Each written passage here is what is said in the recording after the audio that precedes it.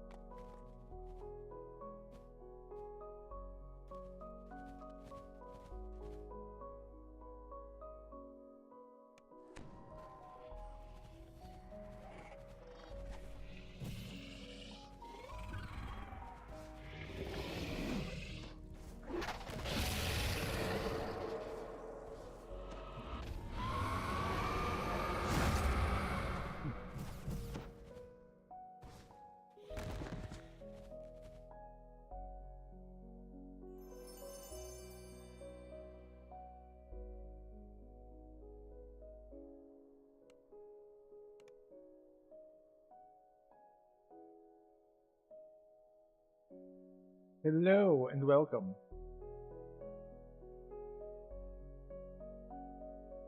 We are back. We are on DDO again. No. So, this came up in discussion yesterday about how she asks for things. And she has come up and she's very politely, as you can see, she's very politely sitting there. And she decided to very gently paw at me because she wants things. She needs things. What she doesn't need is to go out because we just let her out. But I did just eat, so she probably wants food that I have in front of me. Or perhaps maybe attention. It could go either way, really.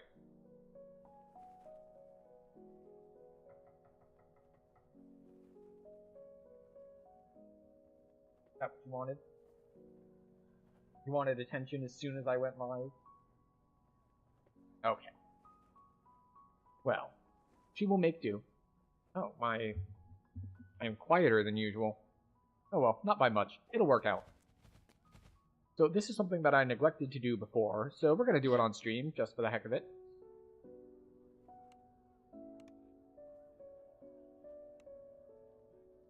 We're going to be looking for that cloak with the 15% health on it that was pointed out to us when we got raided yesterday. So, perhaps we will find it, perhaps we will not. But we're going to look for it at least, because it would be a nice upgrade. As for other things that we've managed to do off-stream, we have done a little bit of farming, not successfully, and given a little bit of thought to what we're going to do once we get to epics. Now, I started looking at crafting gear, like upgrading gear into epic gear so that it's minimum level 20 so I can wear it immediately. And normally this wouldn't matter that much because, you know, you wear a bunch of Sharn gear and boom, you're there. But we're not wearing a bunch of Sharn gear. We're wearing a bunch of Feywild gear, which does not quite have the same staying power in epics. And we've missed. That is unfortunate.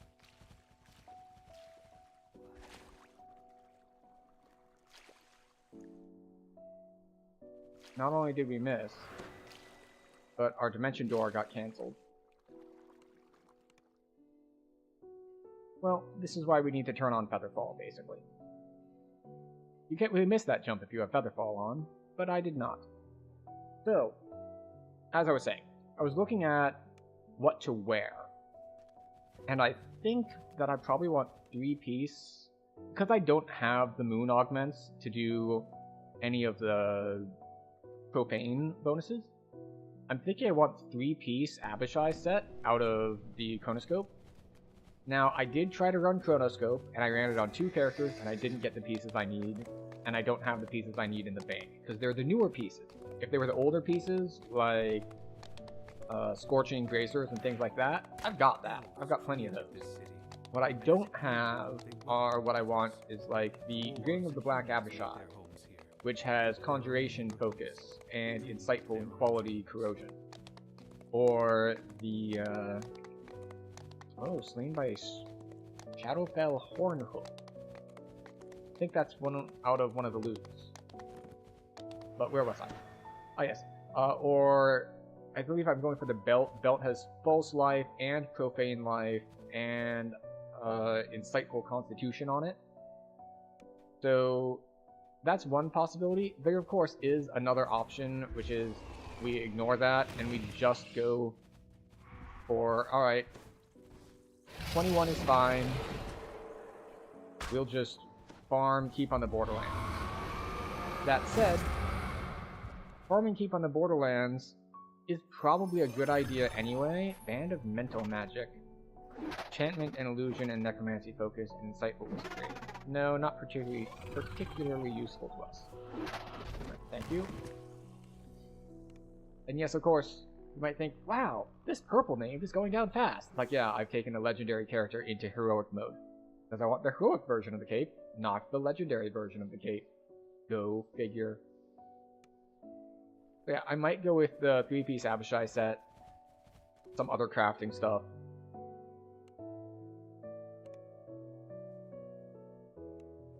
And we'll figure the rest of that out. The other big thing I need to decide is, am I going to actually go all out on sentience?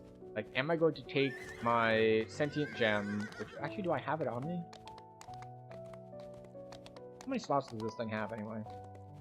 Yeah, my 9-slot sentient gem, and put it into my leveling weapon for the hardcore character. Because that would represent a lot of power, especially if I get some raid filigree to put in it. Like, okay, well, we're gonna put wisdom in it. The thing is, I don't even know which sets I would put in. Because, let's see. Well, we're a druid. We're predominantly going to be doing acid damage. We could just do, like, generic caster DC stuff, except I don't know if DCs are our main thing. Like, we could put defensive stuff in it, but I don't recall the defensive filigree being anything really to write home about. Now, I do remember shortly after Myth Draenor... Wait a second. We need to... I came in on Legendary. That's not the one we want. But it's like, poke to the hook horror going by. It's like, wait a second. He was supposed to be at like half health or lower when I barely touched him, and instead, he looked like he was barely touched. We are not in the difficulty that we are targeting. Reset. Yes. Heroic. Thank you. There we go. So hopefully we get this cloak that we're looking for. And if we don't, well, that's fine too. but it would be nice.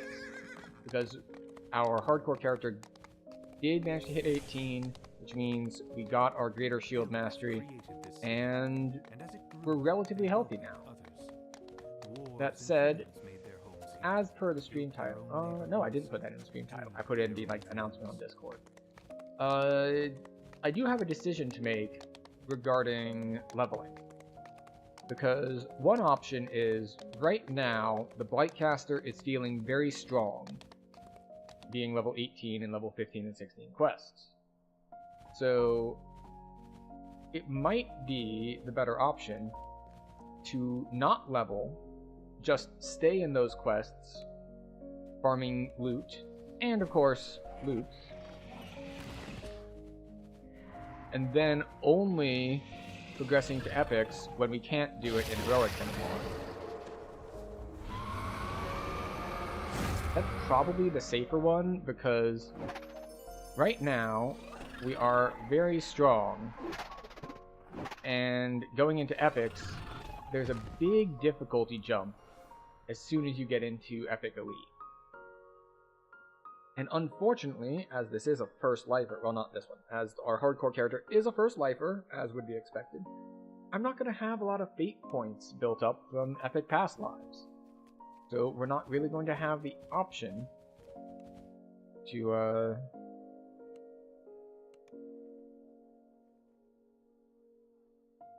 not really going to have the option to get a lot of power as soon as we hit 20. So we're going to be weak as soon as we hit 20. And there will be a dangerous period until we get to, we'll say, 21, 22, where we should be able to get both a Destiny Mantle and a Strike going. The thing is, I don't even know what to build on Blightcaster. Like, one obvious answer is we could go, say, Draconic Mantle for Acid, and we could get the Primal Strike, that's the, like, cone acid poison damage over time. That seems like it would be the most thematic, at least. But most thematic doesn't mean strongest. And in this case, it's like, maybe we just go Unyielding Sentinel. Maybe we think, well, we have enough damage with between Acid Well and Tsunami, so we're just gonna get more defenses out of our Epic Destinies. The hell? How did I mess it up again?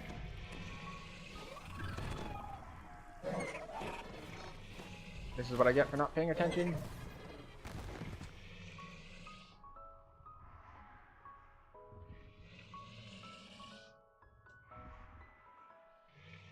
I think that's because I have to reset it multiple times because the windows don't properly close.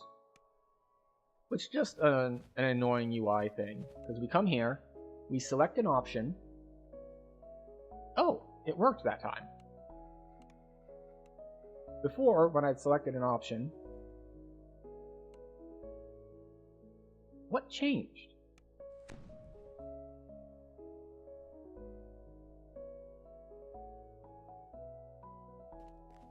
Is it only a problem if you, say, take the teleporter? Like, teleport up to the drow place? Yeah, okay. Yeah, the fact that this window doesn't close is just an annoying UI thing.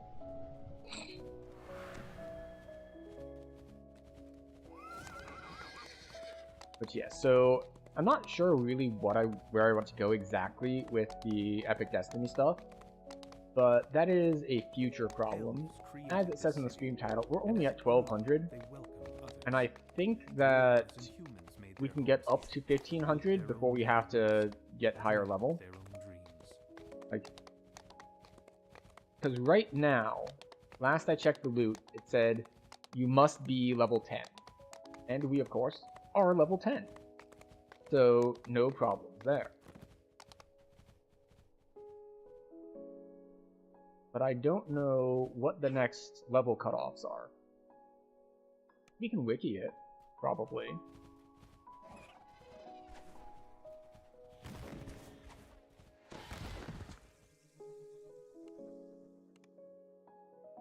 Dragon appears to be away. See, when this first came out, the chest was right here, and you could just loot it without fighting the dragon. So it's just you walk in, you open the chest, then you leave, and you reset. And everything's good.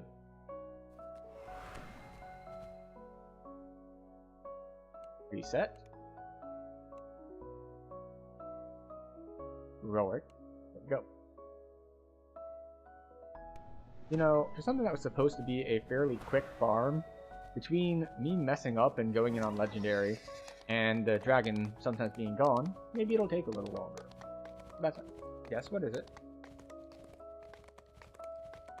I know there's nothing you need. I made sure you had everything you needed before stream. Don't you huff at me. I will pet you.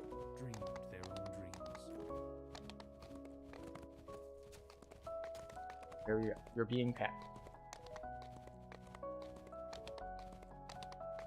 And I know what you probably want is cuddling, but you may not have cuddling right now. And I know that's very upsetting. No.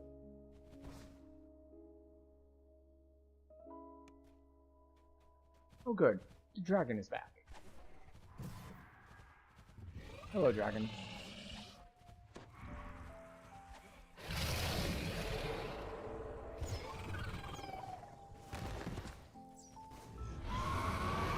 Goodbye, dragon.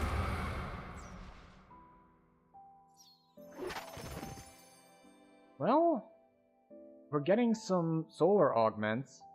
Unfortunately, threat increase is not really a high priority one. It's not like getting the lunar gems of magic or physical sheltering, because there aren't a ton of sources of profane sheltering around, so those are worth a lot more. Reset. Yes, thank you. Yes, heroic. Excellent.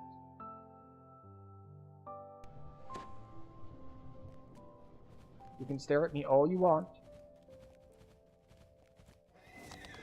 I will pay attention to you in approximately 40 minutes. Yes, I know, you're very cute. Elves created this city, and as it grew, they welcomed others. I don't know, how many more times do we want to say we did this? We have looted this chest 4 times. Which means we're halfway through, because the way chest ransack works is you get 8 loots per week. Now, there's of course the option that I could take other characters over here to farm, but I don't think we really want to do that right now. Also, I forgot to put Featherfall, so I almost missed the ledge.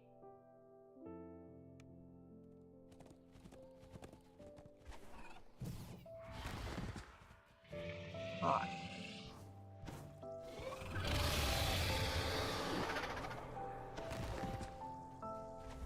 Oop.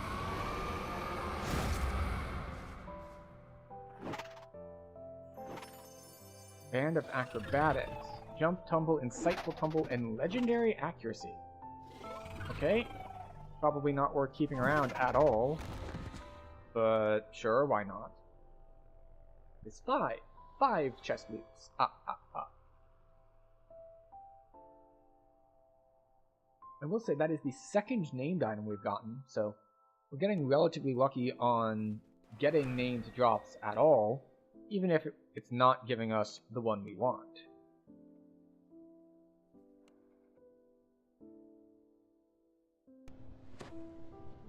Oh, I just realized I still have the new player tag on my stream. That is inaccurate. That's what I put up for playing different games. That is not true for BDO. Let's take that tag off. There we go.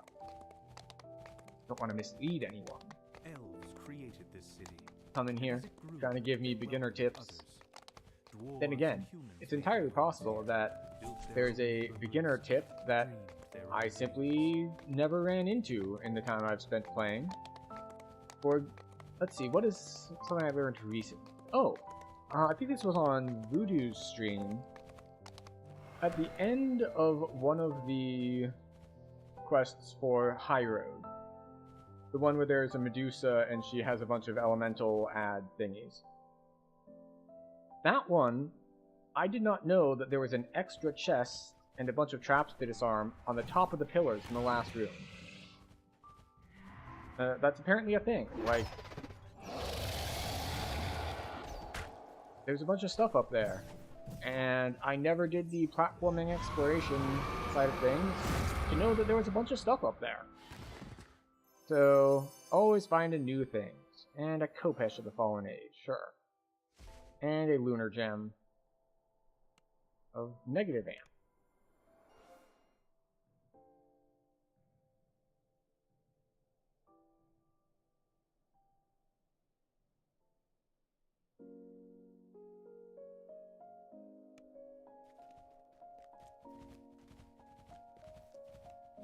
Okay, Eastern Edge, reset, thank you. Drow Raiders, heroic. There we go. And there we go. I'm mostly just doing the dash to have Featherfall ready for when we drop down. Because it lasts like 4 minutes, which is more than enough. And it just feels better to hit the dash button than to actually hardcast Featherfall or do a gear swap. They welcomed others. Dwarves and humans made their homes here, built their own neighborhoods, dreamed their own dreams. So, yeah, what's likely going to happen after we go to Epics on the Blightcaster, on the hardcore Blightcaster that is we're probably just going to live in Keep on the Borderlands for a bit. Because it's probably good loot farming territory as well. The quests are relatively short, so you don't end up having to run long quests for one loot each, or for one moat each, I should say. And they have gear that I will probably want.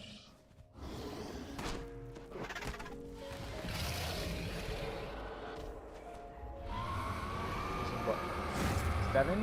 7 times? Oh look, another gem of threat increase. Exactly what I wanted.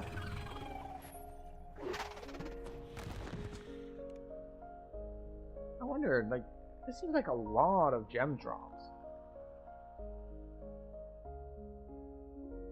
I wonder if it's got a much higher drop rate here. Or if it only drops certain ones, like... Maybe... Like, yeah, you're always gonna get gem drops here. But it's always going to be, like, increased threat, not one of the ones you actually want. Because who cares about threat in Heroics? I mean, maybe there's a group out there, like a static group, that just does solid R10 leveling starting. They just zoned into the game. They've got, like, 1 enhancement point each. But they're going into R10 Keep on the Borderlands. Maybe there's a group that does that, and they probably care about threat. But beyond that, excuse me. Beyond that, I don't know. Oh, I should probably do rolls too. Gold roll. As we fall through the air. Yay! 1,000 experience points and 10,000 flat.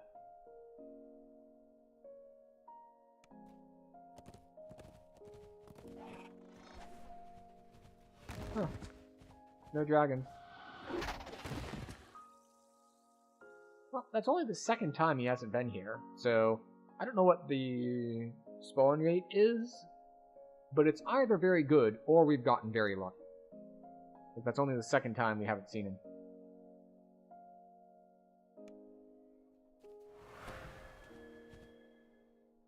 Reset. Thank you. Heroic. Excellent.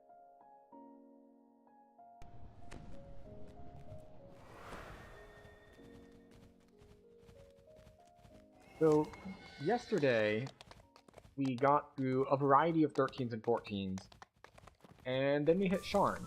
We did all of Sharn 1, all of Sharn 2, and we might hit up Cogs today.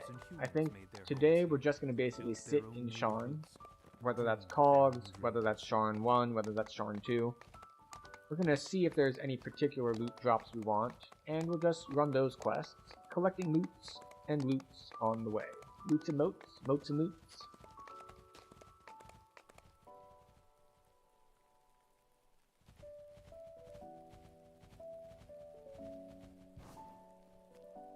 Okay. I think this is our last one.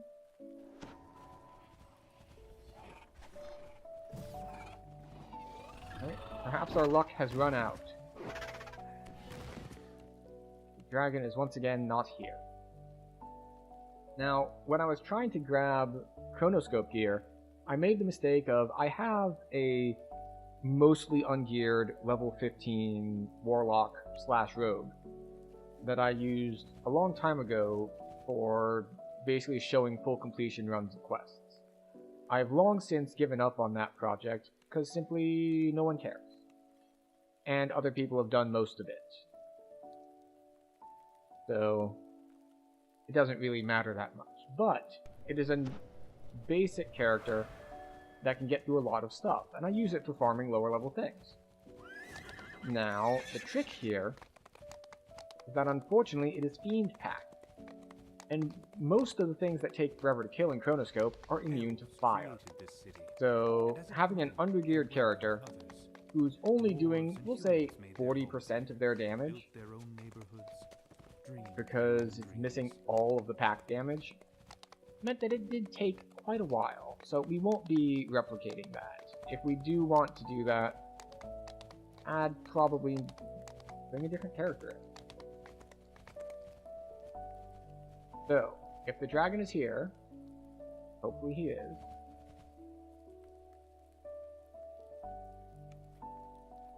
there we go. Thought maybe we'd scared him away. It would be an interesting trick if they actually pulled a thing like, oh, once you ransack the chest, the dragon stops spawning. It's just like, oh, you stole all my treasure. Now I'm gonna have to go get more treasure. He just needs to build his horde back up. Band of the Holy Way. Extra smites, sacred, hallowed, and turning. Well, we did not get our legendary HP cloak, and the chest has been ransacked, so can't farm it anymore, on this character at least.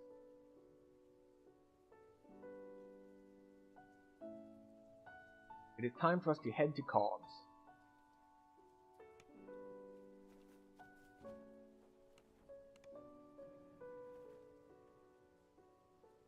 Do actual hardcore things, instead of just farming very, very easy things.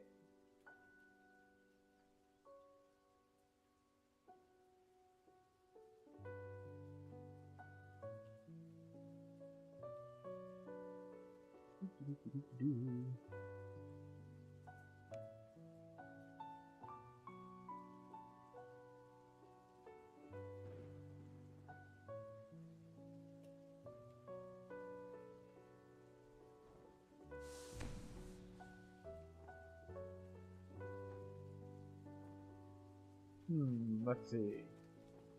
There's always Elemental Avatar or something.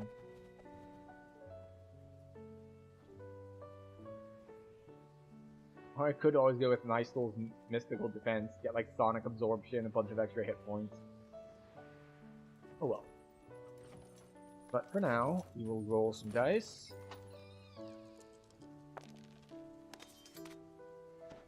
Basically useless.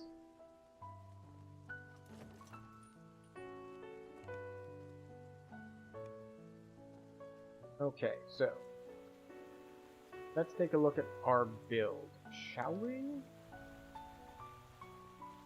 So, we got both T5s, we got crit here, we got all of our stuff here, we have immunity stripping for acid, so we've got some progress. Now, I don't see myself using Storm of Vengeance. What's the duration on this?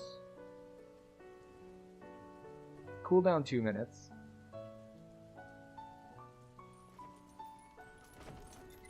It doesn't say the duration on it.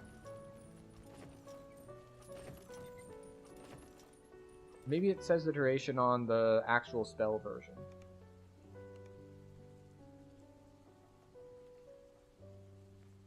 Duration 30 seconds. Cooldown 1 minute. So it's not very good, but that's fine.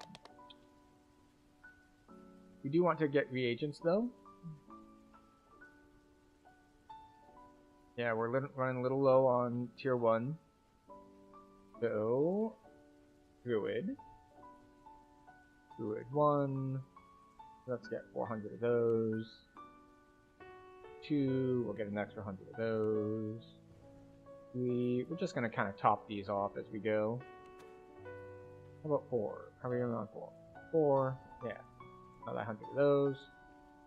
We don't go through these very fast. So just grabbing hundreds is good enough. How about 6? 6 we grabbed 100, but we haven't used any. And then 7 and 8, we're good to go on those as well. Alright, so we're gonna head off to Cogs, I believe. A good place to start. We haven't done Cogs yet. And we might as well. Now, the trick is, as always, for each quest we will go into, we want to think, what in this quest can kill them? And for this first quest, I don't think there is anything. Like, there are poison traps that are annoying. But it's just a variety of, like, archer dudes, which can be annoying because they're basically going to just evade my lightning bolts. But besides that, I don't recall there being... Like, there aren't any traps in here. And there's nothing that does a bunch of burst damage, nothing that does a bunch of crowd control. So we should just be good to go on this one. It'd be fairly straightforward. Plus, because of how this particular event works, we're a level higher than we would normally be for this quest. Creatures loyal to Dask are stirring up trouble in these ancient hobgoblin ruins. Perhaps, if you gave them a gentle thrashing, it might teach them a lesson. Dusk goblins are hard at work. Oh, I thought it would hit all the way over there. Oh well. Hi. They immediately Just gonna drop this.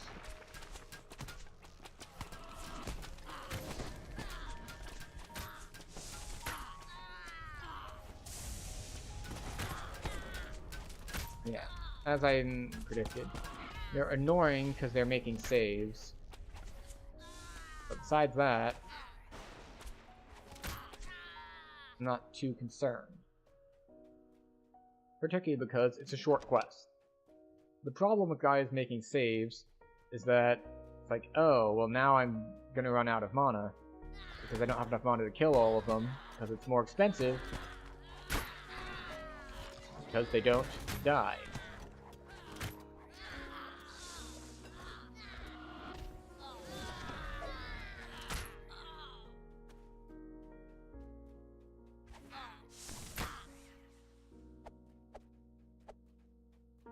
Okay.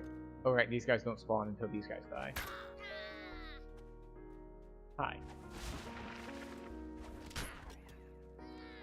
more dust grunts are gathered inside this space. The fact that they're all ranged so I can't like gather them to dupe them up is more than a little annoying.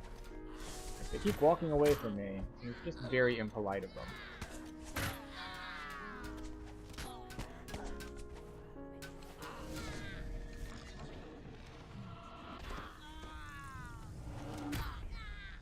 This guy was apparently out of line of sight behind a bucket.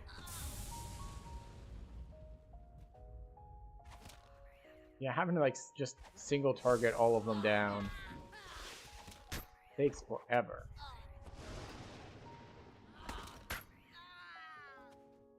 But we're fine.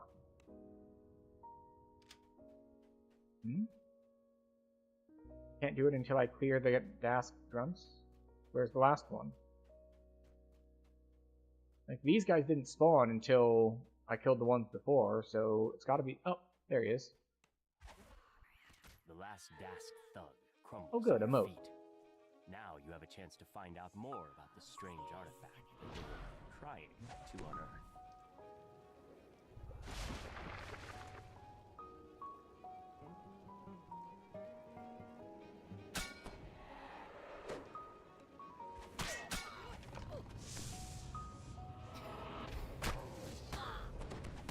Okay.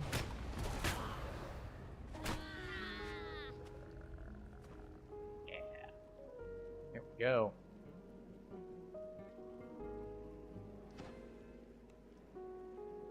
Making progress. You pull the lever, triggering an explosion that flattens the remaining debris as the roar of the blast dies away.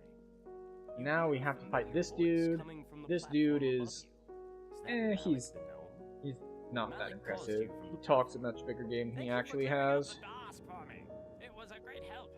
Those fools had How much no does this cost idea what anyway? they were dealing with. 20. The friendly gnome transforms before your eyes. A Rakshasa. Soon, my name will be known across Corvair. What if I just put dots on you and let you die that way? Oh no! Now where were we? Ah yes, the ancient artifact. The Rakshasa lets out a shrill roar, surprised that you managed to best him in combat. This can't be. The world must remember my name. Let's see. What is this? Technical goggles of deadly. Disable device intelligence and deadly. Back into the depths of Kyber. One demon falls. But wait. And we finish out. Another streams out of the portal in its place. Alright. Next step up. Wraith Callers. What can kill us in Wraith Callers? Probably nothing. The last boss does have the thing that a lot of the Wraiths do, where he does a channeled thing that does split evil and fire damage. But as long as we don't just stand in that cone tanking everything, we should be fine. I will put up a fire resist once we're in, as just an extra precaution, but I'm not feeling too threatened by this next quest. Unless, of course, we get a purple note, in which case we will feel very threatened, and then we will overreact and throw everything at it.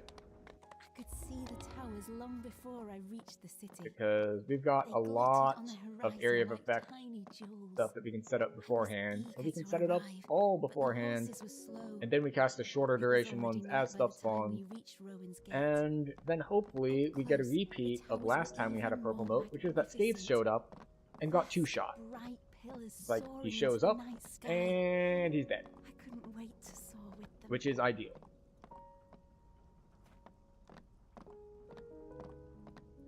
Actually, I should check Skate's alignment. I remember my first day in the cogs. No 'Cause sunlight. I think Skate is Huge like machines neutral evil? loomed in the shadows. And the people. I was ready for bugbears and goblins and warforged. Everyone knew about them. What I didn't expect were the others. People like me, wearing rags and huddled in shanties made from scrap. Oh, he's chaotic evil. Oh, even better. And the reason I care about his alignment is Word of Balance. If he's chaotic evil, I should be able to like one-shot him with Word of Balance. But, right? I said I was going to put up Resist Fire just in case. Deep into the ruins. The path opens up into a larger chamber, and the sound of voices drifts in from up ahead.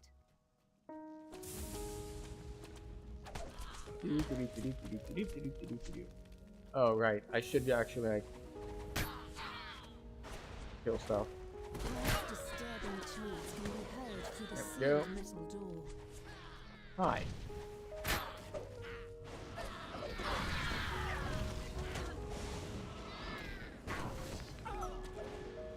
Excellent. A ball and the mechanism that controls the door grinds into action. Really should grab Extend Spell.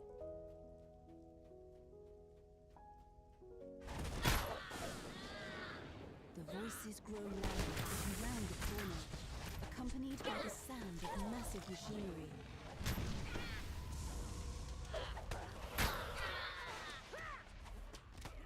Okay. And we are wasting spell points kinda here. In their prayers, the Cultists offer their service to the avenging Forge. And I say wasting spell points. What I mean by that is... Oh, wait, The no. High Priestess spots you. Intruders, no matter. You will not deny us our vengeance on the city above. So, I almost finished too quickly. The High Priestess seems strangely untroubled by her imminent death. Because we have not done a moat Spirit in this will quest only yet. make our master stronger. He cannot 5? be evaded. What about He 5? cannot be bargained with. Vengeance will be his. That's what she said.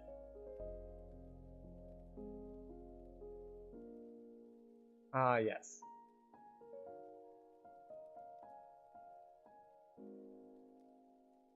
Yes, we almost finished too quickly, but then we remembered that we had a job to do.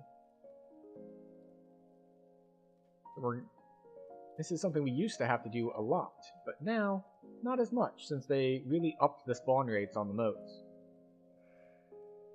It's just that Wraith Callers is like a 2-minute quest, so maybe it takes a bit. Maybe I'll just go do the optional while I wait. That's very red.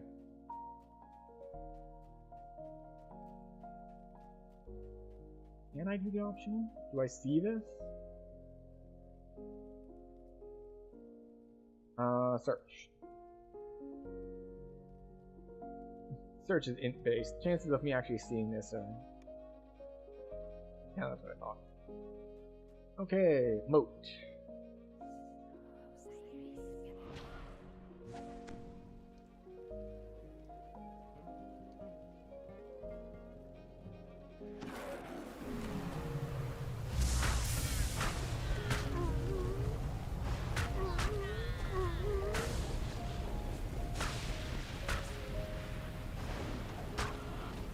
Oh, that's right, he's immune to that. Okay. Was that overkill? Yes, absolutely. But, you know, sometimes you want to overkill things. But what's the duration on this now anyway? Like a minute? 1 minute. Yeah, we've got enough caster levels now.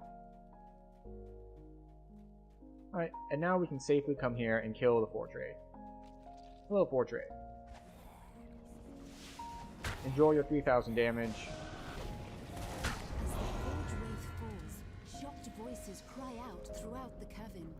The cult is destroyed, and the city is now safe from their schemes. Alright, Yet this was not the only Forge Wraith. so let's see. What are we hitting next? Next we're clouds, hitting Thralls of the Fungal driven by Lords. their never-ending thirst for vengeance. And the only thing in there that I am worried about potentially hurting me is the final boss, because it is a Mind Flayer.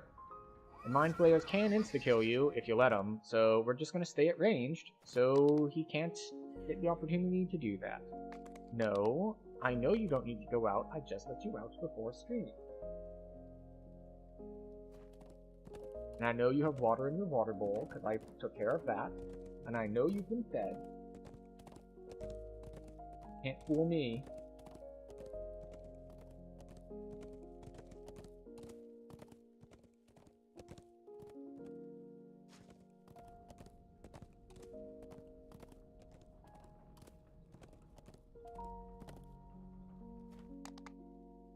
Come on, there we go. So yes, like charisma drain, helplessness, getting my brain eaten by the Illithid. That's really our only potential problem here. And we just need to not let him do it.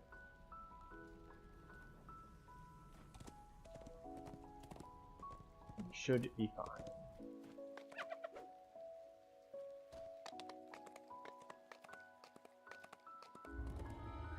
Hog's Fighting Arena. Sweet. You enter But a really want the small esoteric goggles? Not It as seems much. to be closed.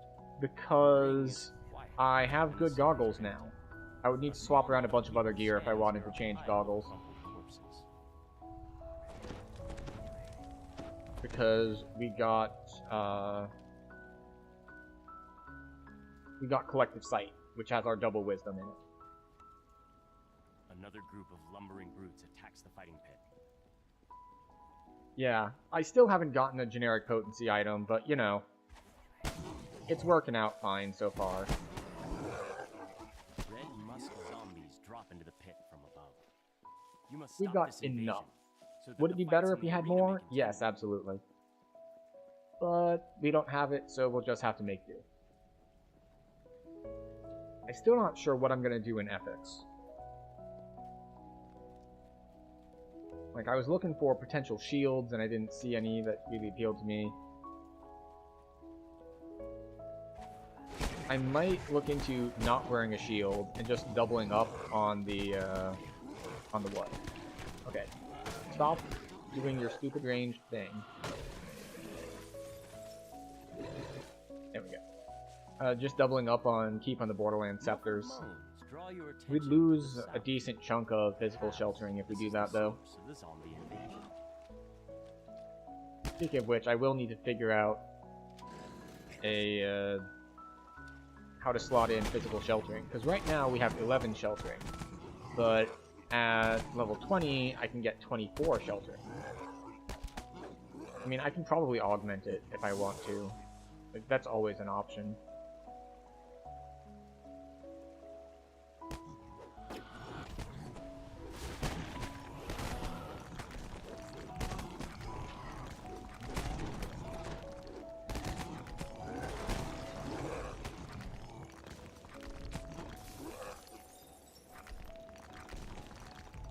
We'll just chill here.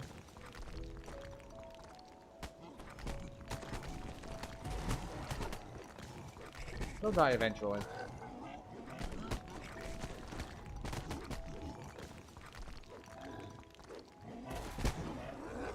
Okay, some of my spells wore off. And we'll speed it up a little bit by recasting. A musty, humid draft Oh, creeps through the that was sewer it? pipes I thought there was that at least red one more musk wave. zombies used. Oh well. The source of the creatures This'll must be do. nearby.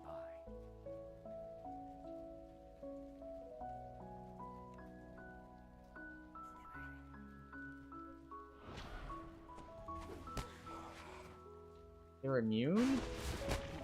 Stupid tsunami coding. You feel a chill in the air. The draft seems to be coming from the western tunnel. I do need to note that these quests are shorter, so I can be so much more aggressive More through the air as you ascend. with spell point usage. Musty smell is strong.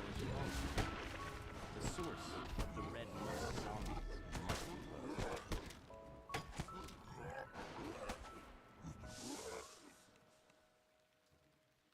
close. We haven't gotten a moat yet, though, so we might want to wait outside of the boss chamber to do that. Right? No moats? No moat. Right, so I'm getting the... What is the capstone for Blightcaster, anyway? Master of Decay. Creeping Doom spell-like ability. Hello, moat. Hello, Moto.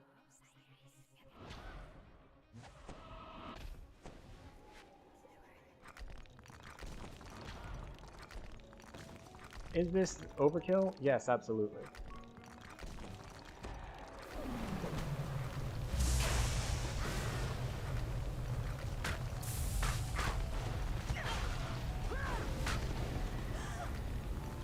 They're dead. Hooray! We're just gonna go full druid and be like, guess what? You're not dealing with an ordinary druid anymore. Feel what appears to be a makeshift temple You're dealing with one who with the spores controls the that powers create of the red musk. life and death.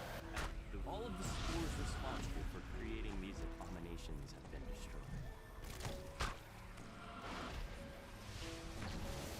Galvatron has fallen. His creation Yeah, we'll just mute you guys. fighting for the Stupid stone guard. It's like, I'm gonna be stone guard, so I'm vulnerable to lightning. But I'm gonna do it on a mob type that's inherently immune to lightning.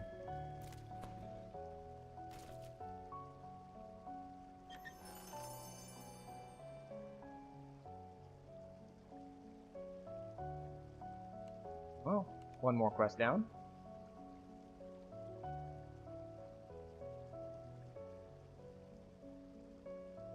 Now let's see. I think next we're going to do Magma Must Flow. What can kill us in Magma Must Flow? Polar Ray. I believe Polar Ray can kill us. You might think, Polar Ray? But it's Magma Must Flow. It's Fire Elementals. Like, yes, it is Fire Elementals. The Fire Elementals, I am not concerned about. Polar Ray, on the other hand, we do take extra cold damage. So, there is that. So we will put up a both resist fire and resist cold for this quest. And hopefully it works out for us.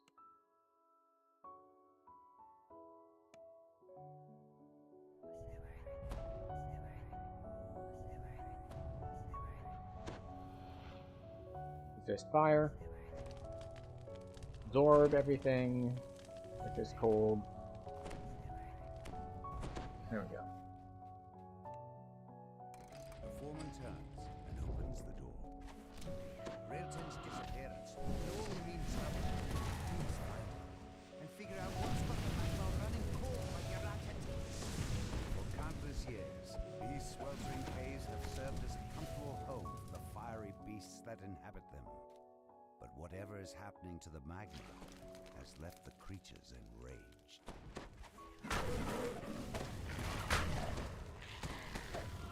Okay. Yep, this is why I said I was not concerned.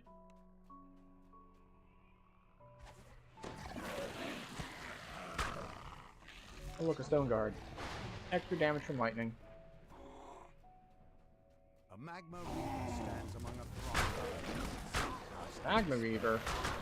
When it spots you, Unlike the elementals, Magma Reavers actually take damage from Word of Balance, wall of flame as will the Frost Reaver down there, which is how we plan to deal with the threat of getting hit with a Polar Ray. the now open pathway.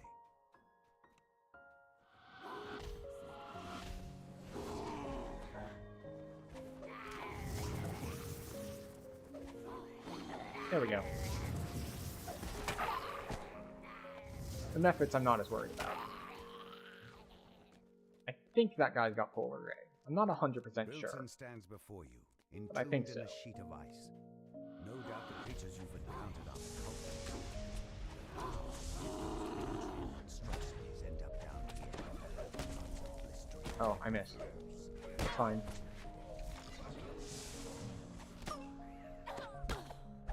Unfortunately, we don't need to wait for anything for a moat to spawn. I say, as the moat spawns.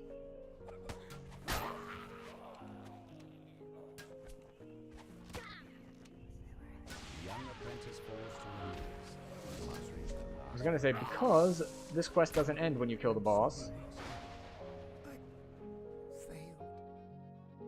This master of hers must be responsible for this supernaturally frozen cave. Yeah, we're not gonna overkill this one too much.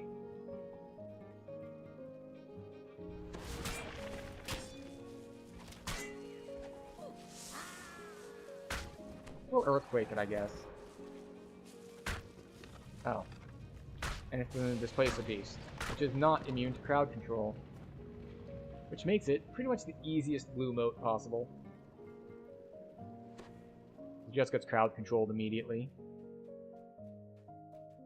Which brings our loot up to A gnome wizard 1278. stands before a humming, whirring arcano-mechanical device.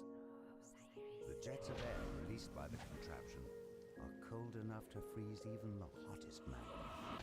The wizard turns towards you, startled.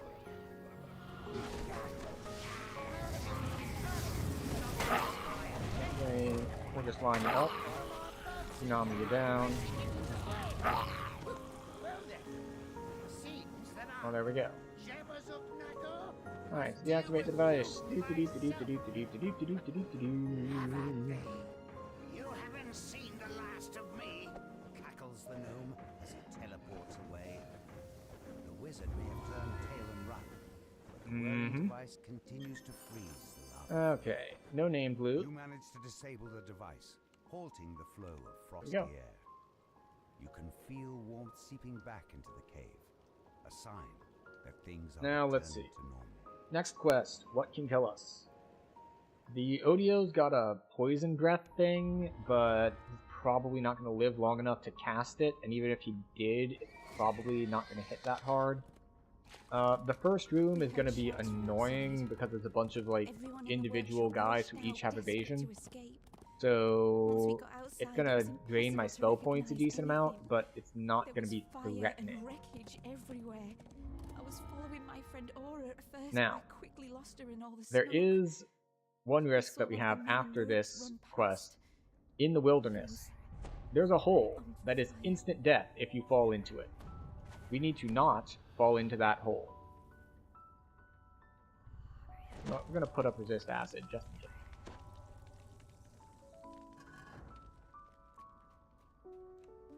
A familiar Here we have sound reverberates oozes. throughout the sewer. More slimes, why not? Oh, that guy hit me for 30?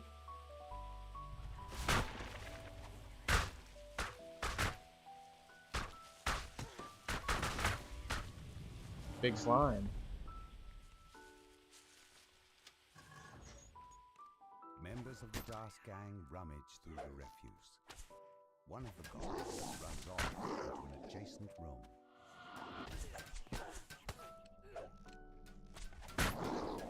Go, tsunami for you.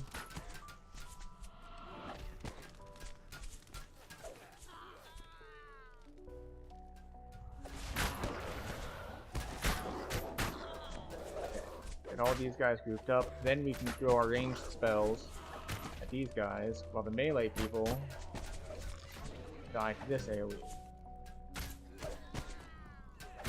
You get a dot. You get a dot. Is that gonna be enough to kill him? Maybe? Good. Just enough. Just barely.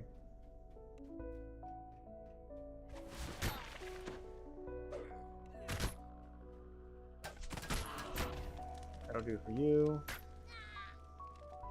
Is that all? There should be more spawns, right? Yeah, there's one. Ooh, 50 poison damage. Hit harder than I expected.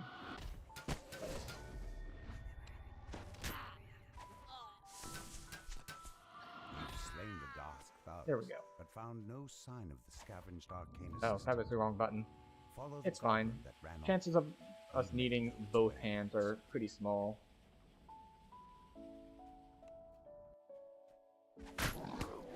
The floor collapses beneath the Dusk thief, and he falls into the depths of the trash system. Come on. There we go. So yeah, we've got lots and lots of available stuff. There we go. The Dusk thief You flees die into to the main spiked trash tentacles, disposal room. There's a just like blood-curdling shriek everyone's from beyond the dream. door, followed by a deep rumbling that sounds strangely like a belch. Your Okay, nostrils now it is fill. time. This massive chamber is filled with refuse from the upper city. In the middle of the desert stands a grotesque, lumbering beast. I take back what I said, that you would die instantly. That is my bad, I was unfamiliar with your game. And by game, I mean health pool. The Ojo topples to the trash litter. No, I mean, you still didn't hurt us at all. The west opens. Oh look, Lone how convenient, a scavengers moat. step through to retrieve the device. Right here at the end. Right where we wanted it.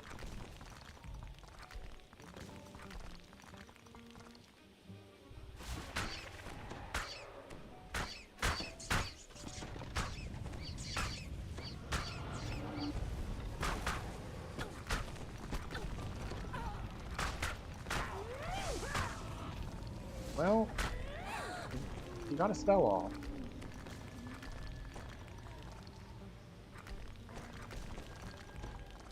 There we go. However, we have been live for an hour now. So it is time for our health and wellness You've break. returned the missing arcane assistant. First loot. The gnome scavenger. Wildwood Vest. Very handy if we want to do a ranged build for this event. Not that I expect we will, but it would be handy. So, this is where once an hour we like to take a break, to not stare at screens, to stretch our legs, to walk around. Maybe everyone gets to go to the bathroom, get a drink, all that good stuff. So we're going to be gone for 3-ish minutes, and I hope everyone takes good care of themselves while I attempt to do the same. We'll see you in 3-ish minutes.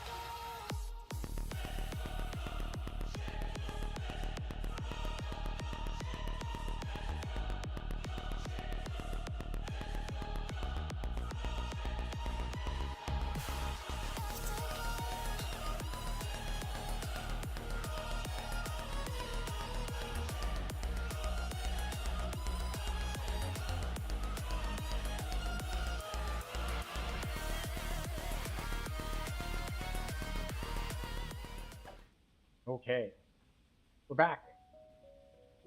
I hope everyone had a productive, relaxing, and useful little AFK break. Personally, I got some water, and we cuddled the dog for a bit, and then we tucked her in, so she has a pink blanket now.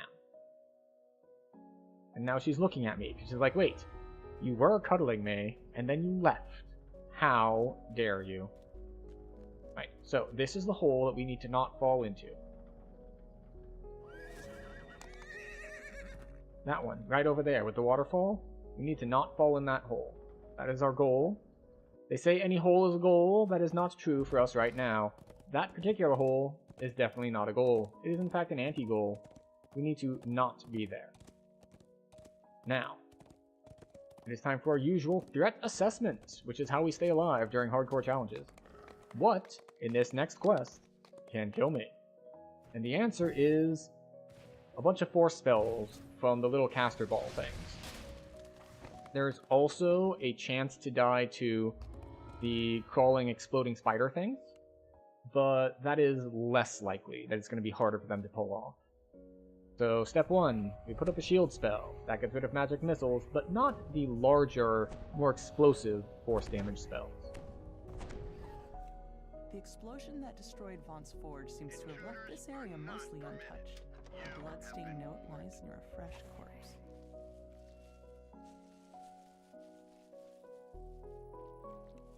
Pop. There we go.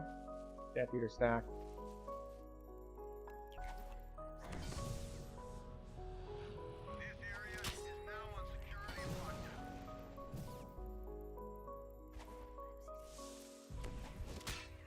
Go.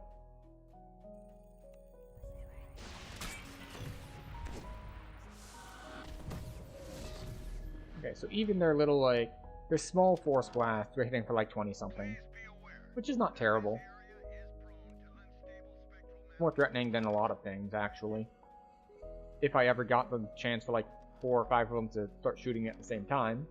But we took it slow, we took it single target. So no big deal. And of course, when there's a group, we get to acid well them.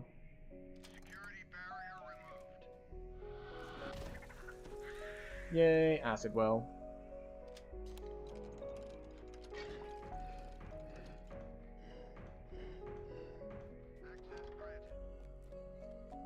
Although this is another one, I was gonna say where we have to wait for a moat. But the moat arrived right on time. Okay, yeah, short quest for no spell point concern. That is also true.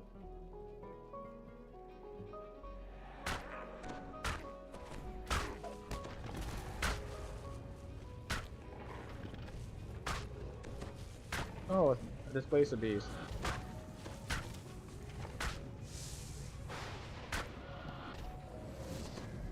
Hooray!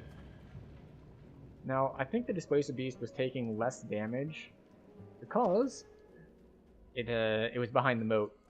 I think that like my Thorn Bolt things were hitting the moat instead of the Displacer Beast because it was body blocking. But, you know, can't always be perfect.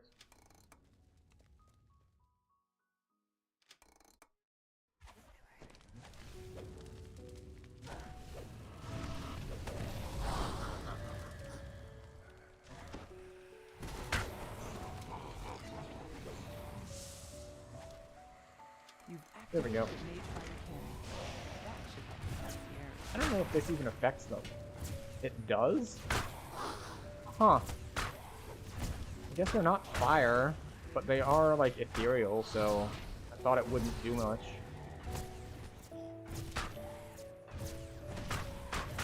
Okay, what if I... Oh well. I should just be spamming all my spells at them because... well, why wouldn't I?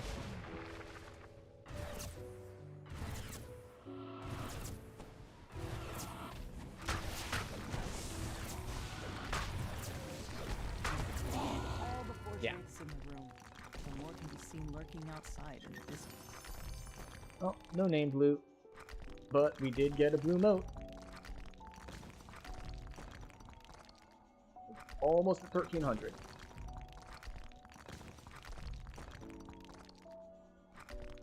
Evil Outsider? For Forge Rates? They might be outsiders. For some reason I don't think of undead as outsiders. And I'm pretty sure they count as undead. Maybe I should check next time one pops up, like actually hit the inspect button.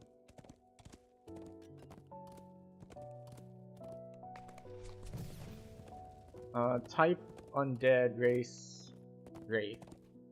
That doesn't tell me anything.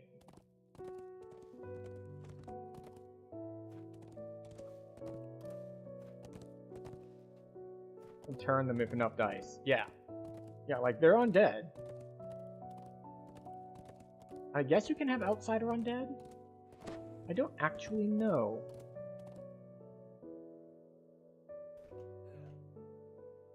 There could be, assuming that other planes also have undead, they could be undead and extraplanar. Okay. Is there anything in this quest that will kill us? Now, if we were running on High Reaper, obviously the answer is massive force damage from things, but I'm not too concerned about that You expected to find Forge at this personnel difficulty hard at work level. in this wing. I think even if they hit me with a big force thing, it'll be for like 200 damage, or maybe 300 damage, and I don't plan to let my health get low enough for that to be a problem, besides a sudden spike in blood pressure.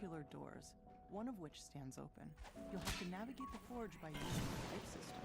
Hostile security drones patrol the pipes. Stop that. It looks like the lost students have triggered the wing's alarm system.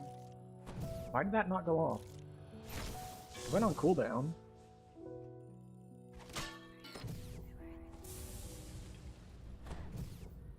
Oh, fine. Take a dot.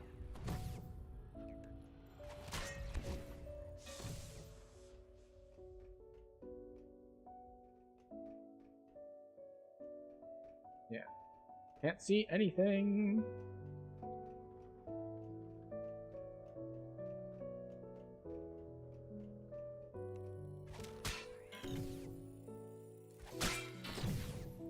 Yeah, like that hallway could be problematic if I walked around and there were multiple champions and they all hit me with force stuff.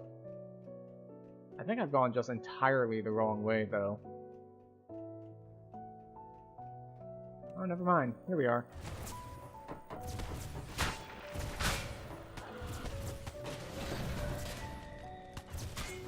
This one is a little longer, so I can't be as cavalier with spell teleport points. the hapless student back to the entrance.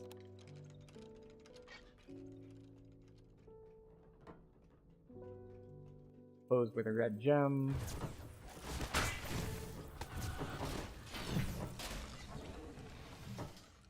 Oh look, a moat.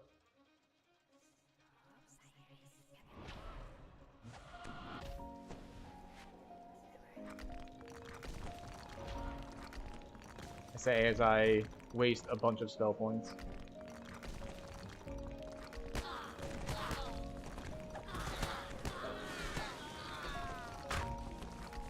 Oh look, a displacer boost.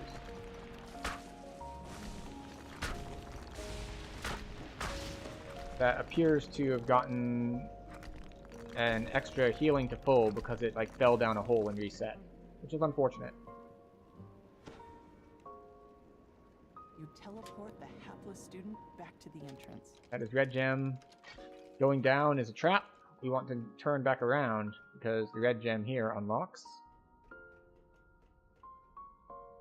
This way, I think?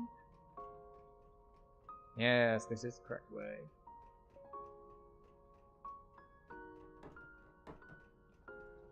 Now, this is a spot that can cause problems at times. So we are going to be a little bit more aggressive with our spell point usage. But we've taken out enough things now that we don't need to worry about that anymore.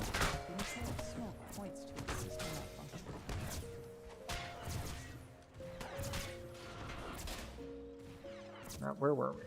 Oh, yes. You're going to die to this dot in another, what, 1 or 2 ticks? Yeah, take 2. That's fine. You teleport the hapless student back to the entrance. And off we go.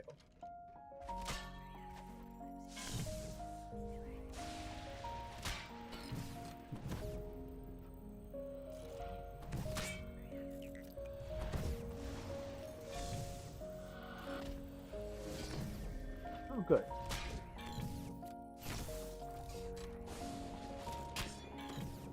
I think it's this way. Yes. There we go. We get a slightly larger fight.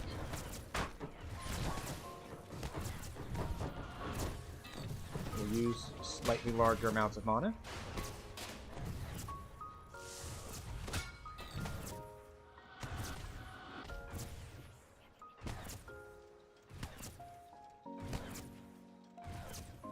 What if I go in here and you can't shoot me anymore? And you still die to dots, which is fine. That was our plan all along. Dane tells you that the last student was taken captive by Forge security and brought to a holding And we have cell. plenty of spell You'll points have for to the go last there fight. to resolve the situation. You teleport the hapless student back to the entrance. And we got our moat Fall done down a early, chute and tumble out of the so we are maze of all pipes. good to go for this fight. A massive shield guardian protects the holding cell. A student waves at you from behind the magic barrier. Thank the host, he cries. I knew they'd send somebody. It's not what it looks like, I swear. A cold and personal voice emanates from the shield guardian.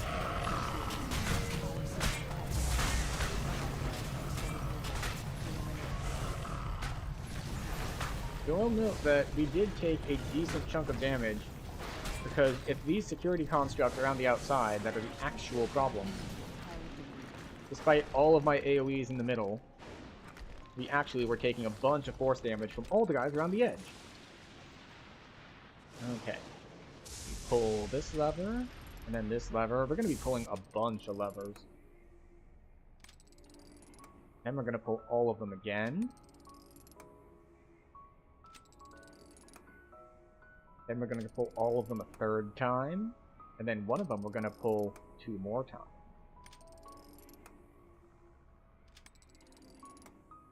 Yeah, this one. This one gets pulled 2 more times.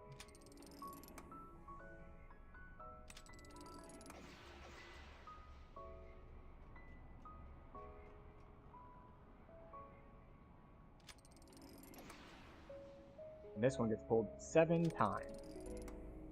Now, they did add a feature a couple patches back to rotate things in the opposite direction. Unfortunately, that feature only works if you're rotating them directly. These ones that rotate when you pull a lever, they don't get that option, which is unfortunate. Quickly, Kent says. Unlock the security door so I can get out of here. Careful though. Pulling the wrong lever will summon the authorities. With a final click, Okay. the locks holding Chance in his cell spring open. Now to rescue the errant student and escape before he gets you into any more trouble. There we go. You teleport the So hapless that student just leaves back us to the with one more entrance. quest, which is Smash and Burn. And do we care about doing Smash and Burn? I don't like Smash and Burn. And I think there is a weird insta-kill thing that you can do if you get like crushed in the gears on one of the turning things.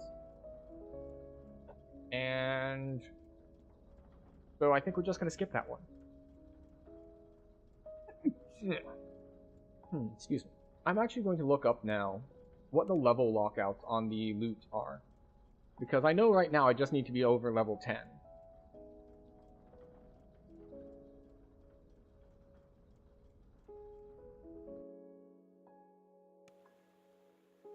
Okay, let's see. Level restriction. Uh-huh. Must be within 3 levels of the base quest. Uh-huh. Yes, got it. Epic is more lenient. Yes, got it.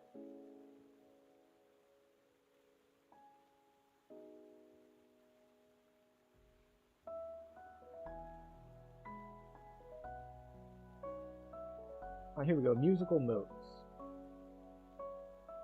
Sky lutes. Oh, flight lutes. Right, sorry. I have flight, not sky. So, level restriction 15 plus should be kicking in now-ish.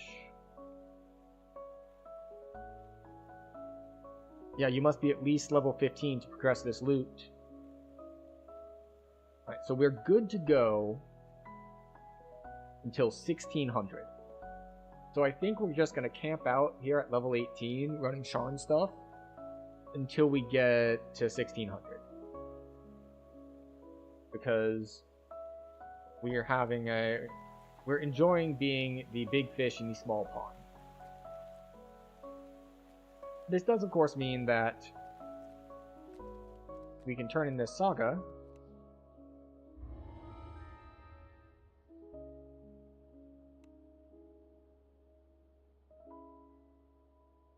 and we don't want the XP.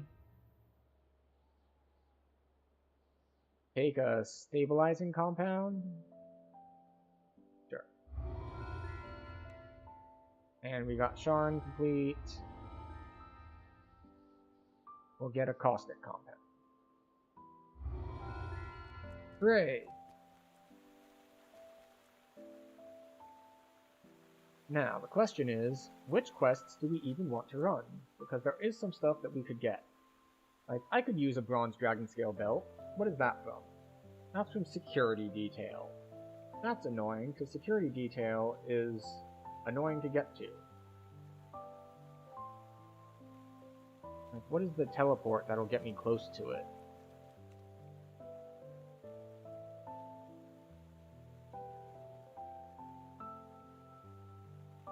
There you go, cogs.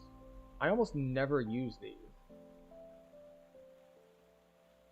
So that's security detail. Destroyed forge teleport. Okay, we want destroyed forge teleport.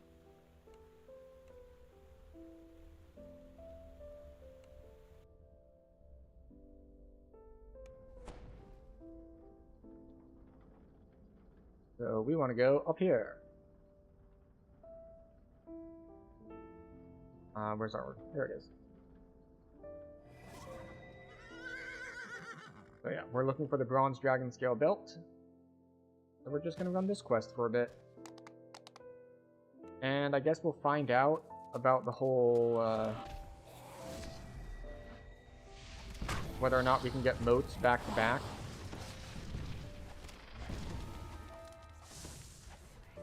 Apparently the wilderness stuff is too low level to give me temp health, so I was just like, wait, my health is going away. Why is my health going away? I want my health back. That health is what I need to live.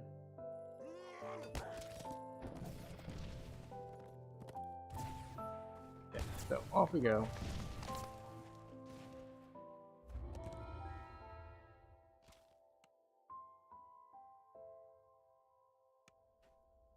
Like, yeah, I think that there was a nerf to chain running the same quest over and over. So we might need to bounce between two different quests. The explosion that destroyed In Vaughn's which case, forge what seems would to the have other left one this area be? mostly You know, we'll look untouched. at what the other one would Let's be leave here in a note second. nice in a fresh corpse. You have been warned. This area is now on security lockdown.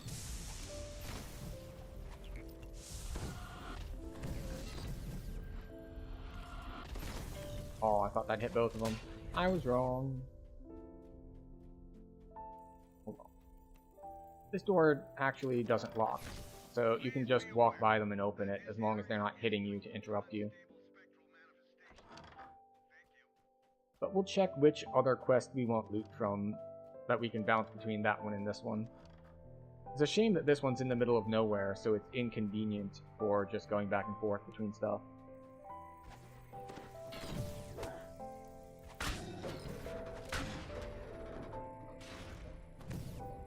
What? Oh, he went off the side of the stairs to escape. Got the girl.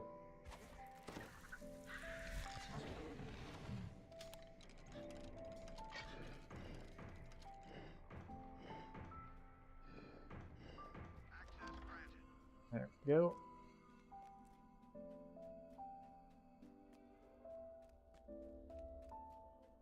And now we wait for the moat, and while we're doing so, never mind. And now we wait for the... and here it is.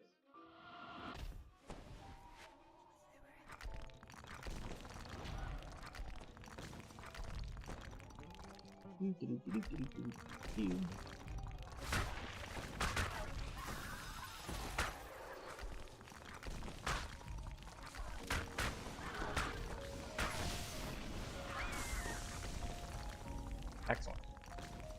Harpies spawned, harpies died.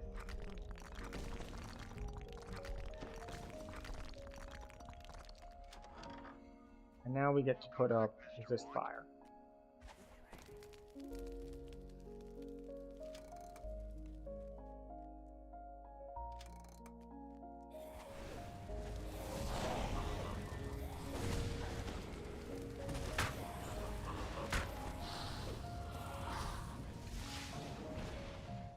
You've activated the made fire cannons.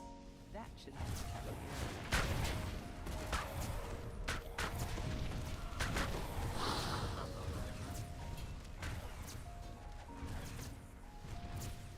Really? Oh. You turned to aggro me so the dot didn't affect your comrade? How chivalrous of you. How selfless. I mean, it just means they die slightly later. Alright, go ahead and run. You'll just die tired. One more wave or boss? Boss.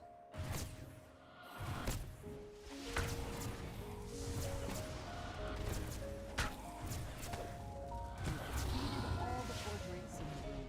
The more can be seen lurking outside in the distance. That is a large shield.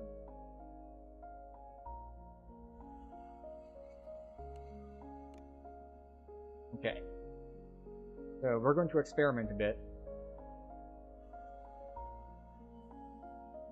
Let's see, that's Zulfir's plan, that's Death Hope's banquet.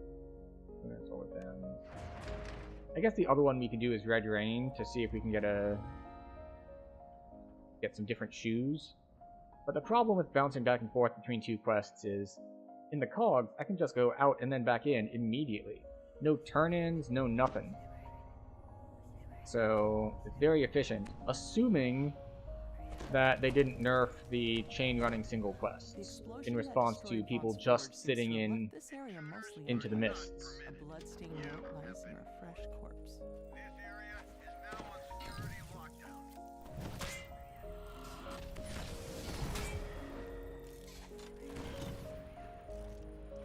Okay. Hooray. I didn't know you could... that Arcane Blast had a... It looks like it's evadable. It has a reflex save. But I took no damage on a save because I have evasion. Good to know.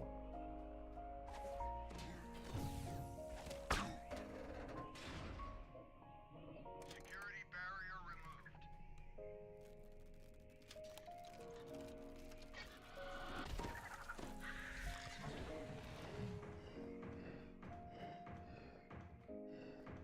Access granted. Alright. So now we get to see if a moat spawns or not. Now we're not going to wait forever for it. But we'll give it at least like a minute or two, seeing as last time it spawned almost immediately. The thing is like, alright, so if we get the belt, we lose Ram's Might, but we can hard cast Ram's Might, so that's not a problem. And let's see. We go up in Constitution. We already have speed elsewhere. But we do lose the artifact bonus to sheltering. So that is something we'll have to take into consideration. But if we look at the actual item that we'd be switching to, the security detail, like, alright, so we get Insightful False Life, we get Life Sealed, which lets us easily swap our cloak even easier, and we get Constitution. But the problem is, or well, maybe not problem, maybe opportunity, is that Constitution is currently on our shield. But this would let us switch shields back to this one, because we don't have Vitality on our gear anywhere. So if we put Constitution on our belt, and then we get, oh, purple. Okay then.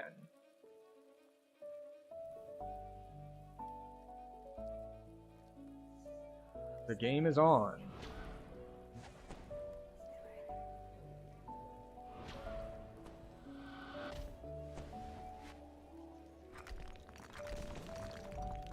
Okay, here we go.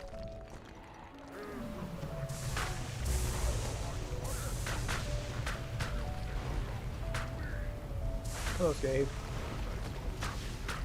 Goodbye, Scathe.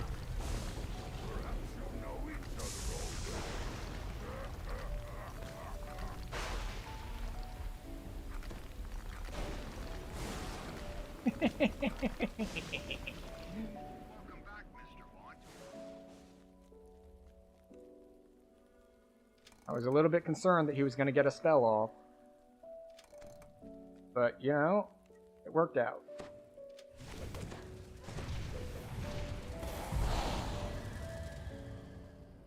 You've activated the That should probably put up And resist fire, eh? that should help protect the area. Just in case.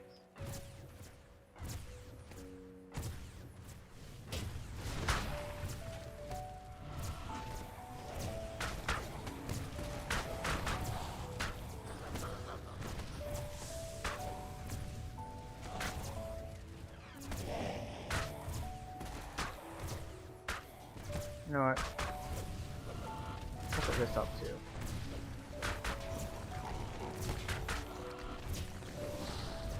I meant to cast that at these over here.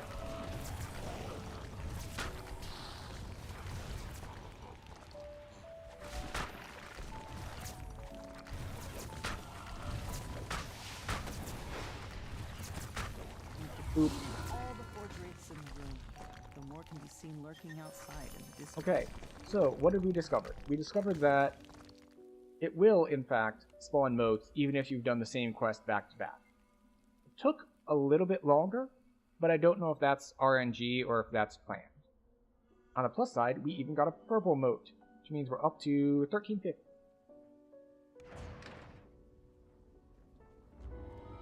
Which means cogs are probably really good quests to do for these, because you can just keep spam running the same quest The explosion without that any destroyed turn-ins, God's without forest any seems running to have between left this area quests. mostly untouched.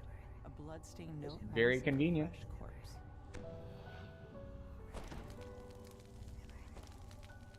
Intruders are not permitted. You have been warned. Intruders are not permitted. That's in the definition, my dude. This area is now Like, that's like criminals do crime. It's like, yes, that is what the word means. Congratulations on your reading comprehension.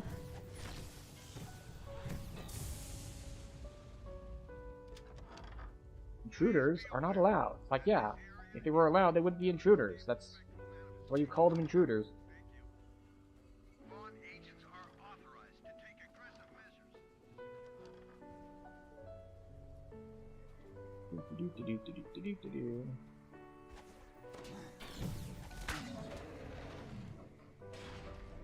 Security barrier ready. Oh, that's right. I walked too far forward, so now we get a dog attacking us.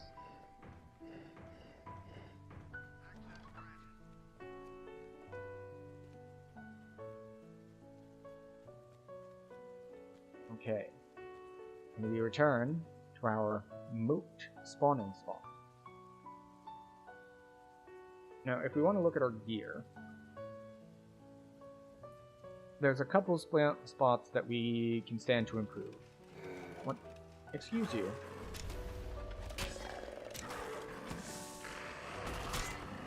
Reflex save.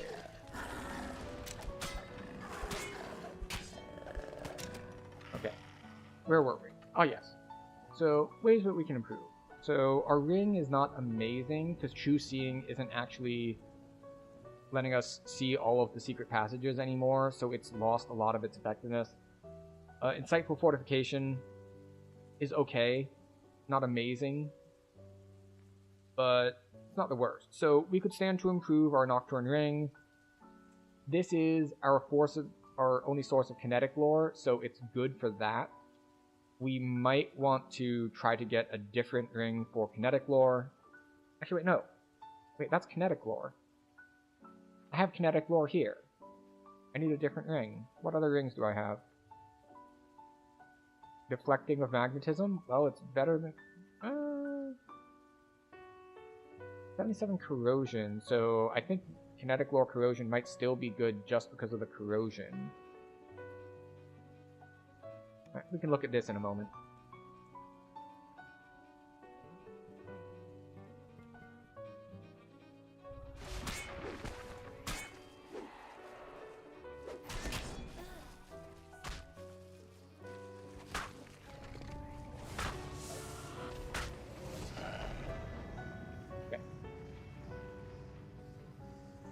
We have Katra's Wit, which has magical sheltering. Actually, how much corrosion do we lose if we swap rings? So acid is currently 247.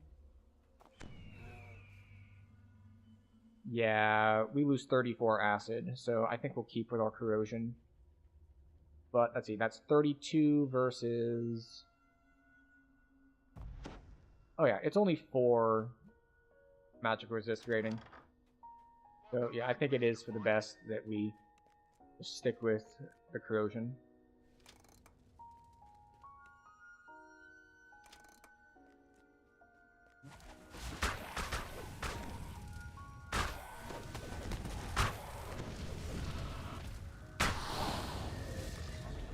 There we go.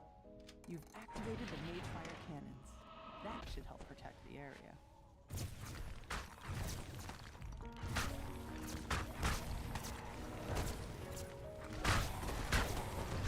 Portraits are immune to knockdown, yes?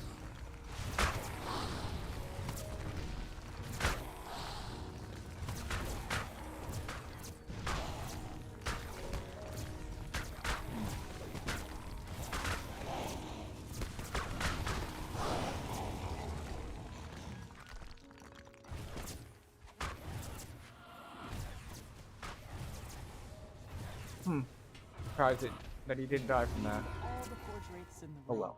Though more can be seen lurking outside What? in the distance. Security constructs from the first room. They're just now getting here. Just to interrupt the looting of the chest at the end. Still no belt. Ah well.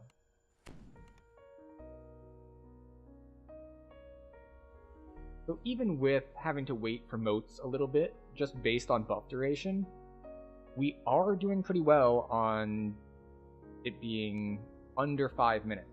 Or well, almost exactly 5 minutes, we'll say.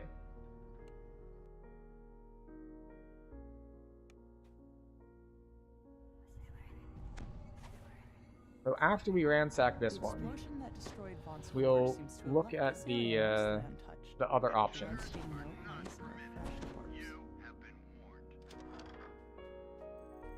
This area is now on security lockdown.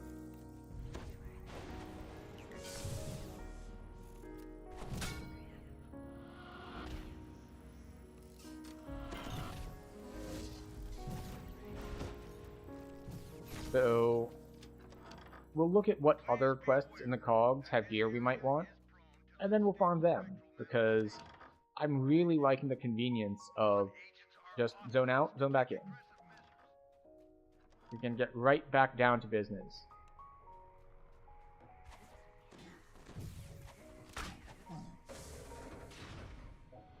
Security barrier removed.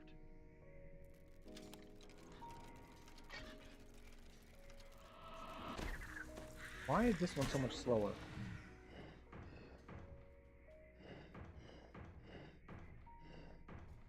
Access granted. Okay, so now that we're here, we can go back to looking at our gear. So yeah, there's room for improvement on rings, definitely. Our belt doesn't give us a ton. Mostly because Constitution 4 isn't that much right now. Our cloak, we do get the ice barrier, which used to be super strong. It's much weaker than it used to be. It does have life sealed, but if we replace our belt, then that's not a problem. The cold absorb is nice because it does mean that our weakness is kind of evened out. I wonder if this actually shows. Yeah, cold absorb 14. Yeah, so you can see this has cold absorb 16. And we have 15% vulnerability. So if, for example, we take off our cloak, cold absorption -4. So with the cold absorb, it's kind of counteracting our cold vulnerability, which is nice.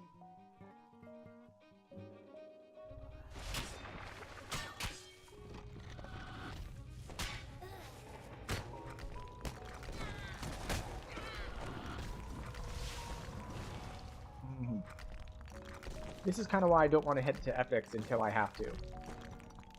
Because right now, we can do moats without being scared of them. And I would like to continue to do moats without being scared of them, as long as I can. Because that's what hardcore is all about. It's all about risk assessment.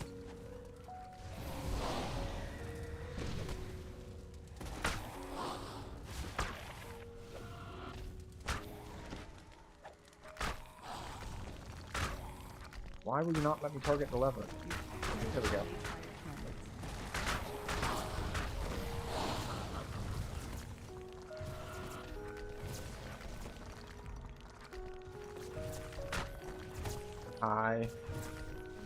I'd like you to gather up slightly more. Thank you.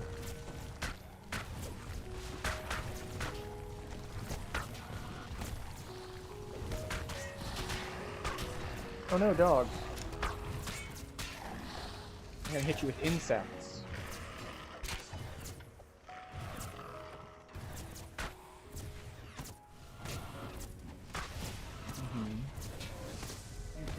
All the forgeries in the room. Okay. The more can be seen lurking outside. In the No belt distance. still. How many times is that?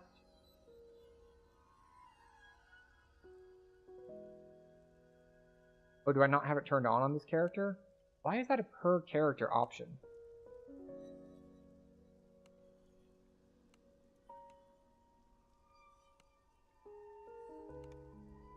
So if you didn't know about that option, the one that we just turned on is show detailed chest information. And it's the information that says, like, you have looted this chest X times this week.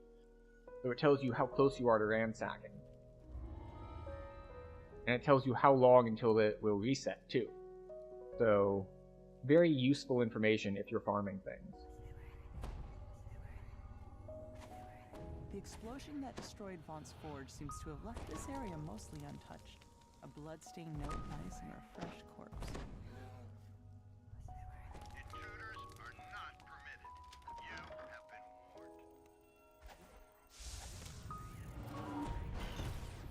warned. Ow. We failed to save on Arcane Zap, and it tagged us for like 150. The good news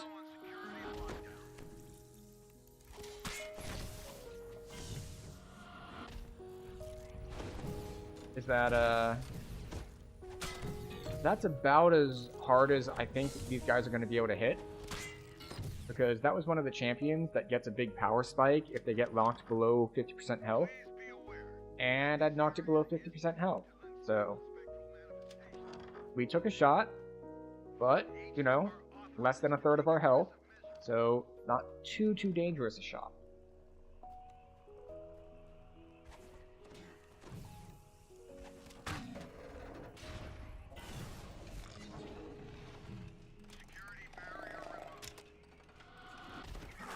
Them, pull a lever.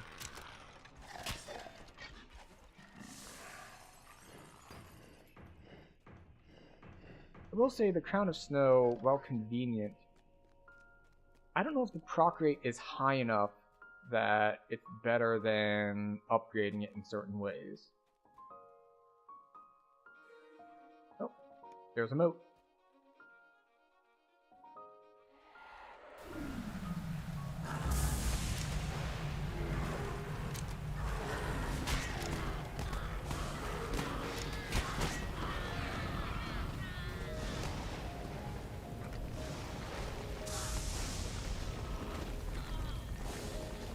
Oh no, the Great Goblin Shaman cast a spell at me and dealt 7 damage.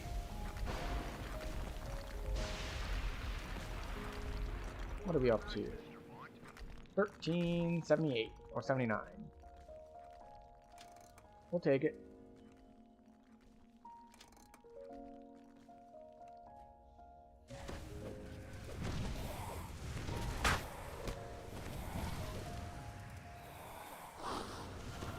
Fine, we'll do a burst.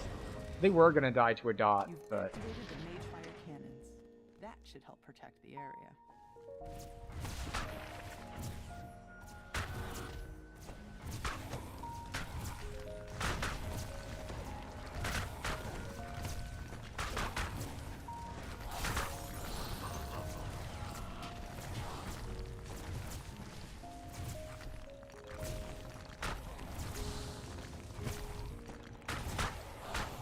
Over here, we're using SLAs and AoE spells. Over there, we're using big spells. Big burst spells.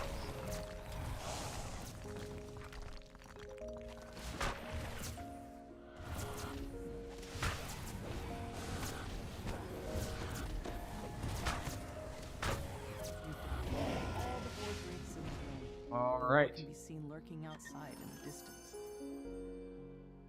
Not only are we not getting the named item we want, we're not getting named items at all.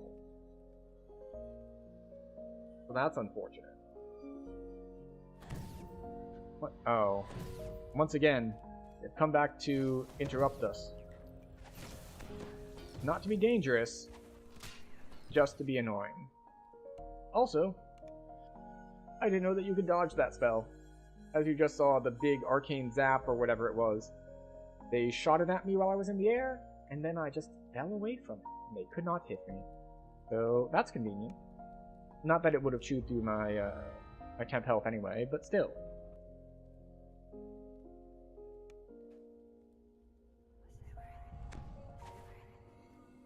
The explosion that destroyed Vaughn's Forge seems to have left this area mostly untouched. A blood-stained note lies near a fresh corpse. Did it just go up a rank? I feel like I saw some lag and then my XP jumped.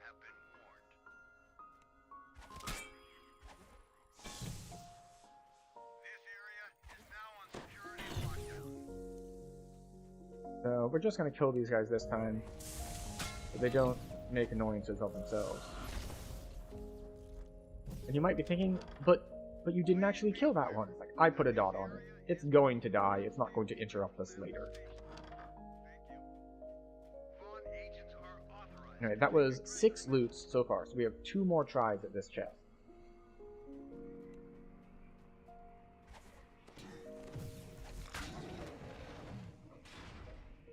Security barrier removed.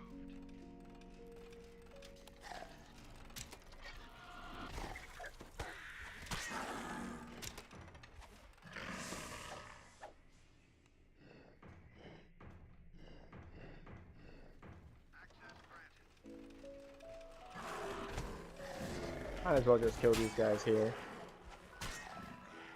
We'll get the moat here in a minute. But yeah. So our necklace is a little weak. Basically the only thing that we're getting on it is the Profane Life Force. Like Profane Life Force, set bonus, and Profane Spell Focus. But we also get Profane Spell Focus here. So we could swap either one. This is our big wizardry item though, so this is a little bit more important to us at the moment. And of course, Leaf Mail, incredibly useful. We just got our Hallowed Castigators yesterday on stream.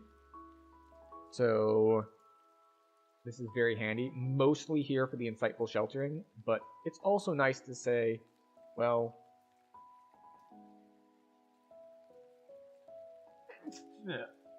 excuse me. It's also nice that if I do need to emergency heal myself, I have extra devotion and healing more. Because we do have regenerate for self-heal. Heals for... It doesn't heal for anything if we don't have any health. Or any damage.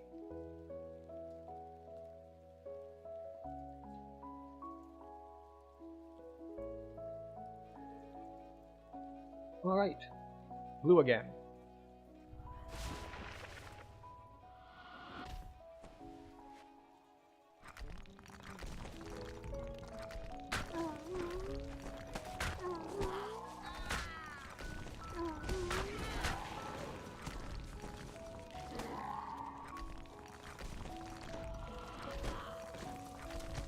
Oh, this guy's immune to a bunch of stuff. Or resistant, I should say.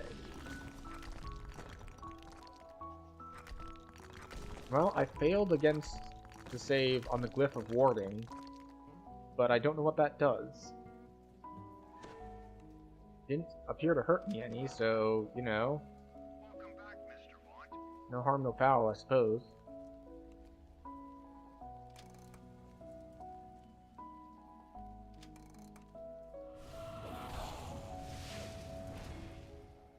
You've activated the Mage Fire Cannon.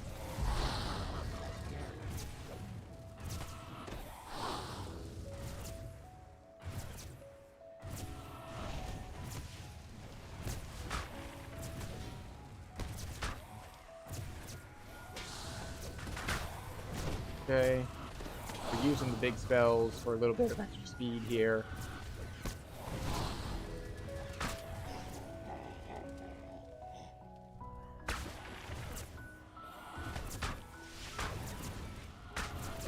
All the forge wraiths in the room. We're getting almost no experience anymore. Outside in the distance. I thought I killed all of you.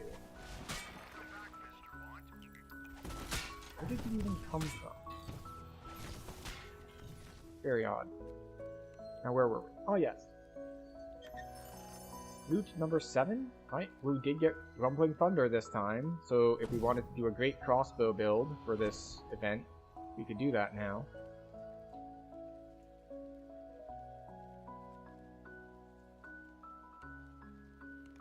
Alright. One more try. One more try for our belt.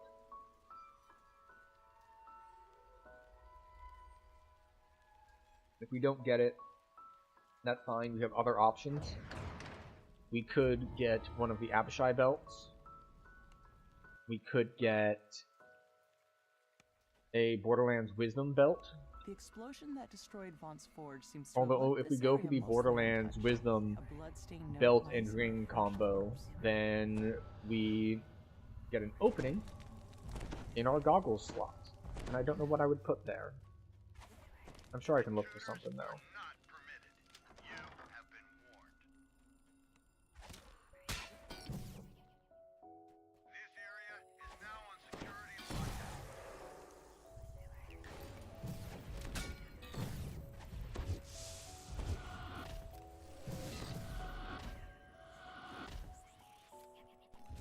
You get dots. Please be aware that this area is prone to unstable spectral manifestations. Thank you. Then we will look at what else we might want to grab.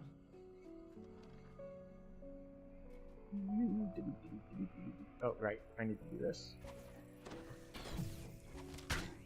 I'm so used to one-shotting this group that I forgot it was a group that I needed to actually target. It's like, yeah, we move forward and then there are no guys there. It's like, no.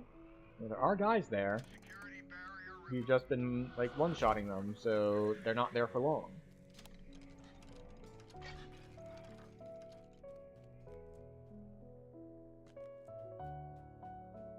Now we're going to look at where do we want to go for loot after this. Our security detail is in... Oh, never mind. Our moat has spawned.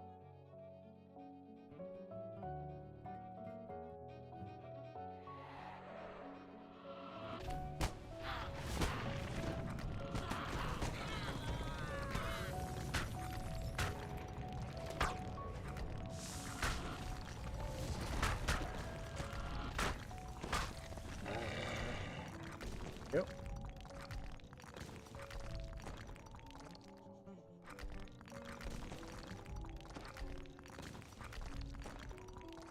Alright. Ruinous Fiend. What? Why? Why did you not pull the lever? Why did you climb on it instead?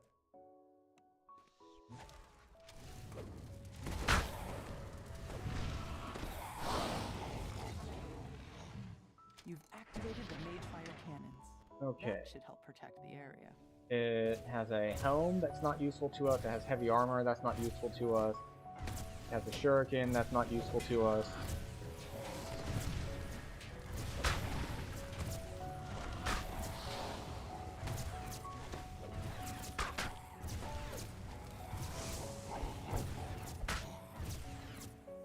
Yeah, okay.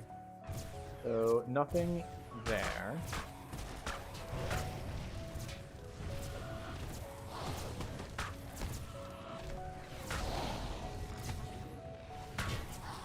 One more wave? Nope, just the boss.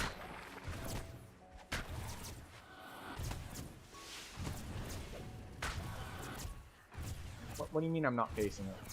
You How about now? all the forge rates Good. in the room, though more can be seen lurking outside in the distance. Second rumbling thunder, this time with Mythic 4 on it. Well, unlucky on trying to get the belt, but we have other options.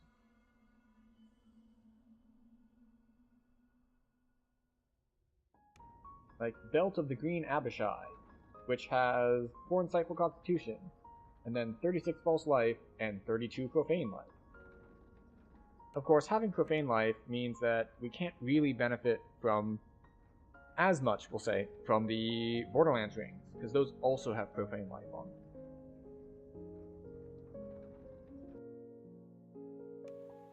But one thing that we would be looking for would be the 3-piece set bonus, which is 10 Profane Sheltering, and, you know, some Profane Natural Armor.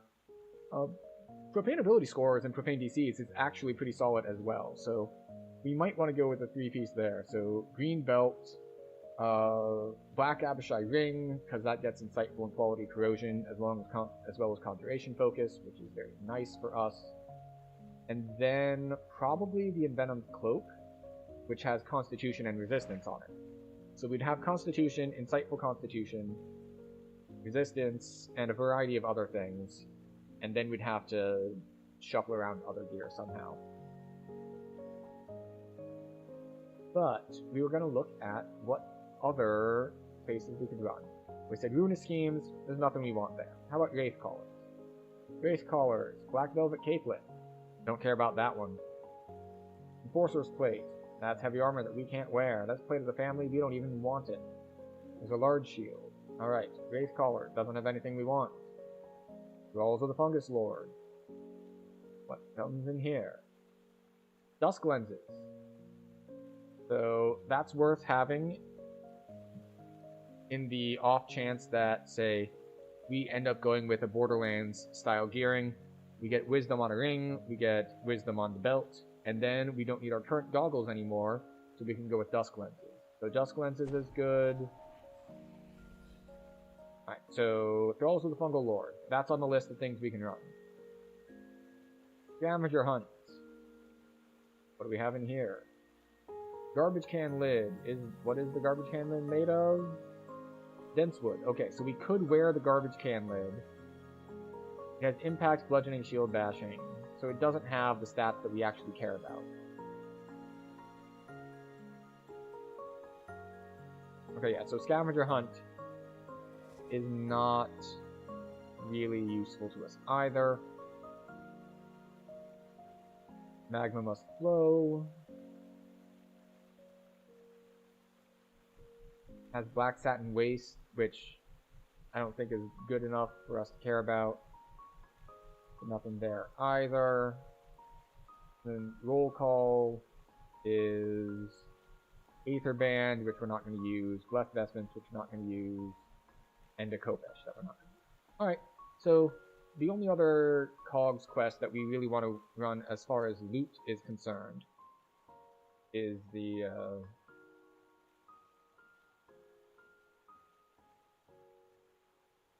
what? Is Thralls of the Fungal Lord. What is the closest teleport point? The village? Looks like the village teleport point is the one that we want.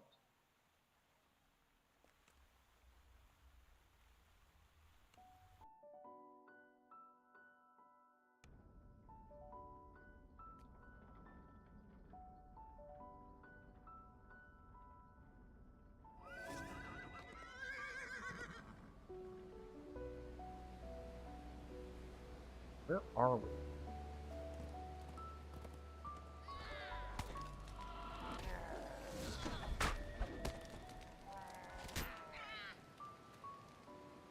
Like, we want to go south. We're going to go this way and then south. Yeah, that hole might be death. I actually don't know my way around here, so this could be a problem.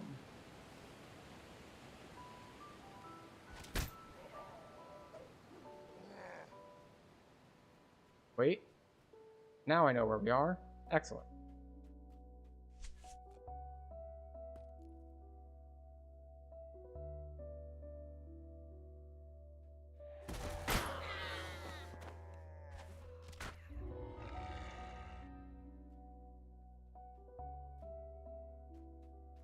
Cool. We can get back on our horse and go this way. Get the thralls of the Fungal Lord. And then, once we're there, we can just do the whole in, out thing.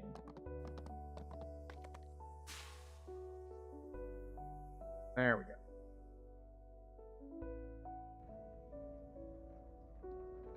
And we're off.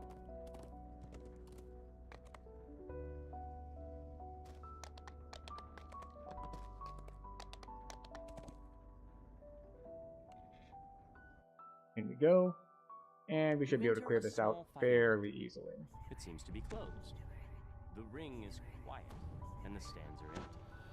A small knot of people stands. Another group of lumbering brutes attacks the fighting pit. Hey, you can't fight here. This is the fighting pit. Red musk zombies drop into the pit from above. There we go. You must stop this invasion, so that the fights in the arena may continue. Alright, so we run to the end, we AoE everything down, we pull the lever. What else do we do?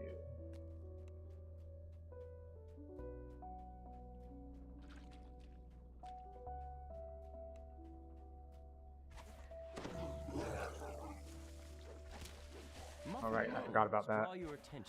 They're not immune to the knockdown, but they are immune to all the damage. The source of the zombie invasion.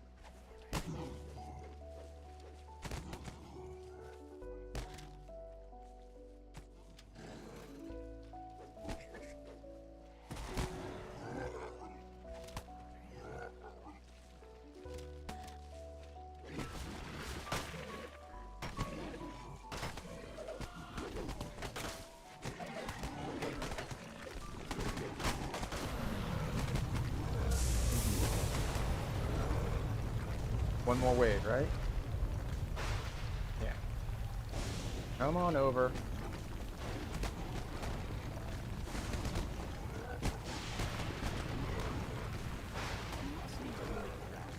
Yeah, that's what I thought. That's what I thought. The source of the creatures must be nearby.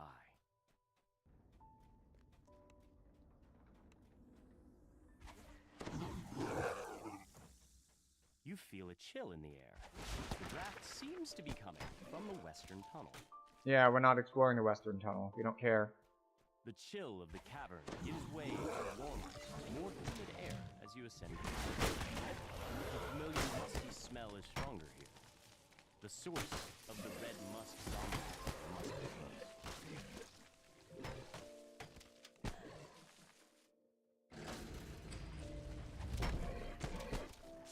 Stupid needle lights. Okay. So we do need to wait just a moment for our moat. Then we'll be good to go. I will say after this quest is when we are going to take our messages break, where once an hour we take a 3-minute break from staring at screens and staring into lights and sitting in a chair not moving, so that we can all be a little healthier and take a little bit better care of ourselves. So we take a quick break so that everyone can refresh their drink, grab a snack, use the bathroom, stretch, all that good stuff. And then we can come back refreshed and ready to go. And, you know, just a little bit better overall. Just better quality of life. But what would also improve my quality of game life right now is a moat. I gotta say, I really prefer the current spawn rate to the original spawn rate, which appeared to be good luck. Because the first time we were on stream doing this, there was a lot of hanging out for like 3-4 minutes at the end of a quest to wait for the moat to spawn.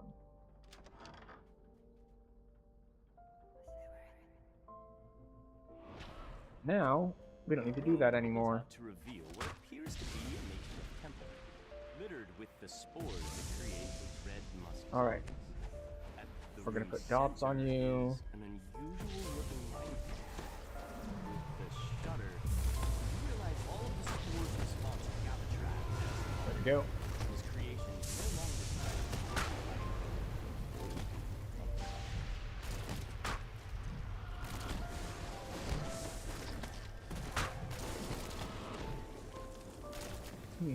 We actually took damage there. Oh well. Not that much damage, obviously. Oh, Moon Willow. Not really what we're looking for, but we'll take it. Alright, and that means it is time for that break we just talked about. So, we're going to go AFK for about 3 minutes. I encourage all of you to do the same. Just, you know, get up and move a little bit. And I'll see you in 3 minutes.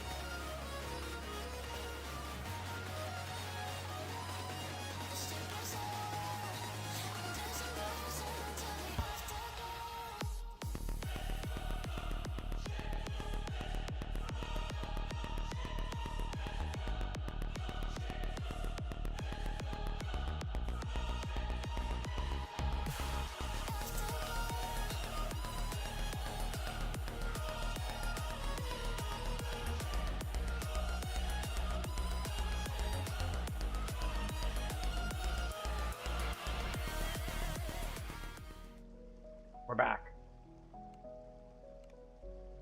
Hope everyone had a good break.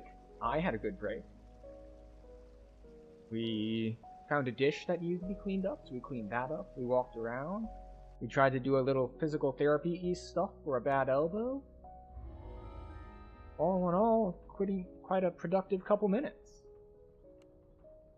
Now let's hope that we get some productivity here out of our time in this quest, getting some goggles that we can swap to as needed. A small knot of people stands near a pile of crumpled corpses. Another group of lumbering brutes attacks the fighting pit.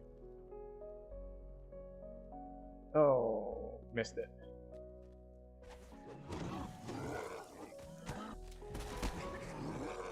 one of them got down there, right? Yeah.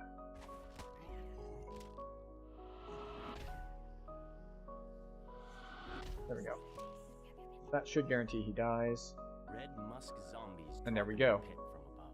If you don't kill We will them, you stop can this bug out this invasion, quest. so that the Like, if fights you in the don't kill arena may them and continue. then you go forward, and you'll eventually, it'll try to trigger the next part of the quest, but it won't go forward because you didn't do the first part. And then if you go back to do the first part, you can't do the second part because the second part's already done. So you just wreck the quest entirely. Muffled moans draw your attention to the So it's unfortunate. Perhaps this is the source of the zombie invasion.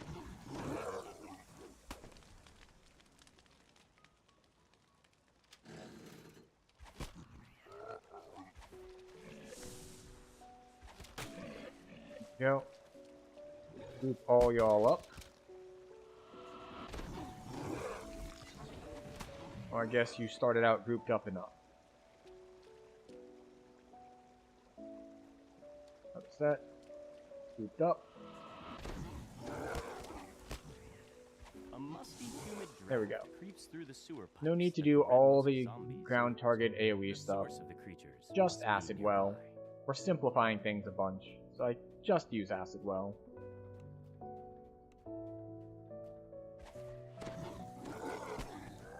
You feel a chill in the air.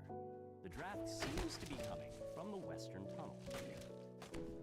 So that should handle them mostly. Oh, a moat. The chill of the cavern gives way to warmer, more humid air as you ascend higher. The familiar musty smell is stronger. The source of the red musk zombies must be there.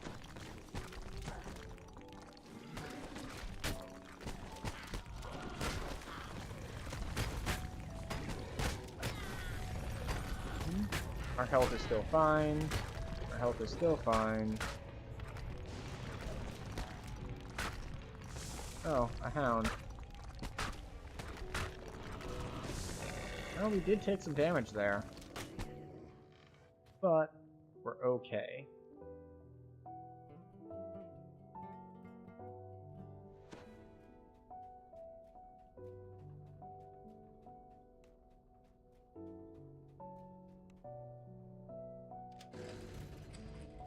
So even if we fully ransack this quest, we're still not going to be able to take level 20 if we wanted to. Well, we're pretty low on spell points, actually. The room opens out to reveal what appears to be a makeshift temple, littered with the spores that create the red musk zombies.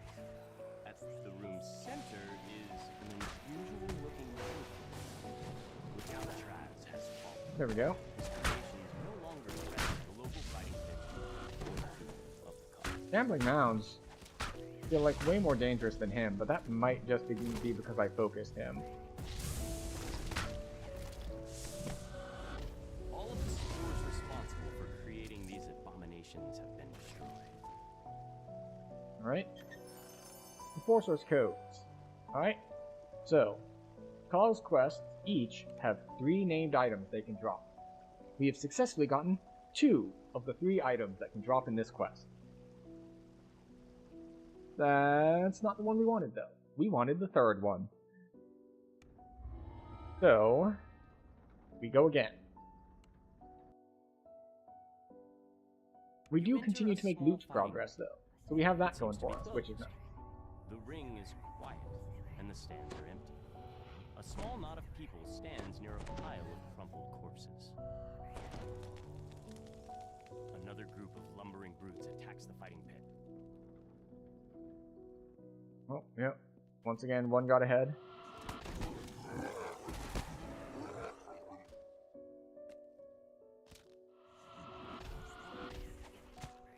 That'll do.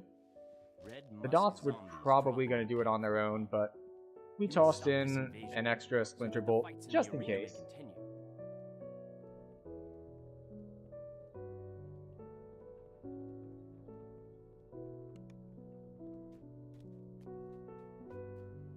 Oh. I mean, I guess I should put Thorn Lance on my bars somewhere, but the problem is putting something on my bars somewhere is getting increasingly difficult Just because I have Perhaps so this many is the spells. source of the zombie invasion. So many spells.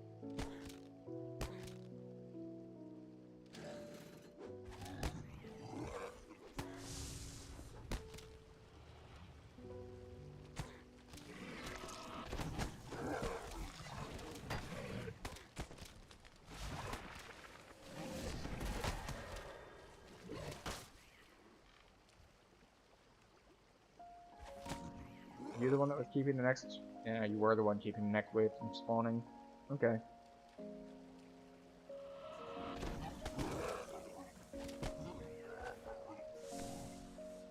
A musty, humid draft How much do these creeps cost through the anyway? sewer pipes that the red musk zombies For used. The source the- of the creatures must be nearby.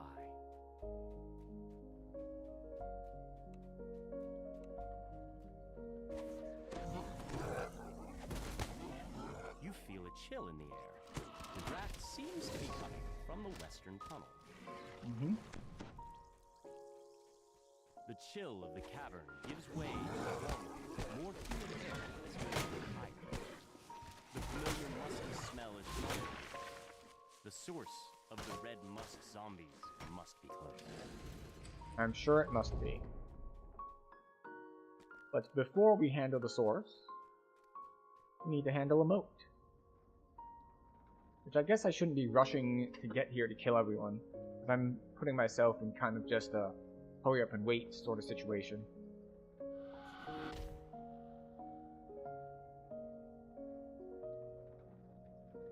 Where are we going to spend our last 8 points? Like, obviously 2 of them are going to come here. Because we'll get Creeping Doom, SLA, as well as 2 Wisdom and 2 Constitution. And I guess we get the Blight, but I don't know. The Blight just doesn't seem that effective or that important.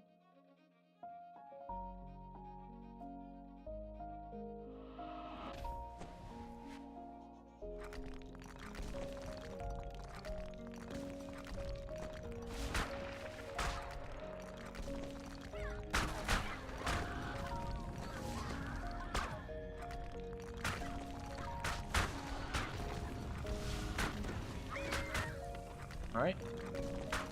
So, from what I understand, a lot of people have trouble with the harpies. I don't know why. But apparently they do.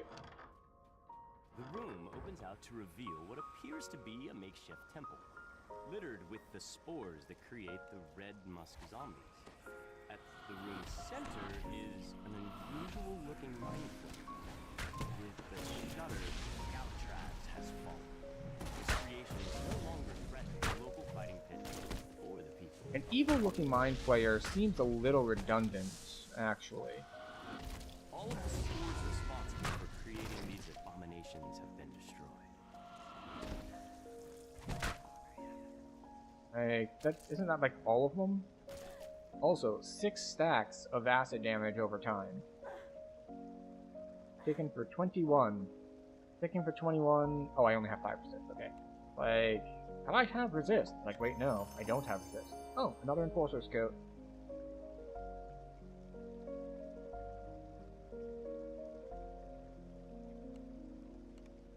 What are our loots at? 1429. Didn't realize we'd made that much progress. Dream titles are way behind.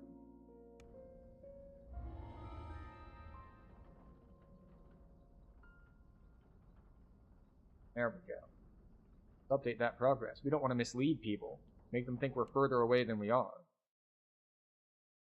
You enter a small fighting arena. It seems to be closed.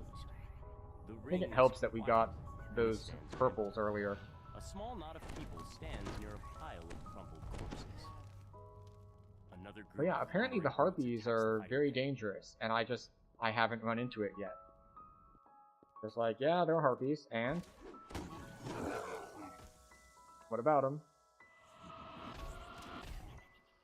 I think maybe this is a problem that people are too not having a freedom of movement for me to understand. Red musk zombies I drop just, into the pit. my freedom is just too You strong must for them stop to this understand invasion so their that the fights problems. in the arena may continue. What is this exactly? VR10 fire until it absorbed 100 points of damage.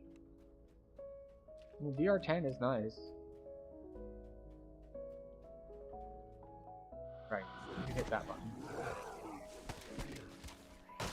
Muffled moans draw your attention to the south. Perhaps this is the source of the zombie invasion. We did a follow-up because I figured one of the champs would still be alive. I was wrong. It's weird how they spawn, they run forward, and then they all simultaneously launch an AoE attack. Also, quick moat spawn this time. So we will leave it until after AoE these guys down. We have our temp health up. Oh, wait, what's hitting us?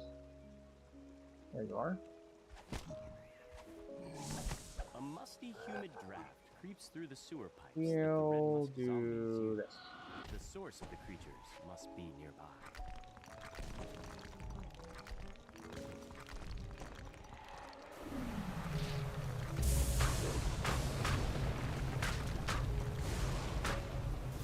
Alright, where's the next one?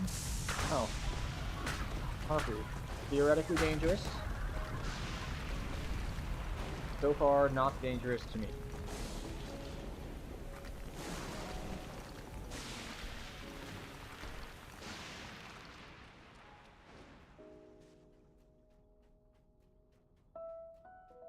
We did look up the 1429.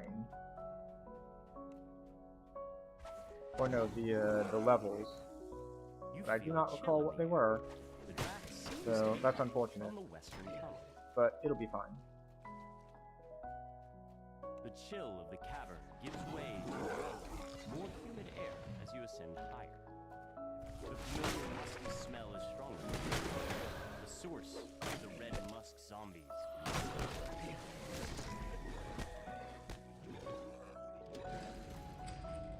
Did we get them all?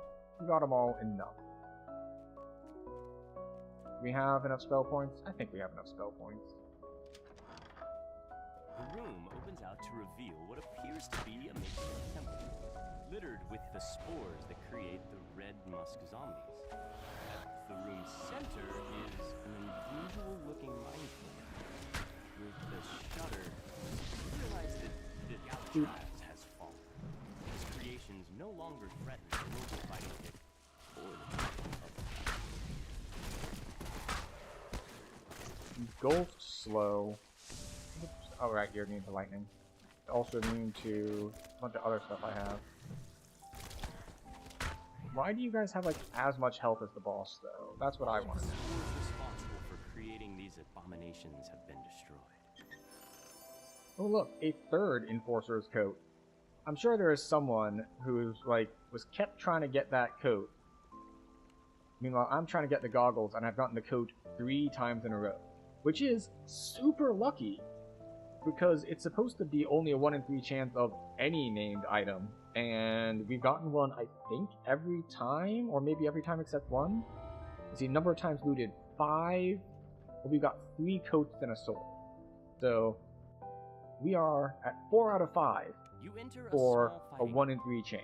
It Which seems to be is closed. super lucky. The rings Now, are quiet, and We the did stands are lose empty. all the 1 in A 3s small for knot of people which stands item near we a got. pile of crumpled But- corpses. And guess that's how it goes Another sometimes. group of lumbering brutes attacks You can the get fight. everything except for what you want.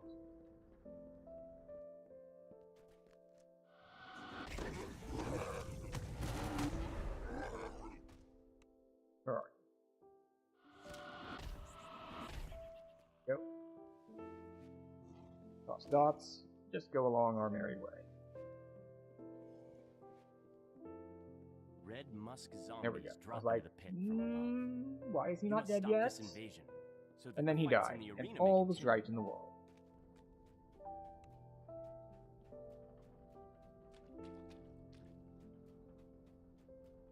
Come through. Take one of these as we come by. Muffled Come moans here. draw your attention to the Do one of south. those. Perhaps this is the source of the zombie invasion. These guys, one of those. He's gonna interrupt me pulling the lever. go, but not the second time. There we go. Getting this thing down to a science. I do love the radius on Acid Well. It's very handy.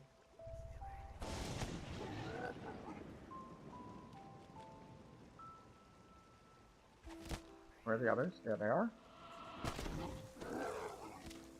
I don't know.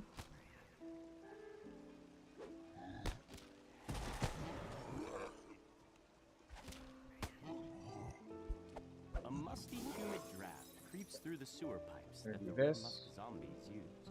The source of the creatures must be nearby.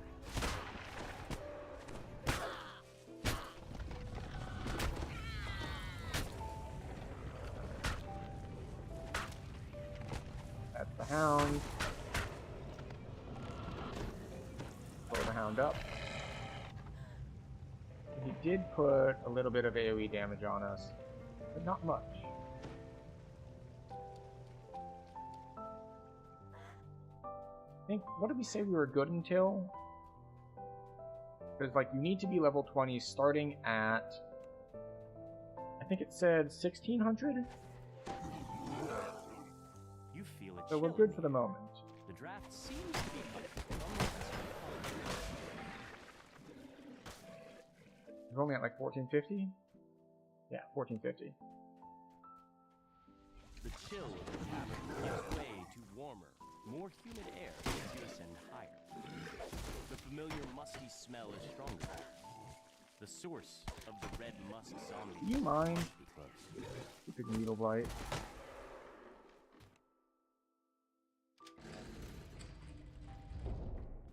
It is cool that the moat showed up after like 2 minutes into the quest.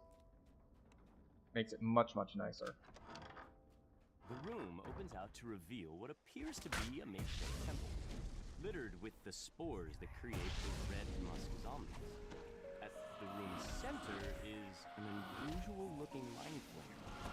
With a shudder, you realize that this illithid, this Alcatraz, has fallen. His creations no longer threaten the local fighting pit. All of the spores responsible for creating these abominations have been destroyed. Keep hitting my lightning bolt as the next spell in rotation, except it does not work. Oh, did it again. They are completely immune to lightning. I need to stop hitting lightning bolts. Acid Well overkill it is. Thank you very much.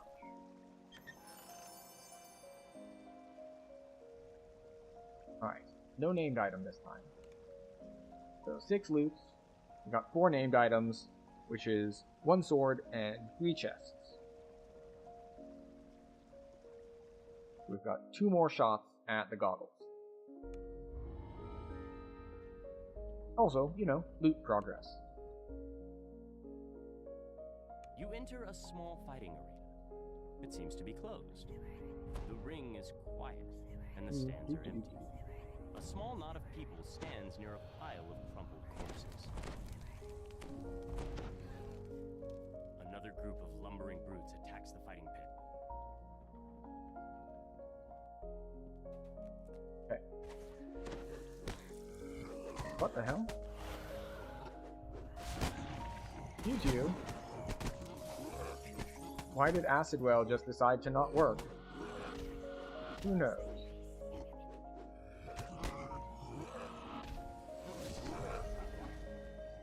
Okay, we're good to go, right? Musk zombies Right. drop into the pit from above. You saw that, right? Acid Well went off, it went on cooldown, the animation played, no one took any damage, and we had to spend extra spell points. Also, we lost life, because we hadn't killed anything yet, so we didn't have temp life. But that's fine. That's easy enough to handle. Hooray! We're back at full health.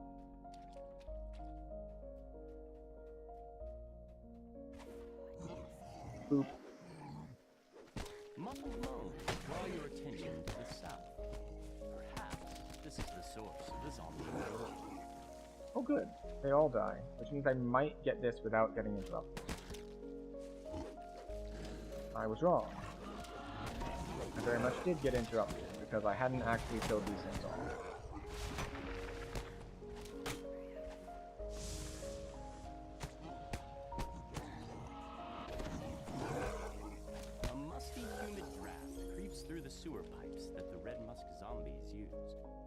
source of that's the what happened. creatures Okay. must be nearby. For some reason, I always think that the next wave spawns after you pull the lever.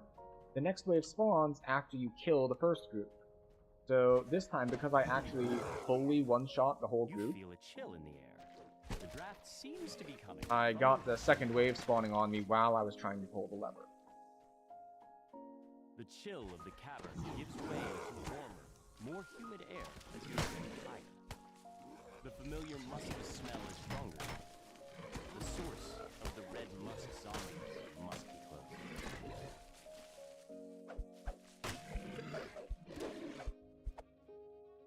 Alright, we're lagging a bit. We're lagging even more.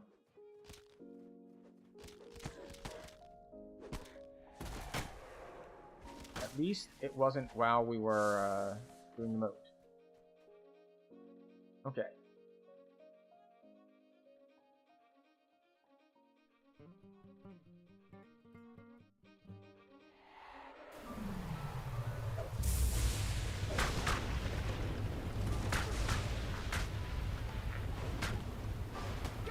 Hi. Hi. Here we go.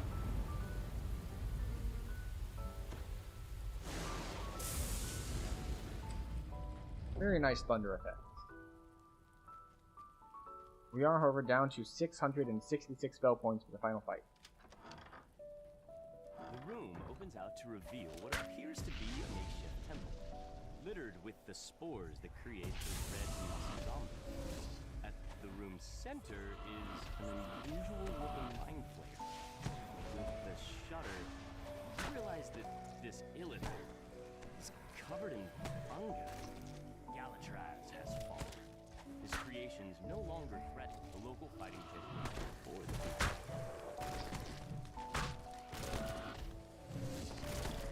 Do you guys mind, like, not having ridiculous amounts of health? And not somehow being immune to acid well? That's another acid well that passed but didn't do anything?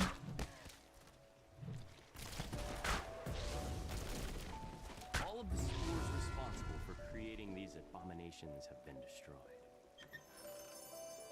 Alright, that is 7 times looted. We are reverting to the mean as far as named loot goes. We got really lucky early, and now we're getting more of what we would expect.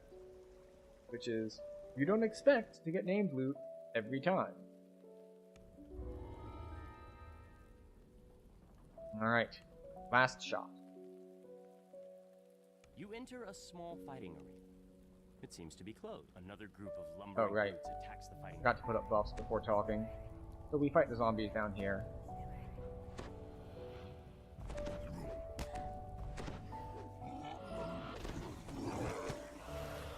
Red musk zombies drop into the pit from above. Excellent. You must stop this invasion so that the fights in the arena may continue.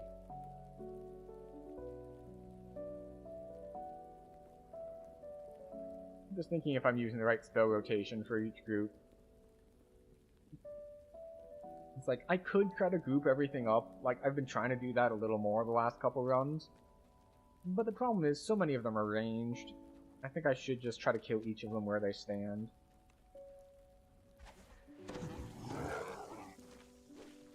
Muffled moans draw your attention to the south.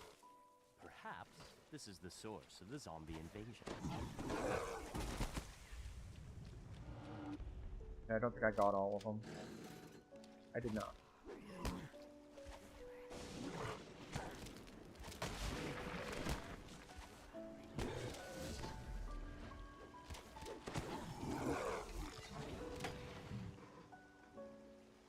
We have one more set. I was like, A musty, humid draft creeps like, through and I'm the just sewer gonna as acid the well red these, musk and it's on zombies cooldown, use. and The it's source of the still on creatures cooldown. must be I hope nearby. it comes off cooldown soon. And oh, okay, it is. Isn't it? Everything is fine. They're all dead. You feel a chill in the air. The draft seems to be coming from the western Right, front. drop double AoE there. The The chill of the cavern gives way to warmth, more pure air as you ascend higher. The familiar musky smell is stronger. The source of the red musk zombie. Okay, moat.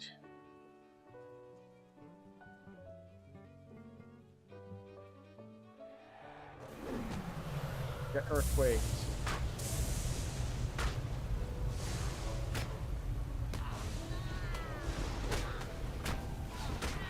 That was the wrong button, but it's fine.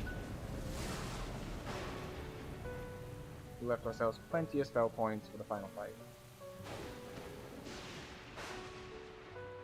Now up to 1469.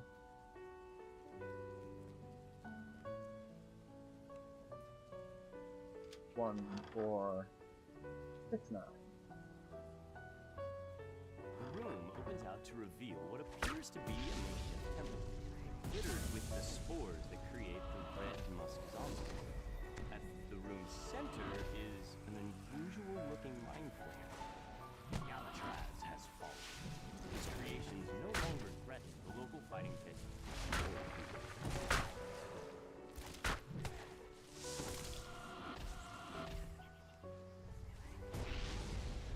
All of the spores responsible There we for go. creating these abominations have been destroyed.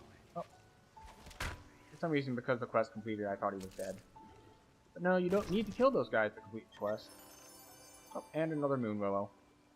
Alright, so out of 8 times looted, so full ransack, we did not get the goggles we were looking for. We did get 5 named items out of 8 loots, which is way more than we would expect, but we didn't get any of the named items that we specifically wanted. So now the question is, what, if any, other COGS quests do we want to do? Even though we don't necessarily want loot from them, they're relatively quick and easy to do, so it's a fairly good place to farm moats. Now let's see. Magma, we don't really want to do magma. Scavenger hunt, the first room is annoying, but it doesn't take too long, I don't think. Let's find out exactly how long this takes.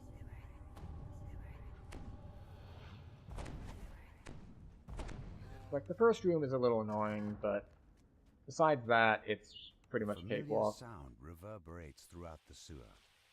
The wet slither of Yes, slime. yes, I know. I know, the slimes are hurting me.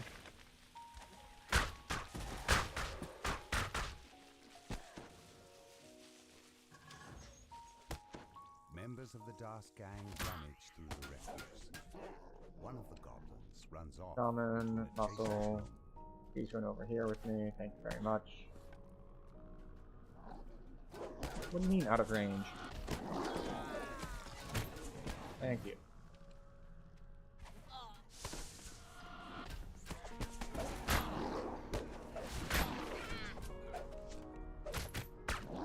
You get a dot. You get point blank AoE. You get more SLAs.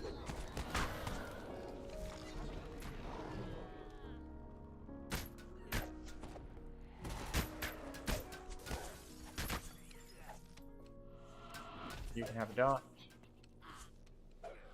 You can have multiple dots. Actually, you don't need a second dot. Never mind.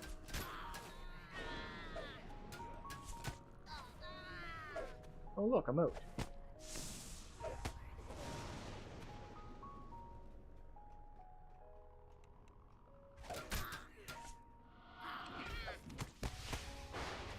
You've slain the Dask thugs, There but we go. found no sign of the scavenged Good to arcane go. assistant. Follow the goblin that ran off. He may be the weapons.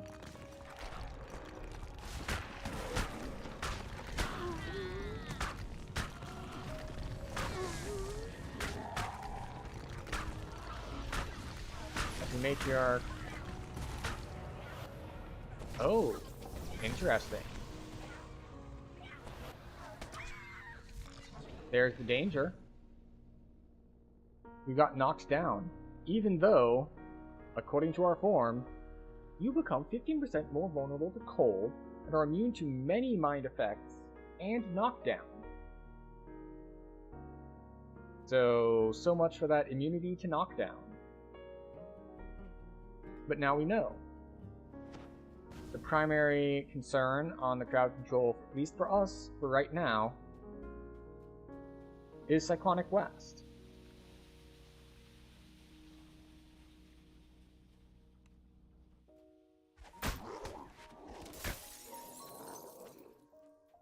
The floor Down. collapses beneath the Dask Thief, and he falls into the depths of the trash system. And we've got one more group of 3. Hi. And they're gone. The Dask Thief flees Then we into get the main boss. trash disposal And room. just in There's case, a blood-curdling shriek from beyond the door, followed by a deep rumbling that sounds strangely like a belch. Your nostrils fill with the stench of rot. This massive chamber is filled with refuse from the atmosphere. In the middle of the desert stands a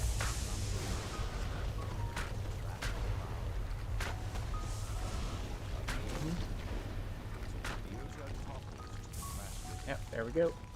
The door to the west opens, and the gnome scavenger steps through to retrieve her device. We already got our moat. The missing arcane assistant We're good to go. of the gnome scavenger. Yeah, I think we can do a couple more rounds of this. Oh look, dumpster fire.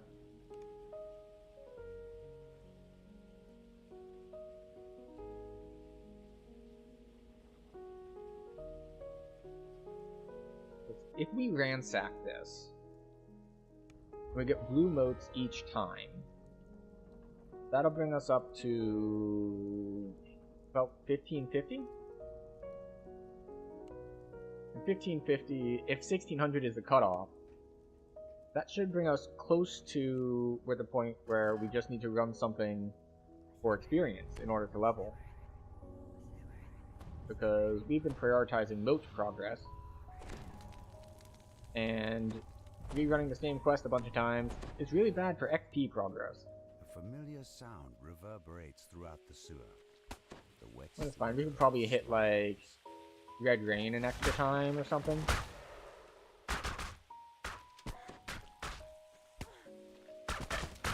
Fine. We'll blow up the users this way.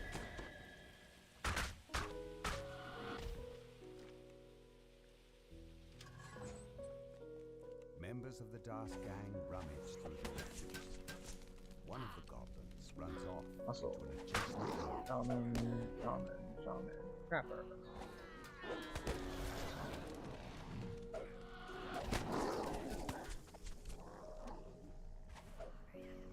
You get a dodge.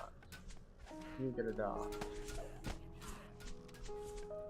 Dots are on cooldown.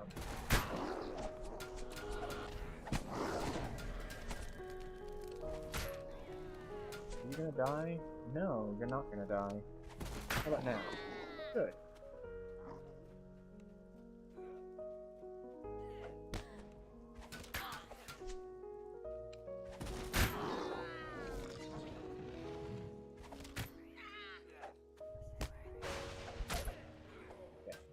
Alright.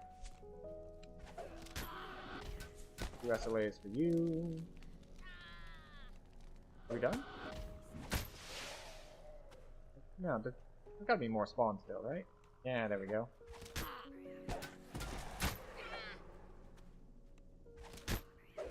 You've slain the Dask, Okay, cool. but found no sign of the scavenged arcane assistant. Follow Basically, the just goblin toss AoEs while we run around single targeting the archers. The floor collapses beneath the Dask thief, and he falls into the depths of the Our trash first dream system. mote of the day.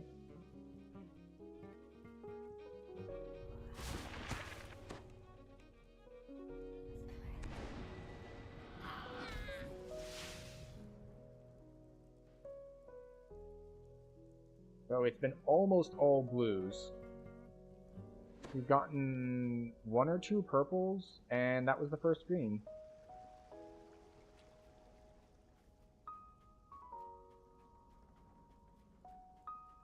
you. Oh. Targeting fail. Dask Okay. flees We got into him the main anyway. trash disposal room. There's a blood-curdling shriek from beyond the door, followed by a deep rumbling that sounds strangely like a belch. Your nostrils fill with this massive chamber is filled with refuse from the upper ceiling. In the middle of the dead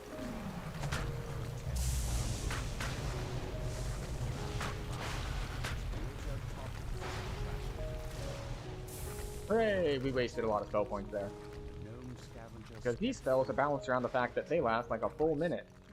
So if you cast them and the thing dies in, 10 seconds, very inefficient. Wildwood Vest, Topaz of ranged power.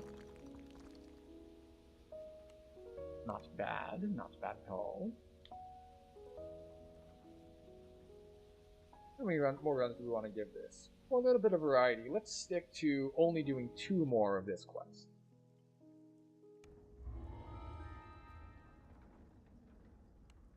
And then we'll find something else to run.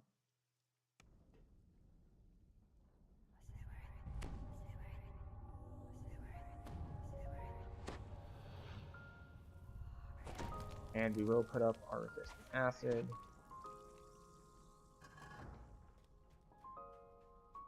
A familiar sound reverberates throughout the sewer. Wet slither of slimes. Oh, I only killed one. Oh well.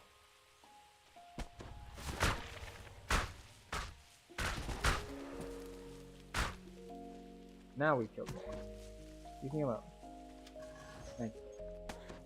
Members of the Dask gang run through the refuse.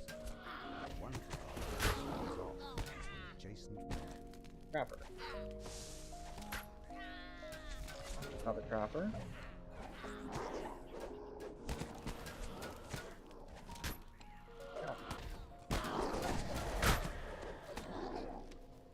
That's good. That's enough detail. Acid well. Don't just acid good. Acid well.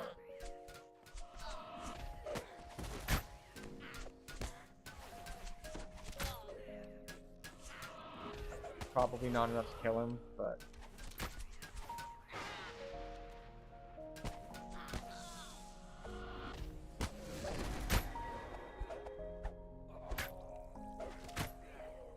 Two more spawning here or over there?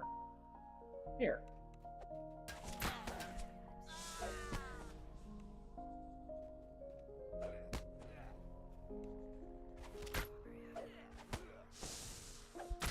You've slain the Dask thugs, but found All right. no sign of the scavenged arcane And we're good to go. assistant. Follow the goblin that ran off. He may know its whereabouts. Mm-hmm.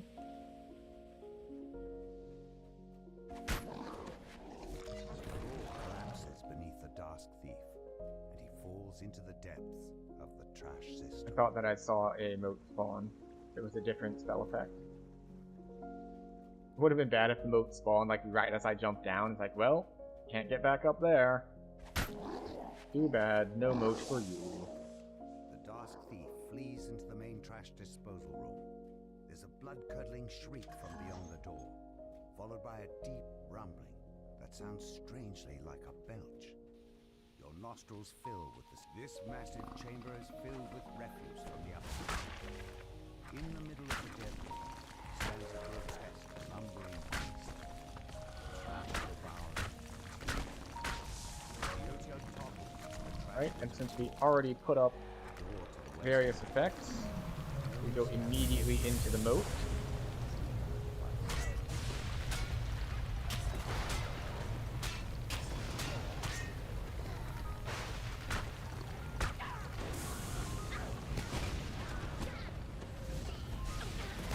This time we took evasive action, so that if she did try to cast Cyclonic Blast at us, we would dodge it.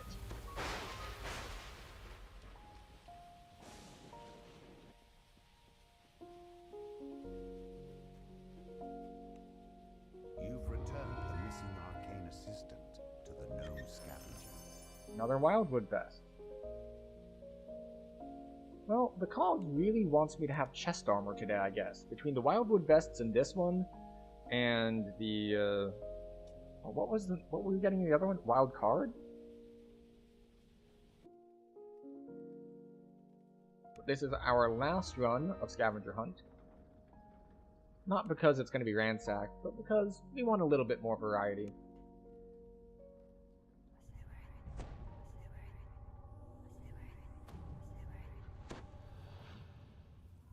The problem that we're going to run into, though... How is the progression going? The progression is going well. The stream title is slightly out of date. But we are up to... let's see... 1494. A familiar sound reverberates throughout the sewer. The wet slither So- of slimes.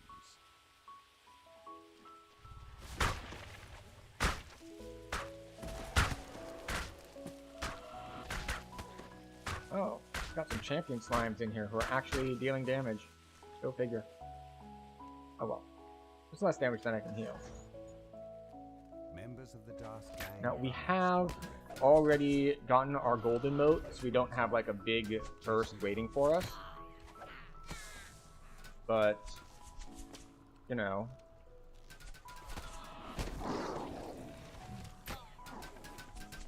Oh, okay. Here. You take a dot.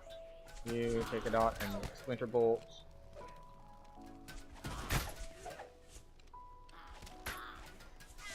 You take 2 SLAs. You take dot on this.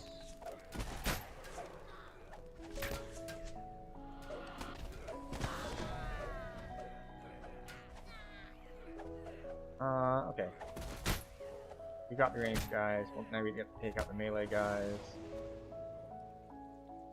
We have one more pair spawning here. Oh, here we go.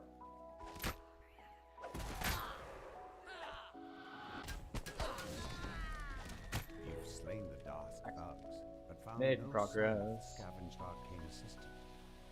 Follow the goblin that ran off. He may know its whereabouts. Oop. So yeah, we are just kind of chilling. We've been farming gear and whatnot because we're prioritizing that over experience. Because right now, as you might have noticed, we're kind of in a big fish in a small pond sort of scenario. We're one-shotting everything. We're very strong compared to the content that we're in. Which is good. So we're kind of stalling in it deliberately.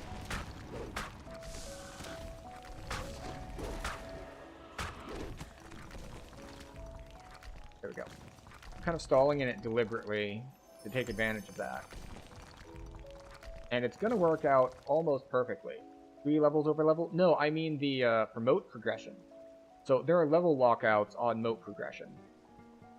Like if we look at our tooltip right now, musical modes 3. You must be at least level 15 to progress this lute. So, I'm fine on it for now.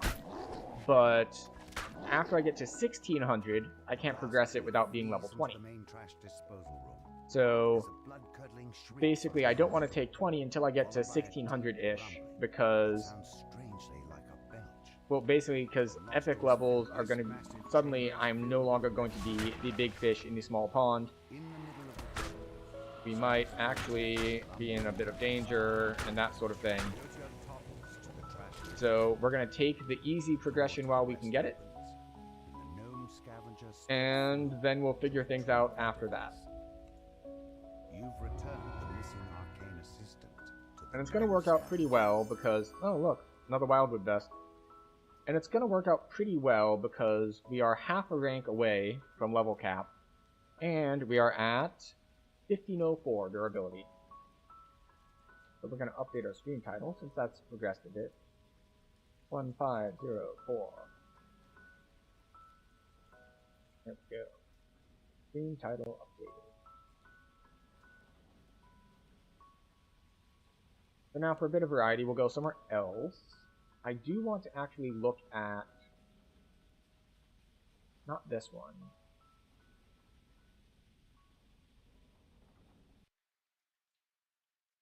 We want to check on Red Rain.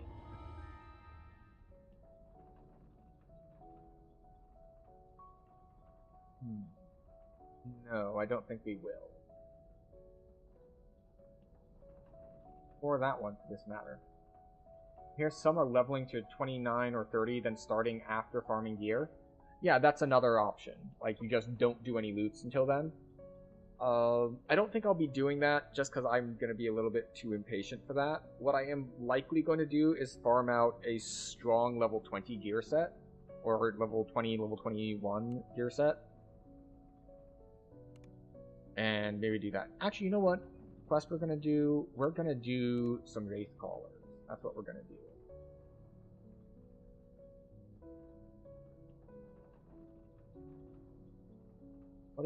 What is the teleport closest to Wraith Callers?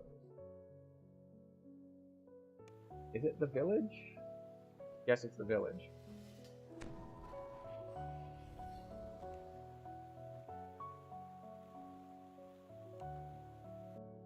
Do a couple rounds in Wraith Callers. Nice, quick and easy quest.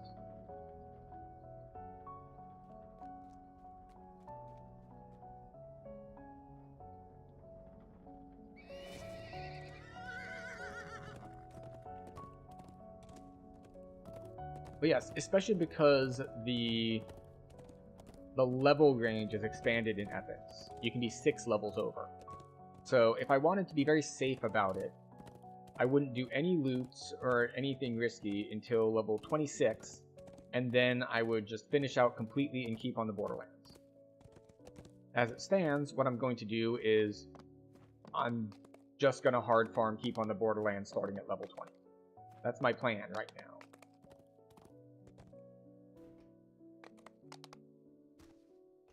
You forgot about what? The expanded level range?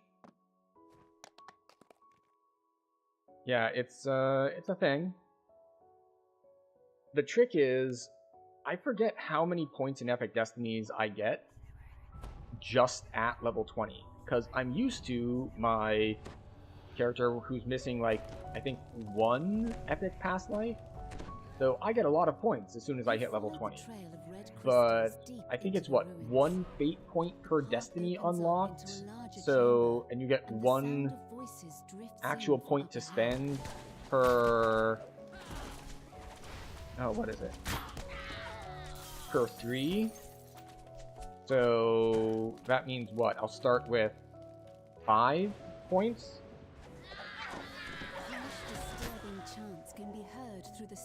Something like that?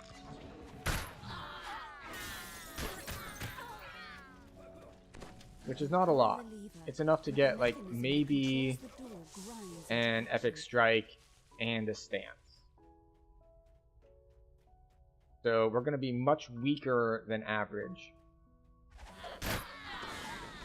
Or than I'm used to immediately upon entering Voices grow Epic. louder as you round the corner, accompanied by the sound of massive machinery. Worshippers kneel before a makeshift altar. In their prayers, the cultists offer their service to the avenging forgery and implore the creature to punish those who have wronged them. The High Priestess spots you. Intruders, no matter. Have some damage over time You will effects. not deny us our vengeance on the city above. The High Priestess There we seems go. strangely Now we wait for our untroubled by her moat. imminent death. My spirit will only make our master stronger. Yeah, let's actually be check that. evaded. He Video. cannot be bargained Let's with. see, fate points.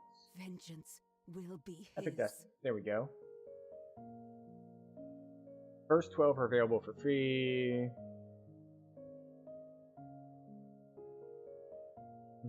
Okay. Oh, never mind. We can't look things up for too long. Moat spawns are fast now. Which is very convenient.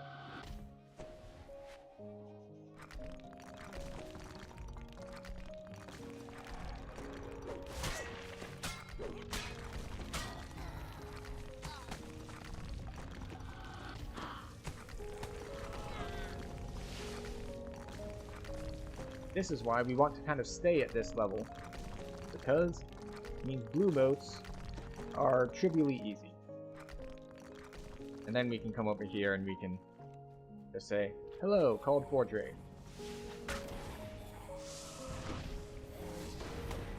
you like to be uncalled? Forge Wraith You are now voice, uncalled. shocked voices Congratulations. cry out throughout the cavern. The Oh look, cult Crystal is and Ward. destroyed.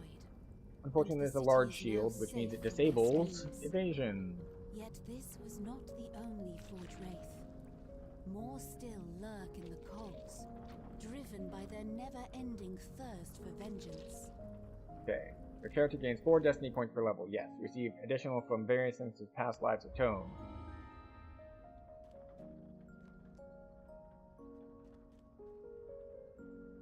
Alright. Fate points. Additional source. Every 3 points. Okay, so you get 39 fate points for unlocking all trees. Alright, so I start with 13 points. Alright, that's enough to get basic. That's enough to get a basic starting build in Epic.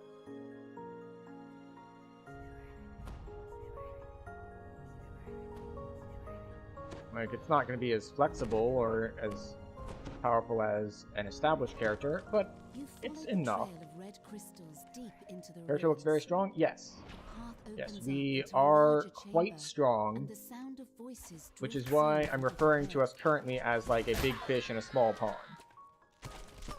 Like, we are much stronger than the content we are currently in, and the concern is that when we go into epics, Disturbing chants can be that will no heard longer through be a the sealed case. We metal will door. now be the small fish in the big pond, which is not really what we're going for here. We want to have ourselves at an advantage, not a disadvantage. We want to be reasonably safe.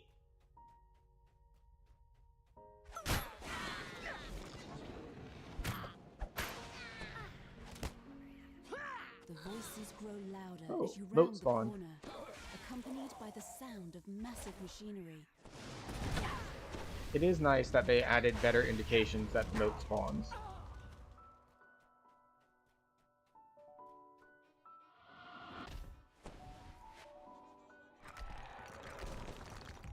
What are you going to use for sentient weapons?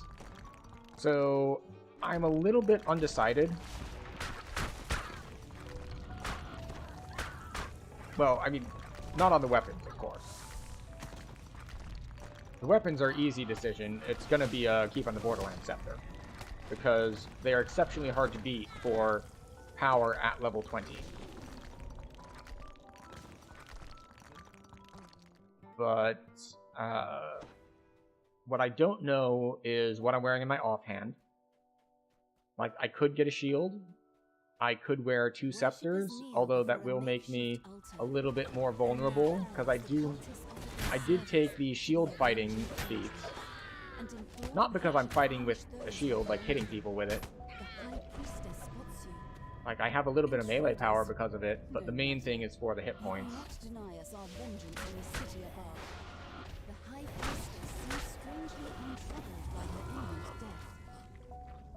So I get some passive physical resist rating just from wearing a shield. He cannot be bargained with.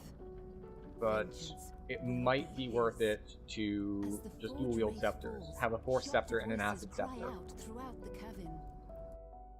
If I can't work my gear around in such a way that I get both. And the city is now safe from their schemes. Yet this was not the only Forge Wraith. I gotta say, as far as moat farming goes, these cogs quests are great, because you just finish out, and then you just walk right back up to the doorway, and you're ready to go again. You followed the trail of red crystals deep into the ruins.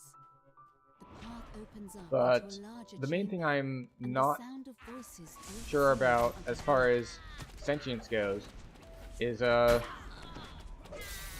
which gem to use.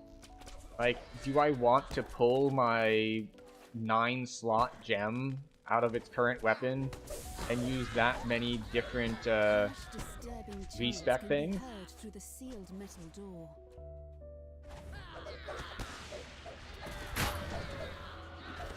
One moment, I missed the spell, so I have to like pay a little bit of attention for a moment. Let's see. Your base class is 8 per level and 4 melee feats, you get a 100% increase.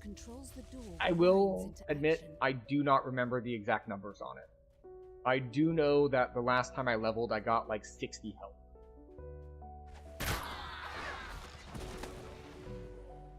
voices Now, grow obviously, some of louder that as is you the round level up corners, itself, accompanied and by the some of it sound of massive is machinery. not just the level up itself. Right. Moat has not spawned yet. Never mind, there it is. Our second green moat of the evening. The green moat of disappointment.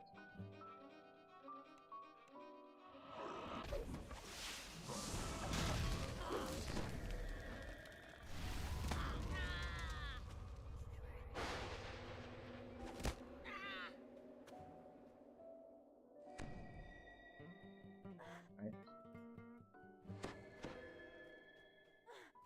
There we go. Worshippers kneel before a makeshift altar.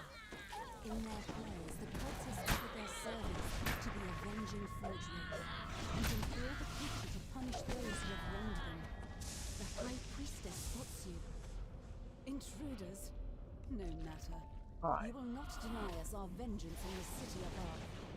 The High Priestess seems strangely untroubled by her imminent death. My spirit will only make me master stronger.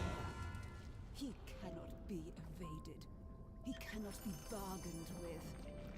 Vengeance will be his.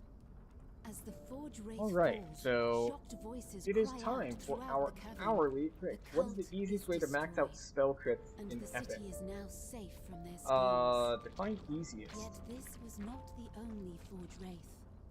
More still lurk in the cogs. The answer is almost always going to be driven by their sentience never-ending thirst and for vengeance. stone steel and epic gear that's been upgraded from heroic stuff. Like, you want the Elder's set, either with the head and the neck, or with a gem of many facets. Like, that's the easy one. That's where you get a set bonus for spell crit damage. But yeah, you wear a Sharn set for your specific crit, your specific element crit. Like, if you're on Flame Cleanse Fury, it'll give you, like, fire crit. And then the Elder's set gives you universal crit, which stacks with specific crit. And the Elder's set also gives you crit damage. So yeah, Sharn set plus Elder's set is probably the easiest you're going to get. That said, it is time to stop staring at screens and to take care of ourselves for a couple minutes. So we're going to take a 3-minute break. We're going to stand up, we're going to stretch, we're going to get a drink. We're going to stop staring into the void and or lights or screens. You will not miss anything because we're just going to be AFK in game, so please feel free to take this opportunity to take a little bit better care of yourselves as well. And I will see you all again in 3 minutes.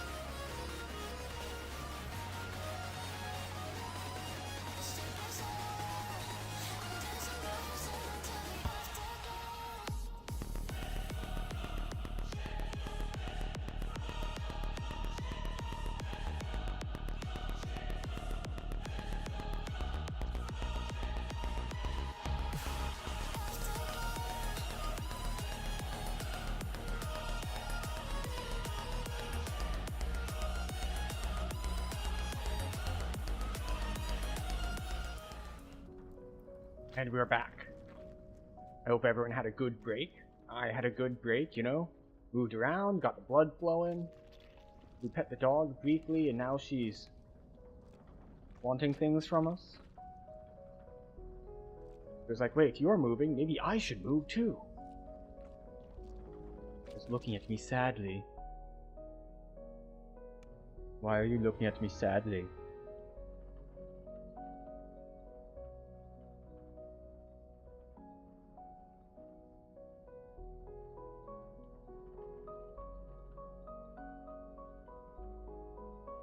Hello, Aviator, welcome. How are things going with you? We are just finishing up what will be tonight, hopefully, what? We just took a break.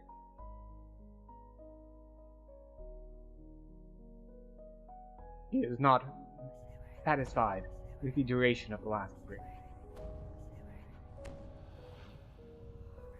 Yes, I know, you're being very polite. You followed the trail of red Just crystals briefly deep pawing into at the me. ruins. Just like, excuse me. The path opens up Just like into a tapping me on the larger shoulder, chamber, basically. and the sound of Like, voices pardon me. sing from up ahead.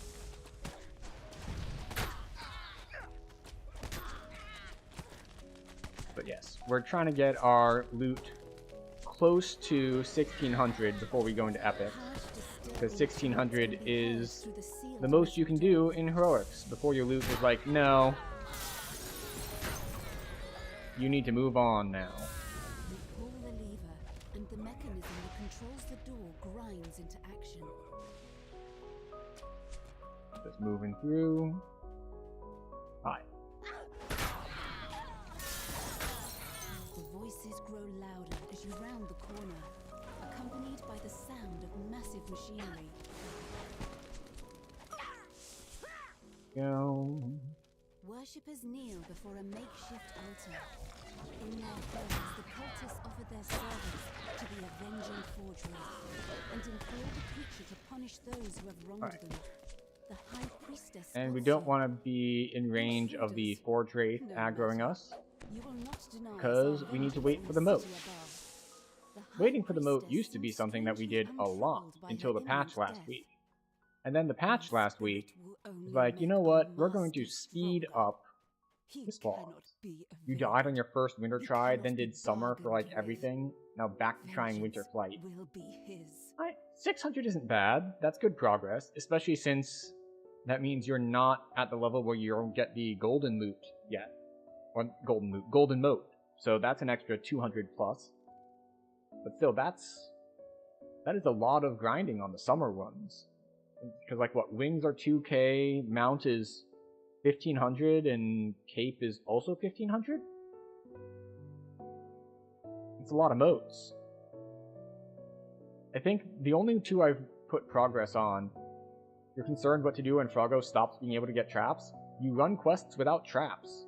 This is not the old hardcore modes, where the goal is favor, so you have to do a bunch of risky quests.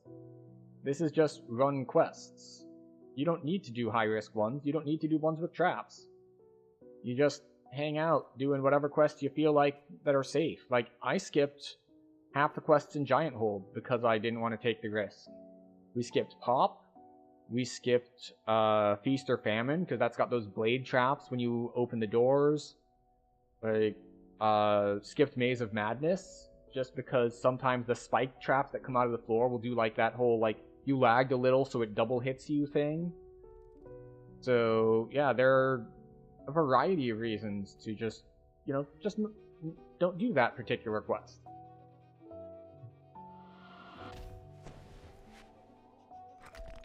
I've been playing it very safe. Although tonight is the first time I've actually done what I would consider, like, farming... Oh, nope, stop that.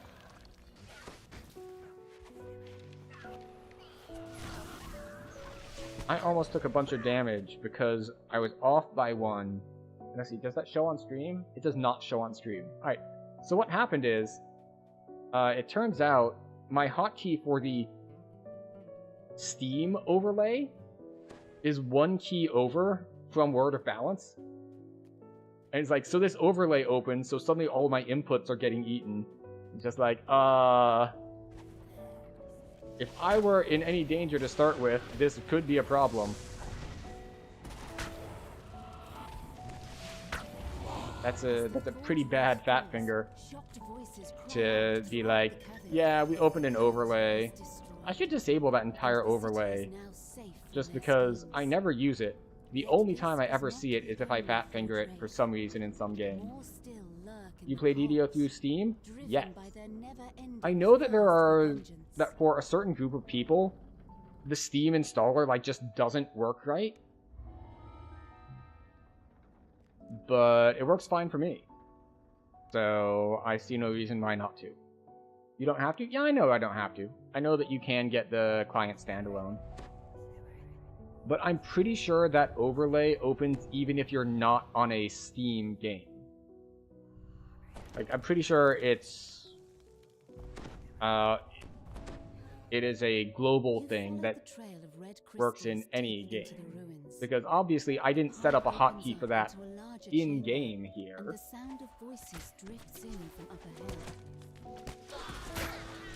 So it's more of a system-wide hotkey sort of thing.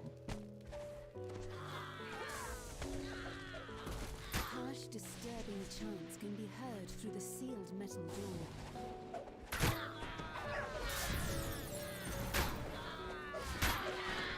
Alright.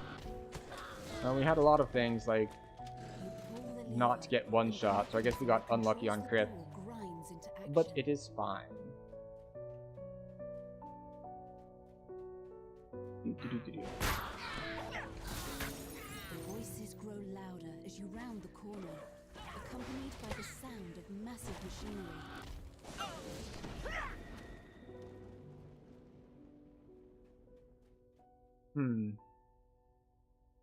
This looks like a scary void here. I wonder if I can fight whatever monster is in that, is in the lava, we'll call that?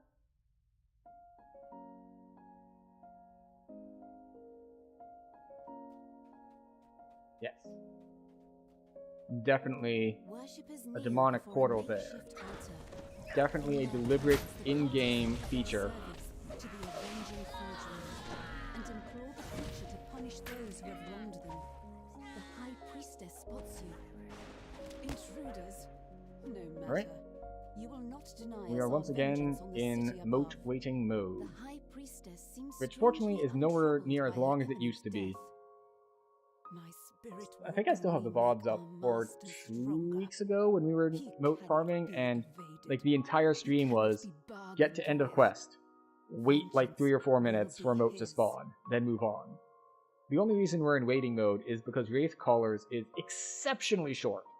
Like, if you're just running through it, it's like less than 2 minutes. It's the only quest I've really had to wait towards the end of. Actually, no, I take that back. It was like maybe a 50-50 in security detail if I had to wait or not. Like, sometimes it would spawn early, sometimes it'd be like, no, we're just gonna have to wait like 30 seconds or so at the end.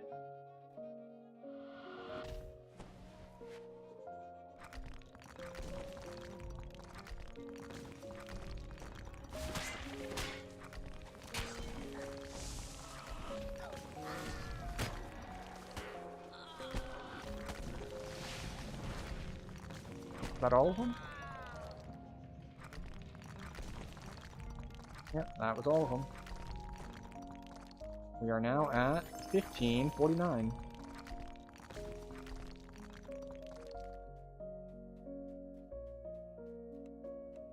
Hello, Fortress.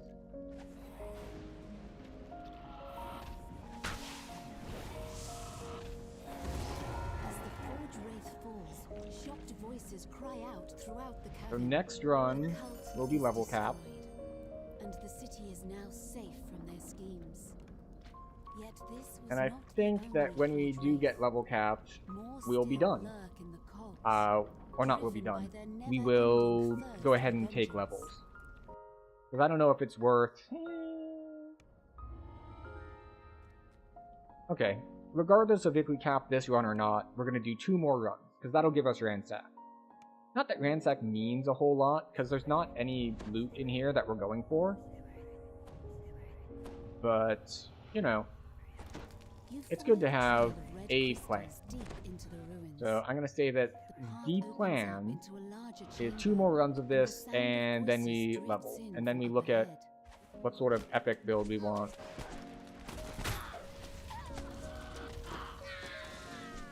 There we go. We got our temporary health stacks. Which means we don't have that spell for this group, but we do have our other spell. And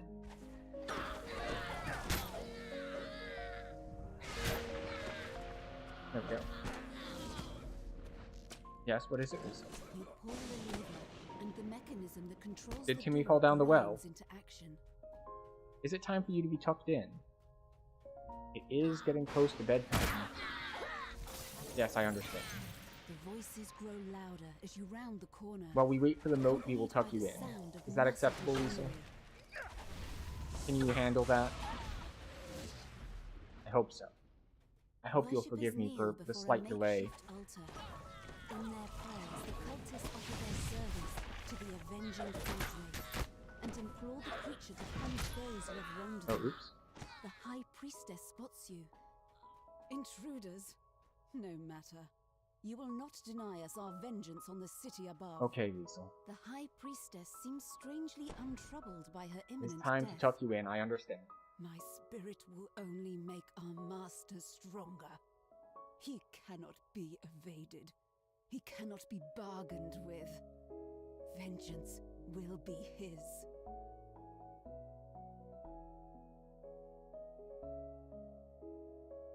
All snug and tucked in for bed.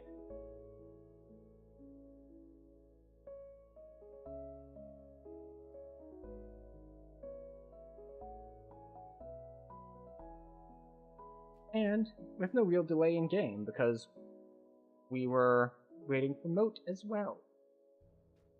So let's see. If we get blues, then we'll be at about 1570, which works fine. I know there are tricks you can do, like I could have waited to get the golden moat until later, and so on and so forth, to kind of get around the level lockouts.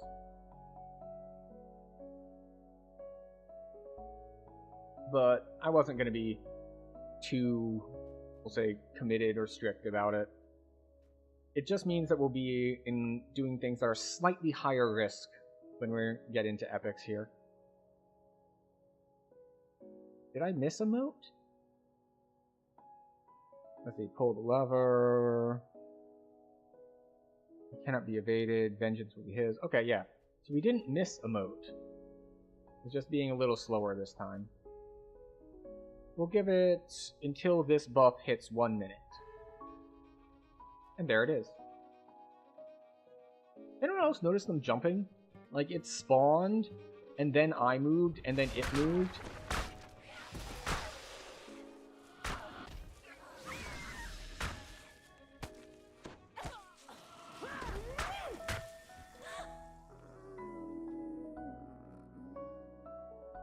Yeah, they jump to your position sometimes. Yeah, I've seen it happen mostly like right as they spawn. It's like they spawn and then they like immediately correct themselves, I guess you could say.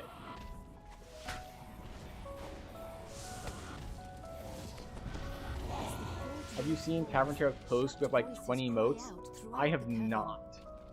I did see a comment somewhere that someone had seen like 4 moats spawn around them in like a square shape. But I had not seen like 20 of them spawn. Like, that's super convenient or super deadly, depending on if like they all spawn at the same time if you actually play your loot. Like, if they all work, then you play your loot, you fight a giant pack, and hopefully your party's got lots of AoE crowd control. And then you just get a lot of credit. Watch it later. Alright. You really need to say something before then, because I have the very common filter of links get auto-filtered for the obvious anti-spam reasons. I will say, last time someone got caught by this, like, the default penalty for the timeout was like 10 minutes. I was just like, oh, no. Like, I still want the filter, yes, but that is an excessive amount of timeout. So now it's just a, like, yeah, I have a filter set up, so it's only 10 seconds. Harsh, disturbing chants can be heard through the sealed metal door. Just like, okay, like, I still don't want just random links coming in, but I also don't want, you know, just, we'll say innocent mistakes like that to be harshly punished.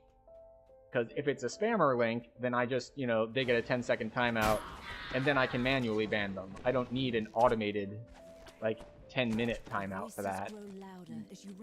We can just banhammer that immediately, and then there's no problem.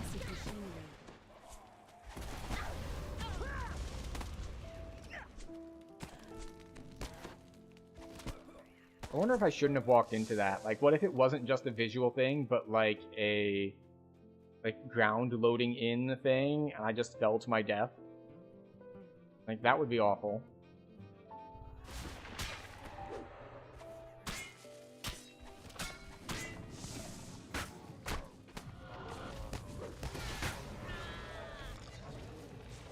Alright. Zoom out done. Brings us up to 1569.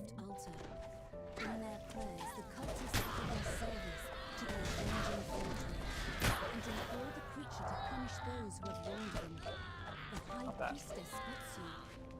In truth, Hold up. Why is nothing getting hit by my spells? not denies our vengeance on the city above. It's like, excuse you. The high priestess seems strangely untroubled by her imminent death. My spirit will only make my master stronger. He cannot be. There we go. Cannot be bargained with. Alright. Vengeance will be his. Black Velvet Cape. As the Forge Wraith falls, shocked voices cry out throughout the cavern. Alright, so we've ransacked this quest. We got maximum heroic XP, and our loot is at 1569. More still lurk in the cogs, driven by their never-ending thirst for vengeance.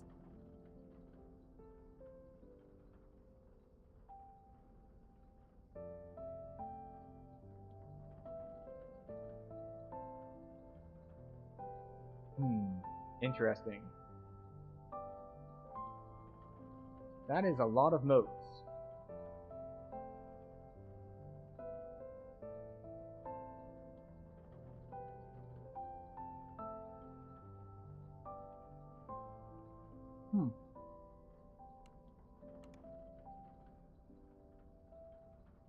Things screenshots of many modes spawned in other quests too. Interesting.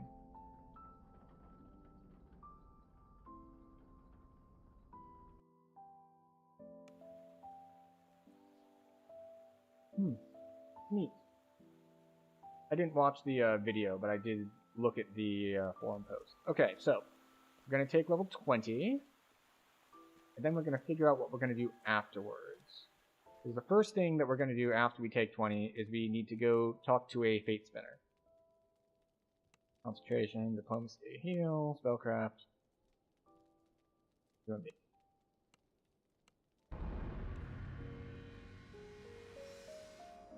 And you'll take more wisdom. Concentration, diplomacy, heal, spellcraft. Oh.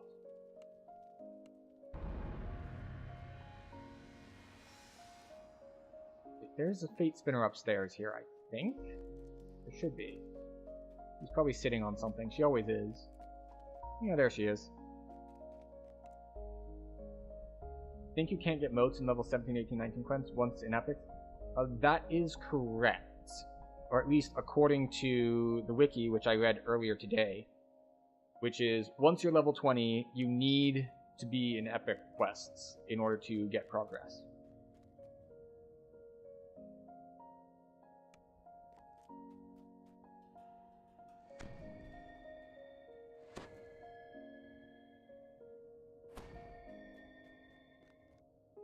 Okay, we're unlocking things.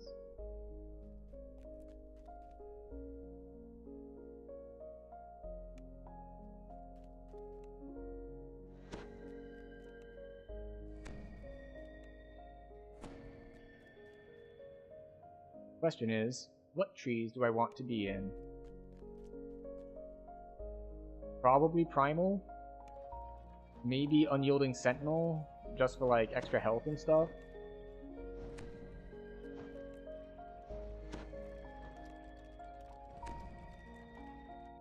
Maybe... I don't know, there's a bunch of maybes.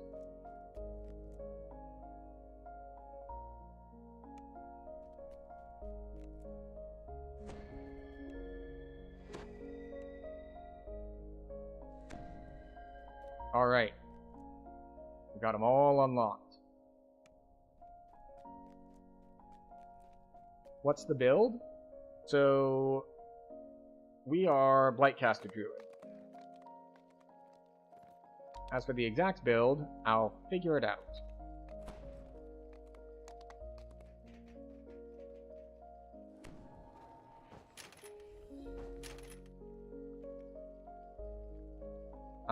Let's see.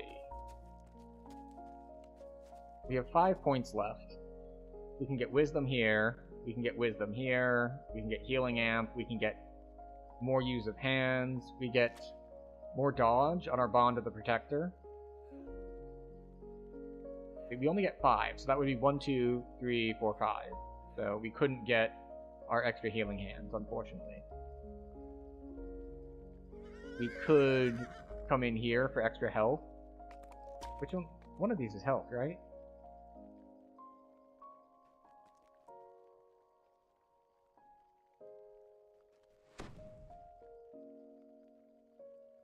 Yeah, we can get max hit points here. We can get max hit points here. We can get more wisdom. We can get DCs.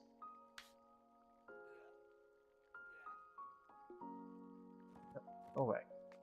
Wait, what do you mean? Oh. I have the favor, but I didn't go and unlock it. So I could go into, like, Feydark. I did unlock Vistani, but we don't need anything in Vistani.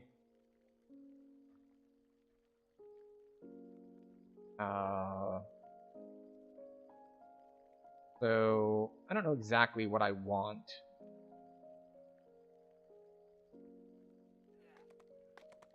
Because, like, we have Bond of the Protector up, right?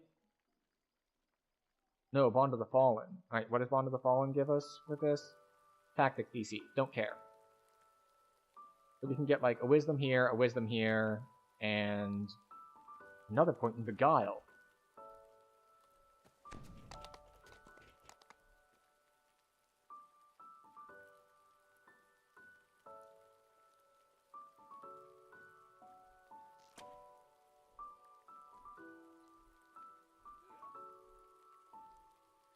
Yeah. If I'm stacking Beguile, something has already gone wrong. So I think, I think we'll take a Wisdom and 15 health.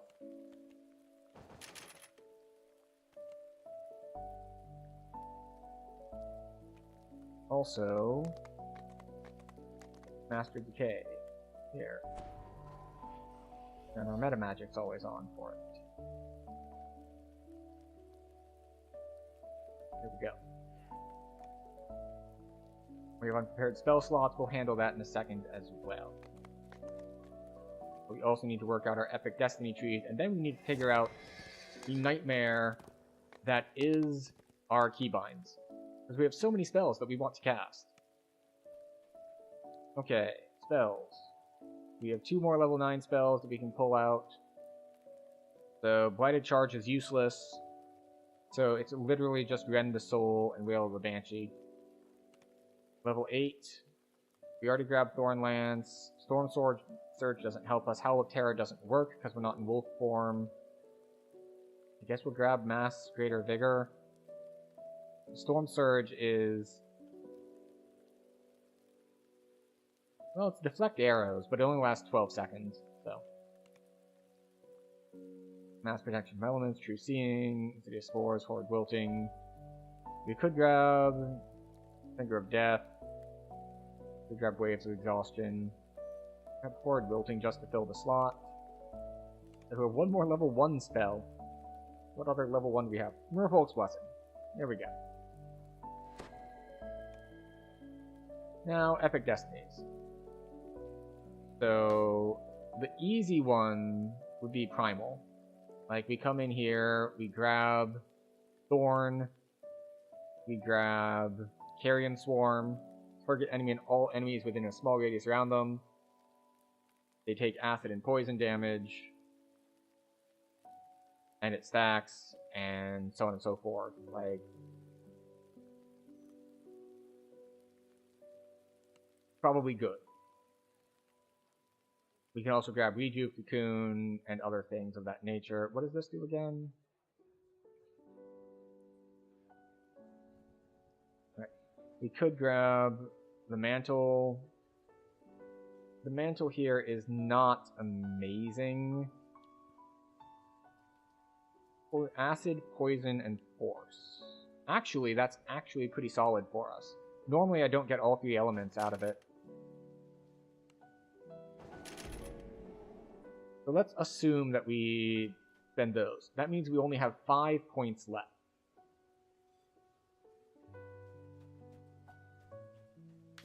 Which means, like, we can go Shadow Dancer, because this gives us Force and Universal Spell Power, and we can get,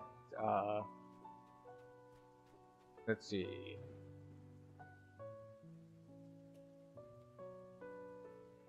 No, that's not the one I was looking for. We get like extra spell points. We can come here and we can go Acid. Acid is Black Dragon. And then what? Like extra spell power. We can grab some of this. Or we can go for something like Unyielding Sentinel. And be like, okay, 35 max hit points as opposed to this, which gives nothing as far as hit points is concerned. So 1 point for 35 hit points. And then we can grab like Divine Energy Resistance. That's pretty solid. We can also just grab... No, not 1 to attack.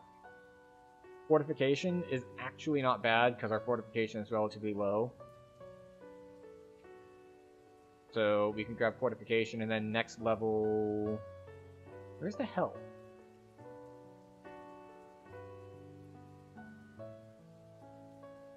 Do I need...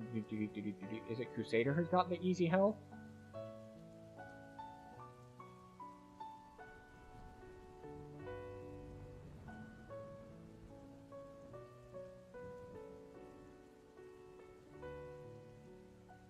Crusader's got... it's got some health and fortification there.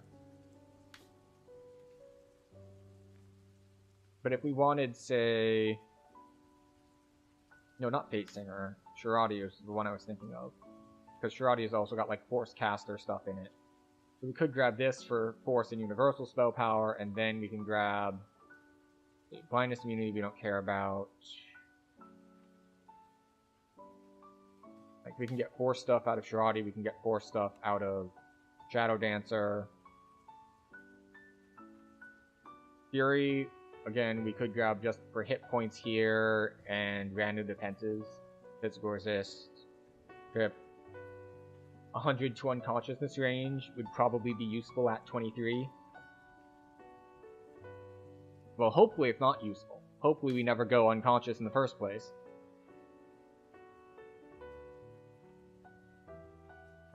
Because I don't have that many points to go around, I think I might just say it's like, yeah, we're gonna get 1 point here for 35 max hit points. And we gain the Die Hard feat, which is nice. And then we can grab Shard Storm. Although Shard Storm doesn't do the thing that I generally associate with it until 23. I generally associate it with the temporary health. But yeah. And I guess we get the extra wisdom. The problem is, where the hell do I put these bindings now? So, mantle. Mantle goes over here. That one's easy. Rejuve cocoon. Alright, this can go away, this can go away. We don't care about those. This can move over. This can go there. We'll put this there. We'll put Carrion Swarm here. And of course, we're gonna put our meta magics always on for that. And we'll, of course, we'll quicken our cocoon. Then we have Shard Storm. Where do you put Shard Storm?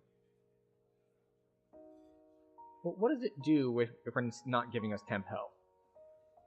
So it's a blah blah blah blah blah. Randomly strike items, 6 strikes over 6 seconds. Deals poison and acid damage per character level. Max caster level 20. Although it's at max 25 because of the other stuff we have. And it's considered a druid spell. So I think we'll put it here?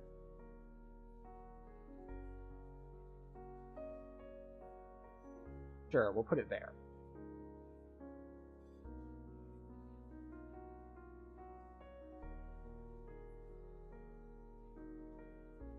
Okay. Now, we are going to head to Keep on the Borderlands. All your accomplishments, you have transcended. Actually, we're going to head to a couple places first. There are a talented We few who have can been teach going you. around without guild buffs for a little bit. So we're going to go grab guild buffs. And then we're going to grab P buffs. And then we're going to... What are we going to do? We want to get a scepter from Keep on the Borderlands. That is a big thing that we want to do. So I think... Yeah. We go to House P, we grab P buffs. And then, after that, we'll go to the Gatekeeper's Grove and go to Keep on the Borderlands. Wait, no. You can't get there from there. Keep on the Borderlands is through... Well, it is through Korthos. Is it also through Gatekeeper's Grove? I know Saltmarsh is.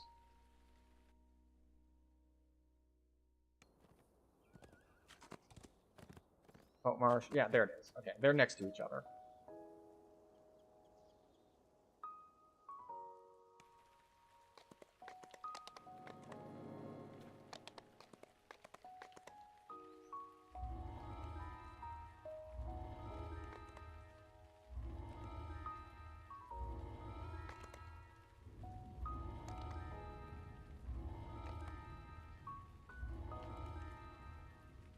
So we're going to dip our toes in a little bit by first step being we're going to go around in the Epic Wilderness in hopes that we'll get an ingot.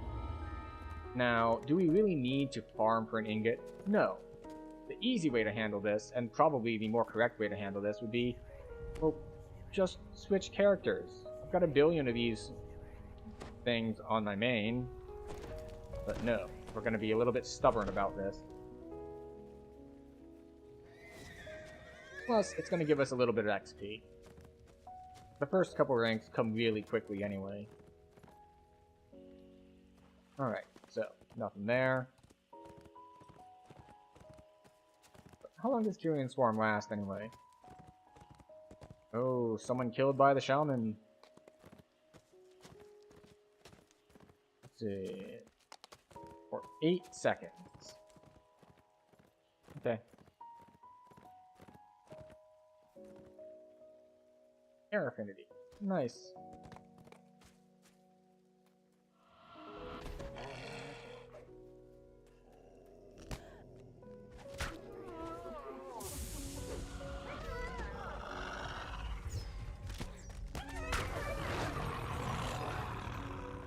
Alright. He's dead.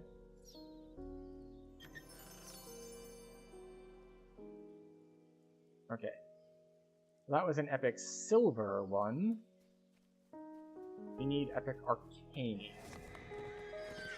But yeah, if you were thinking about Blightcaster, it served me pretty well so far. The water wheel continues to turn at this mill, even though the owners have long since fled to the safety of the keep. Alright, off we go. I would say we're disrespecting the content, but it is wilderness stuff, so it's just like normal level content, which is incredibly easy. So I would say we are giving it all of the respect that it deserves. Big Spider is not here. We can just be on our way. Cover the trees in this dark and isolated gorge.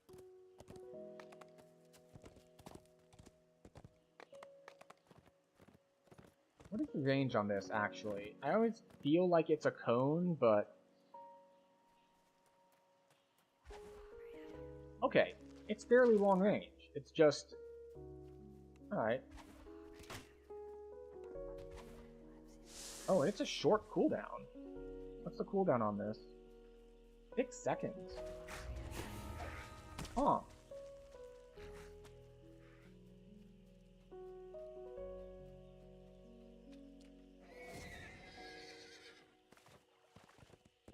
With the keep under siege, Alright, another crest. the local lizard folk have grown bold. They've built a camp down by the water, right in the center of the valley.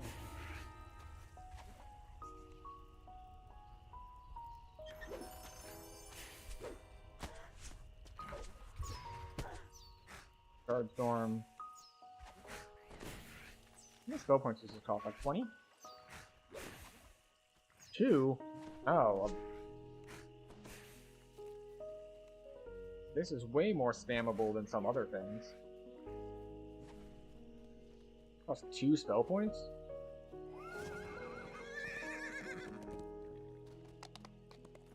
This was once a great and impressive tower, but it was reduced to rubble in a battle long ago. Alright, that's all 3 crests. Now we can go and check if our crawdad is there, and the raptor is there, and the ogre is there. There's so many things to check out here in the wilderness. Alright, so the crawdad is here. Oh, and we get a purple moat. Which is pretty non-threatening because it is a wilderness moat.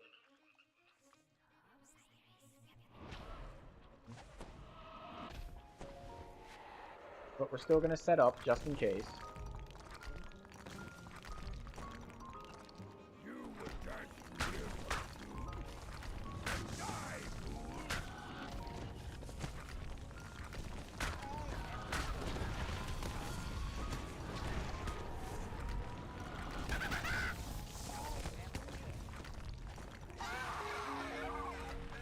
How much does it give?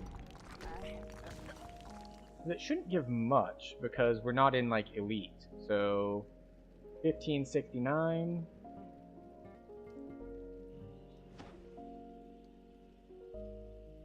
$15.79. Yeah. Alright, so yeah, same as a normal quest. It gives just 10. But hey, 10's not bad.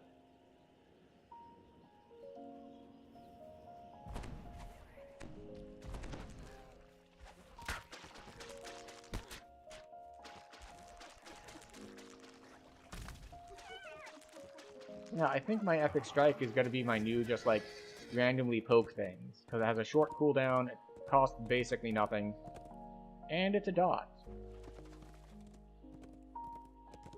I will say, I'm so used to being more thorn-based, the fact that most of my stuff now is going to be poison and acid, as opposed to physical and acid. I might need to reconsider some of my potential gearing choices. Goblin here? Looks like the goblin is not here. Oh wait, no, there he is.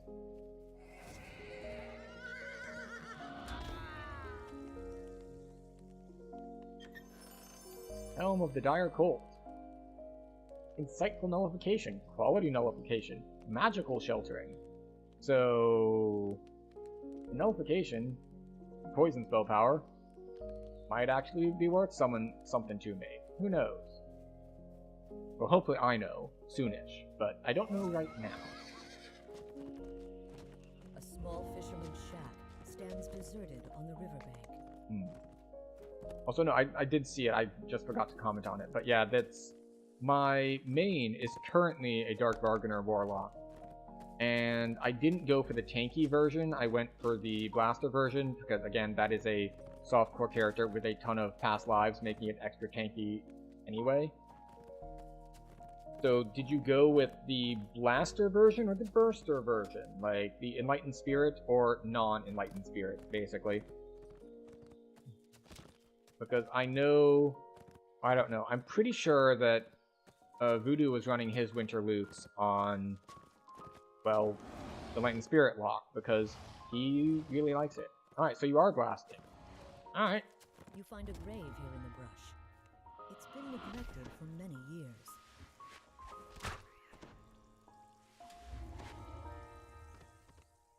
So I might need to change my build around and find a place to put poison on my bars. Because if I'm going to be using an epic strike that is half poison, I should probably spec into the ability to strip poison immunity. Which is a little annoying, because it means I have to... One, I have to put poison on my bars somewhere, which means finding real estate for poison. I can probably replace web. I'm not using web anymore. Chain shape is just so good. Yeah. Oddly enough, I've never been a chain shape advocate. I've always enjoyed cone more. Like, chain was always like a niche thing for me. Like, only if there's a bunch of like dudes on ledges that I can't get to somehow. But just for general usage, I've always preferred cone. It used to be a bigger difference in damage, but after they normalized stuff, I think they're just about the same nowadays, as far as their scaling is concerned.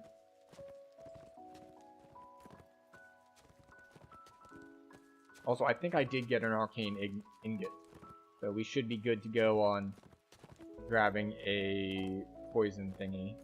Or not poison, acid. Maybe both. This newly built statue gestures menacingly at the keep on the realm. The cult of evil chaos has made its arrival known to everyone in the valley.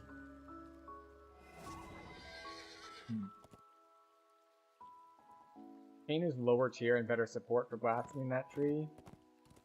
You get an uneasy feeling as you approach this ancient altar. I don't think that's true.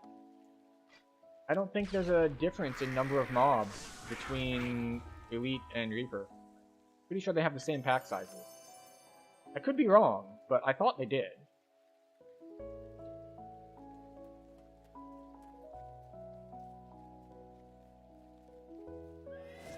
But yeah, you do get access to chain sooner. That's definitely true. It is tier 2 instead of tier 3. And it is in the same tree that gets you your packed dice. So, it is, we'll say, more efficient, particularly at much lower levels. But, you know, once you get into your mid-levels, when you can get chain shape and all of your packed dice, then it's, I will say it loses those advantages. Surrounded by well-tended beehives. The place looks like it's still inhabited, even though the caves of chaos are just over the hill. Alright, so if we're gonna say that, like, maybe we stop using Splinter Bolt as a primary thing, and we start to lean way more on our more acidy things.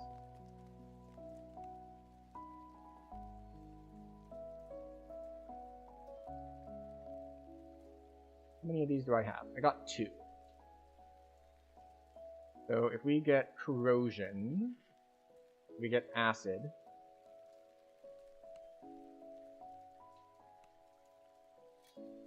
And do I want nullification?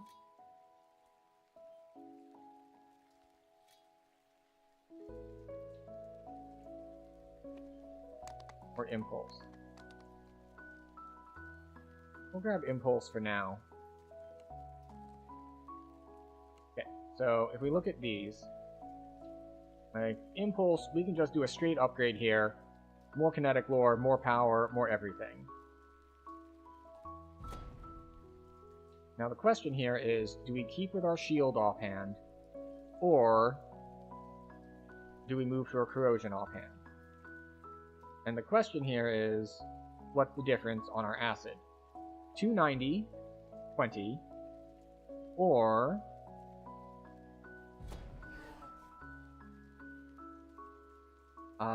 let's see, 380, 37. So 17 crit and 90 spell power at the cost of, what was that, 50 health?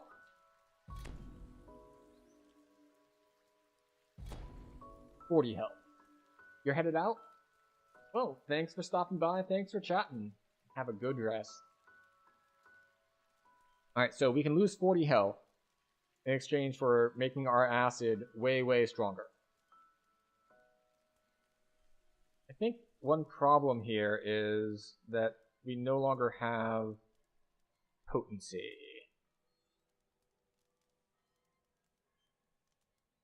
Rings.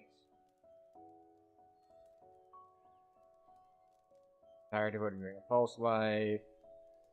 Conscious wits. Yeah, I know. So we have major problems with our gearing setup right now.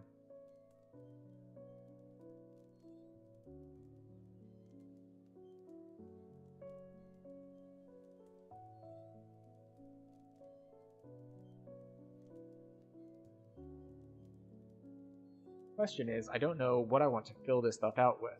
Like, one major problem is we don't have anything with Constitution on it right now. That's why we lost all the health when we took our shield off. Like, we've got the belt. The belt's got 4 Constitution. The shield's got 7. And we can do better than that. We can do 9 if we get, like, Crocodilus boots or something like that.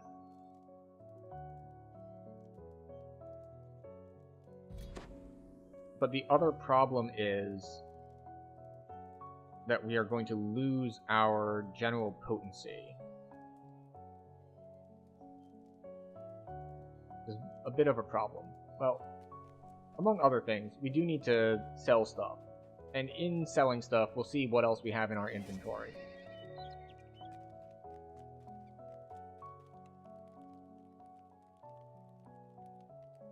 Sell.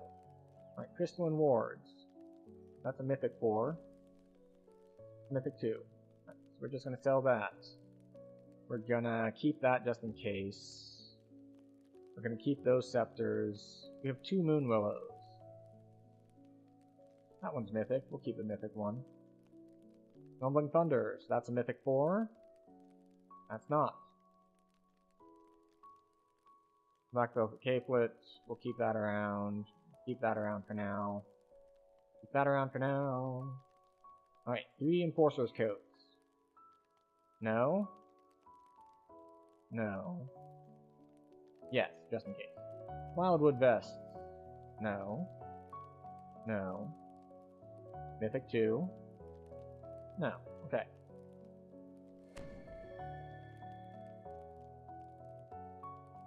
You like the large shield for the defense on your cleric, but it's hard to give up the second caster stick. In this case, I'm not using a large shield at all because I have evasion. So I'm specifically sticking to small shields and bucklers, so I keep my evasion. And improved evasion, because I don't have that great reflex saves. So, yeah. But you are, yes. If you're on a cleric and you're in, like, heavy armor, then, you know, You're not evading anyway, so go for it. Shields are great. That goes away. Dire devoted of false life. We're gonna say no. Deflecting of magnetism will keep around just in case.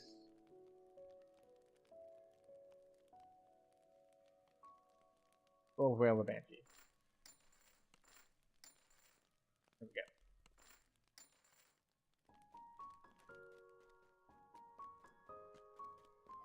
Wait, which weapons do I currently have on? Impulse. I upgraded to Impulse, but the problem is my potency was coming from an augment that was in my weapon before. So now, if we look at something like our negative and our poison, it's much lower again. So if we want to see what we can do instead of some of this stuff,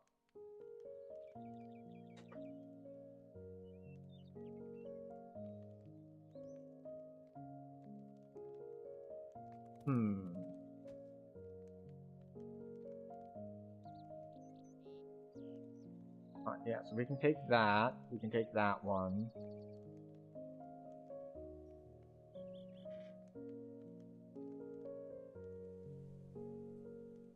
Yeah. It's gonna take a decent amount of runes, but I mean, I've got the runes to spare.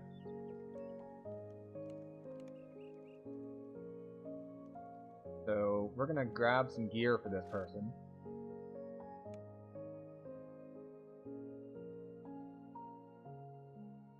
Alright, where are we? Oh. Stops responding for a second. Alright, 10 and under level gear. That's what we want.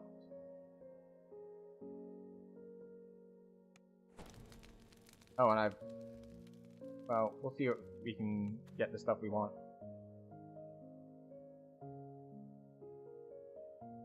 This is actually the wrong character.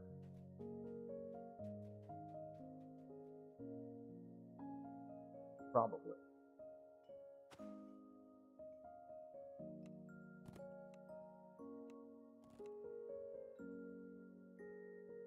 Let's check over here.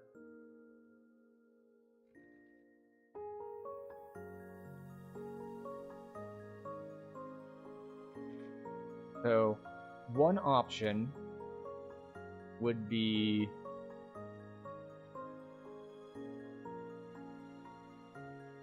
Boots of Corrosion.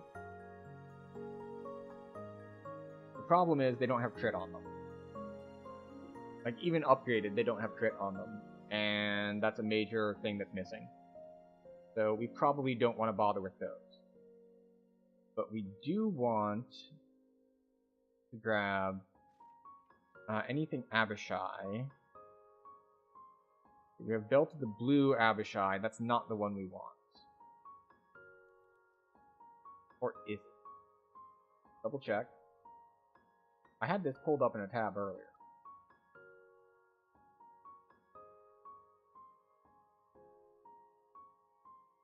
This is Belt of the Blue Abishai.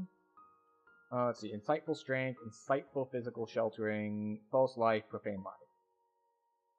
I think we're going to go for Epic Belt of the Green Abishai, which still has the Profane Life, still has the same False Life, but it has Shield and Insightful Constitution. So we're going to go for Belt of the Green Abishai.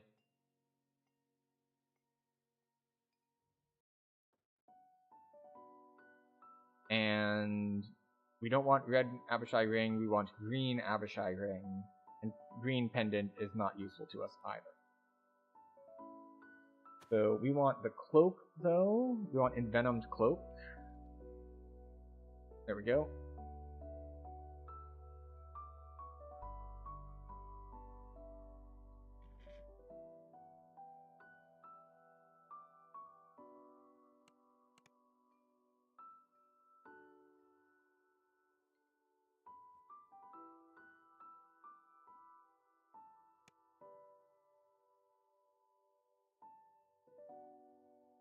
Watch us like not have enough upgrade materials. I mean, odds are low because it's chronoscope. I've not really done anything with chronoscope gear in the past, so I should have plenty on hand, but I don't know that for sure.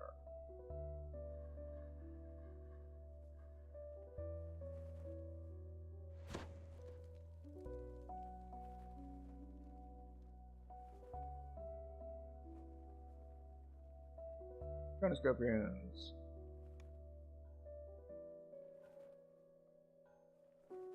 Alright, what did I say we wanted? We wanted Ring of the Green Abishai?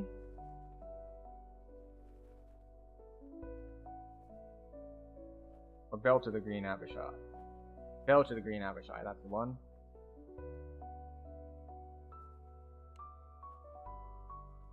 And then Ring of the Black Abishai.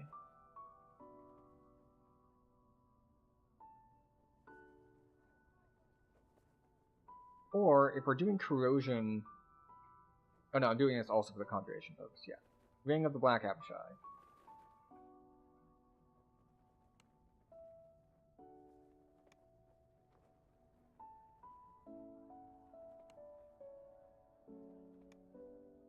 Okay, now we need to go upgrade these. But we do need to stop by the bank to grab the cloak.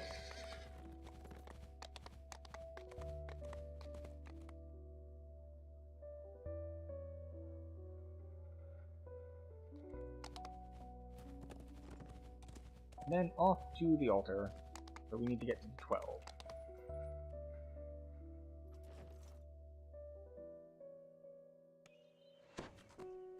Take me to the 12. Alright. The 12 you can get to from the airship, not from the teleporter. But it's fine. We'll go through the marketplace. It works out.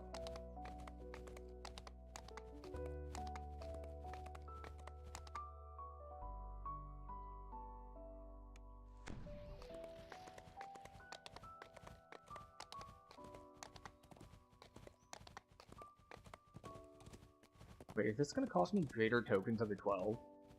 I mean, it's about time I had something to use them on, but still.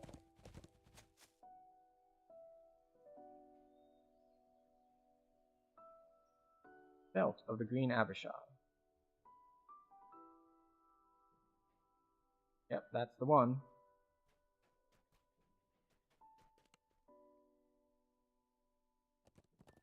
Where? Ring of the Black Abishai.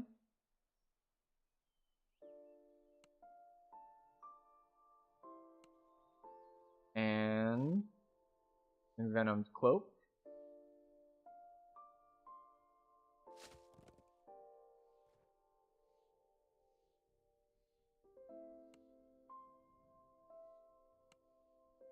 Go. Now it is back to a bank to transfer those over.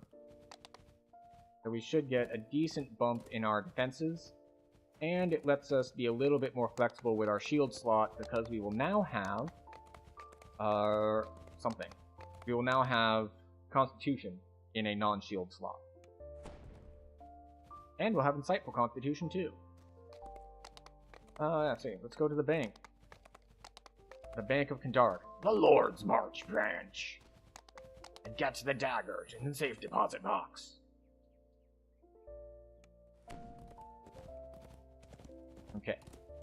Banker. I'd like to check my account.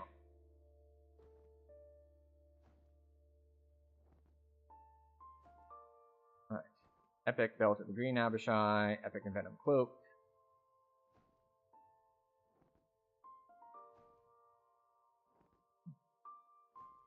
Epic Ring of the Black Abishai. Okay. We're going to move those over. And then we're going to take stock of what else we need. And then we're going to see what we can do with that.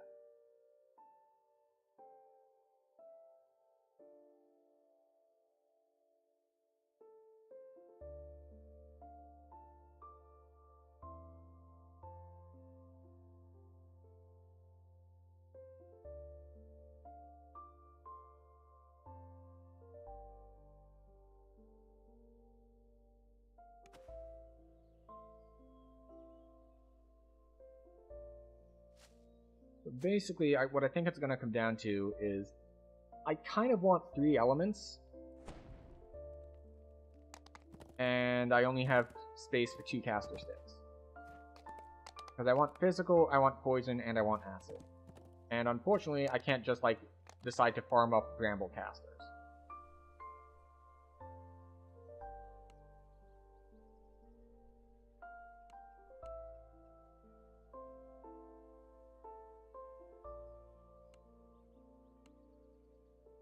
Okay.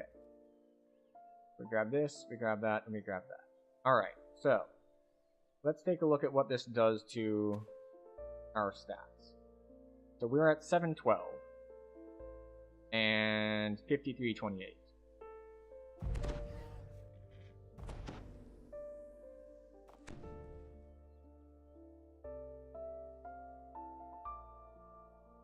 Alright, so we gained a ridiculous amount of health. We went from 712 to 834. So we gained over 120 health between the false life, the profane life, the insightful constitution, the increased constitution here, and we get better resistance, so we have better saves, and we got some better corrosion stuff. So we've got that going for us, which is nice. Now, we did lose set bonuses, so we actually lost an artifact bonus to spell DCs. But we gained 2 profane bonus to DCs. And 2 to all ability scores. And 10 sheltering. So we've got that going for us, which is nice.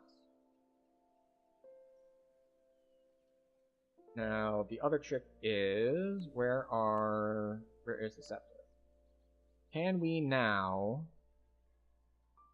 say, okay, what do we lose if we take off our shield? Nothing. We have better constitution, we have better death block. We lose the fact that we're wearing a shield. So I think that's 10 physical resist rating. We go from 58 to 48. Yeah. So we lose 10 PRR. And we gain 16 acid war. And how much acid damage? So that's 402, 37. Yeah. That is 112 power and 7 crit? Wait, 17 crit. That's 20. Yeah. Yeah, I think we're gonna go with that.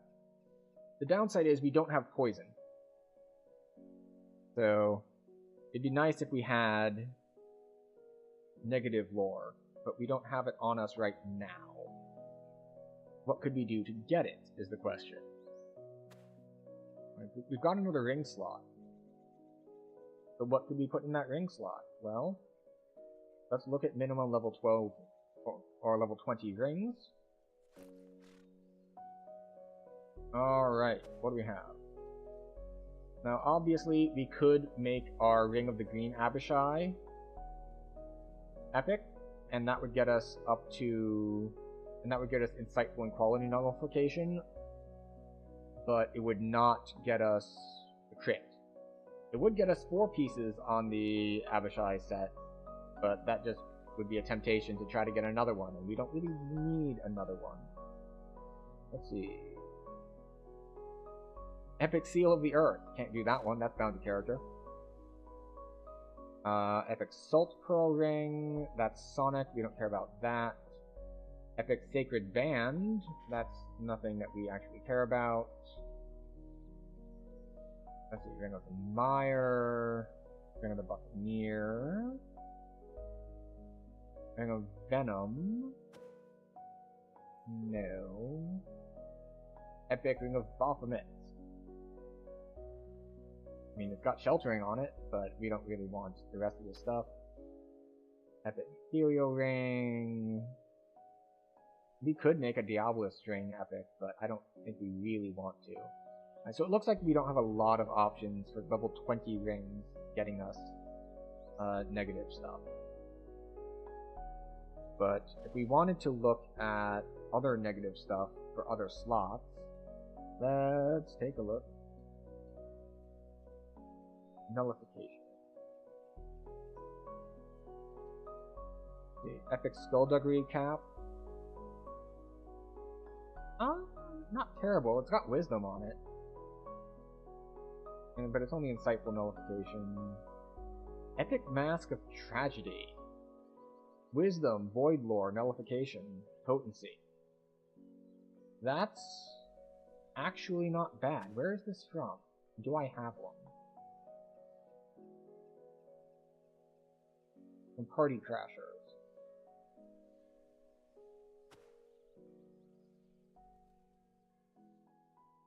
Now, it does mean that we would lose our Crown of Snow, which means I don't think we have Spell Focus Mastery on another slot.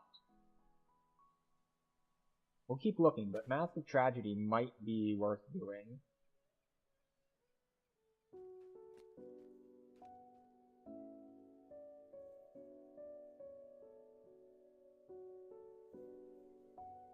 Mask. We do have a Mask of Tragedy, so we could do that if we wanted to. But let's see what other nullification stuff we've got. Oh, we've got a necklace. Possible. Oh, interesting. Yeah, we could, like, Epic Twisted Talisman. So if we wanted to swap out our Winter Court necklace, which is not doing as much anymore because it has Profane Life Force, and we now have a lot more Profane Life Force here. So we could swap our necklace for Void Lore Nullification necklace. And I know I've got Twisted Talismans around.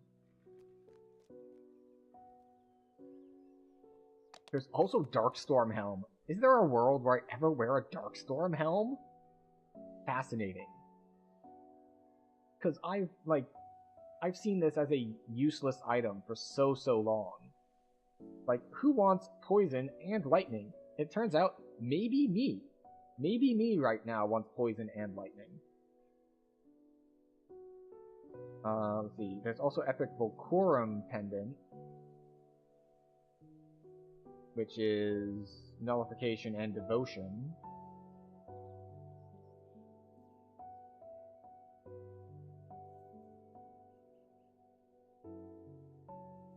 So, Mask of Tragedy. So what do we lose? We lose the proc on Crown of Snow. We lose the occasional Fire Shield, the occasional freezing thing solid. And we lose Spell Focus Mastery, but we can get that back somewhere else, probably. And we'd gain, like, 1 Wisdom. But 1 Wisdom isn't that much. Or we could go for the neck,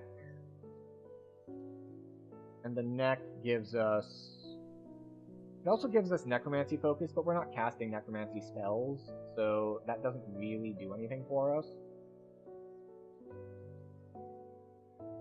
So really, we would be losing basically just the set bonus. Alright, yeah. Where are my Twisted Talismans? Which character has them?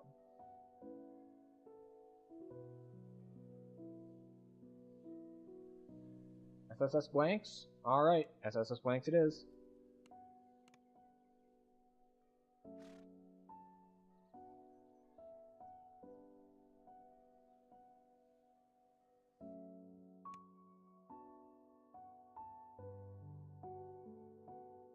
Assuming this thing doesn't hang.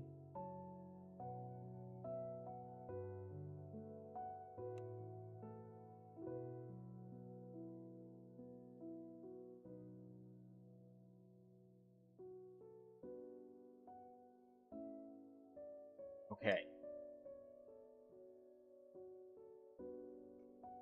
SSS is, because the old crafting system, before they heavily simplified it, you needed a scroll of the item, you needed a seal of the item, and you needed a shard of the item. And they made it much more generic. Now each pack has an ingredient. So instead of, oh, I need the items for this to upgrade, it's you need the upgrade materials from that pack for whichever item you want. So it's much more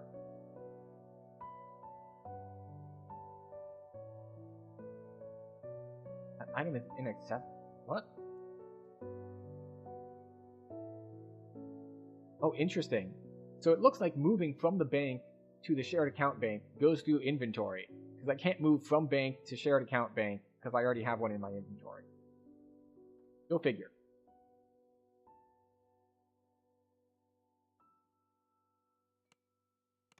So we move that off of the bank character. We now need to log into the main, because the main is the one who has all of the upgrade materials. Hopefully I've got upgrade materials for this. This is Red Fens, so I may or may not have the necessary stuff on hand. Because Red Fens is, one, a pack I don't run very often, and two, one that I have actually used the upgrade materials from before extensively to do things like get my Legendary Elder's cap and things of that nature. So we'll see if I have the mushrooms or whatever they are to upgrade this.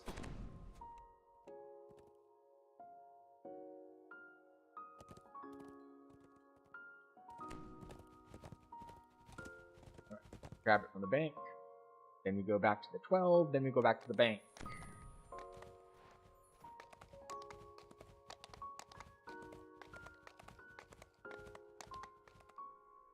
Actually, speak of the devil.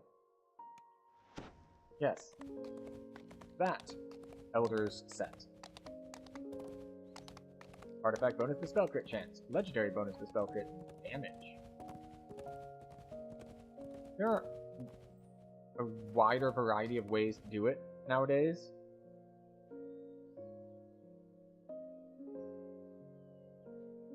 Thank you.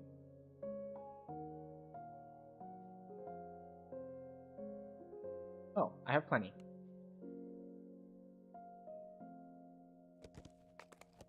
Alright. Now we get to hand over this one. Which is unfortunately not part of a set, so we can't do some crazy stuff there. But it does get us so that we now have all three of our primary elements. We've got poison, we've got acid, and we've got force. Now, granted, do we have other stuff? Yes, we're still using Call Lightning. We should probably take Call Lightning off of our bars at some point. It's going to cease to be useful eventually. I don't know if eventually is now or not yet.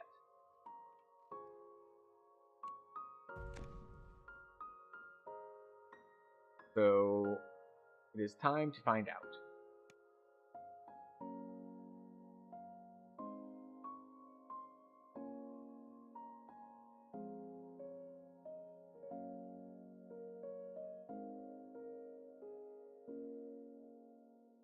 And we are going to do another round in the wilderness first, before we go and decide, oh, yeah, we're going to go into quests. Want to get a good handle on the new loadout. But it is nice to have the extra help.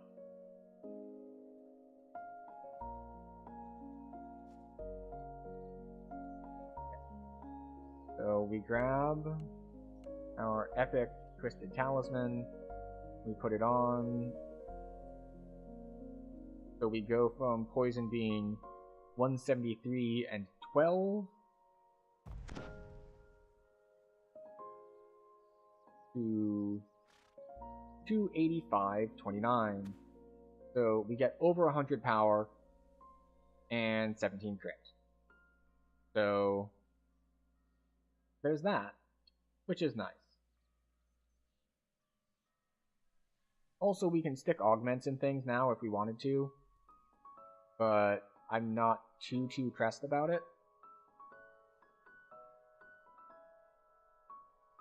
And let's see. Actually, how are we on?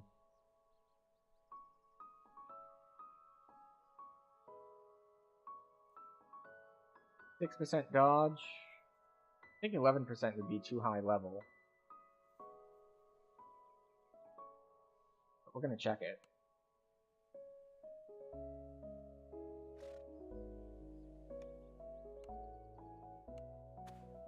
So 6% is level 12.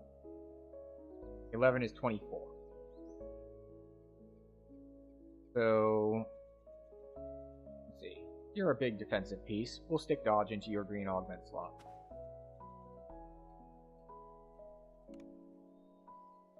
Not modify an item that's flipped. Okay, fine.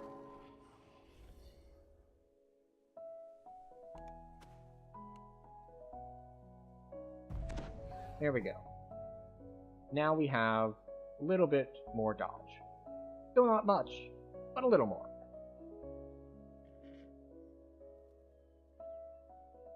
Also, because this gives the shield bonus, and it doesn't stack with wearing a shield, we don't actually lose armor class for taking our shield off either. The only thing we're losing by taking the shield off is 10 physical sheltering. So, we're doing a little better now. We have acid, we have force, and we have negative. And they all got not just a little stronger, but a lot stronger. And, because we swapped some defensive items around, we got more constitution, we got better saves, we got conjuration focus, so that's better. So we got a lot more health, we got a lot more damage, and a little bit better defenses. I will say that I do want to farm out some hallowed gauntlets, because hallowed gauntlets, they're minimum level 21, and while I don't care about most of the stats on them, there is one thing on them that I find important, and that is sheltering. It'd be a big upgrade to my generic sheltering, which would go along great with my insightful sheltering from my bracers.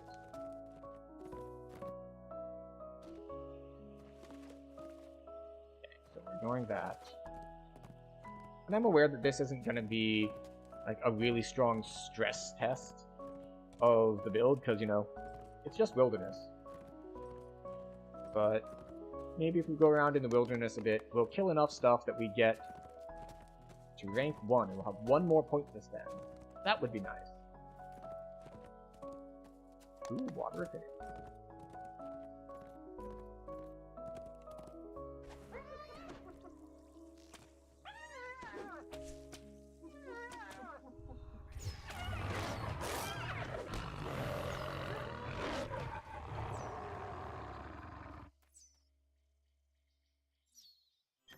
Why do I have 380 temporary health?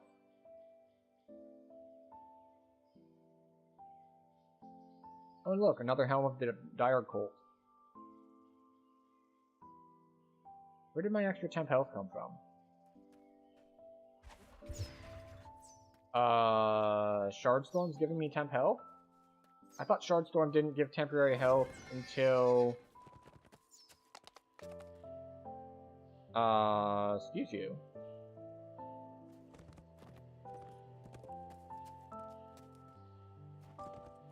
Okay, so, apparently, Shardstorm just gives the extra temporary health even when you're not level 23 yet, and you haven't spec'd into it yet. So, that's good to know. Oh look, another Helm of the Dire Colt.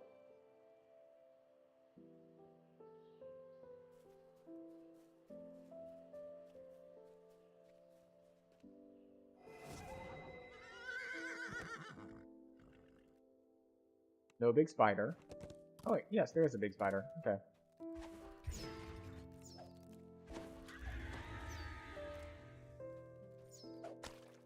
I do think that I was like two-shotting things before, and now we're one-shotting them. So that's definitely progress.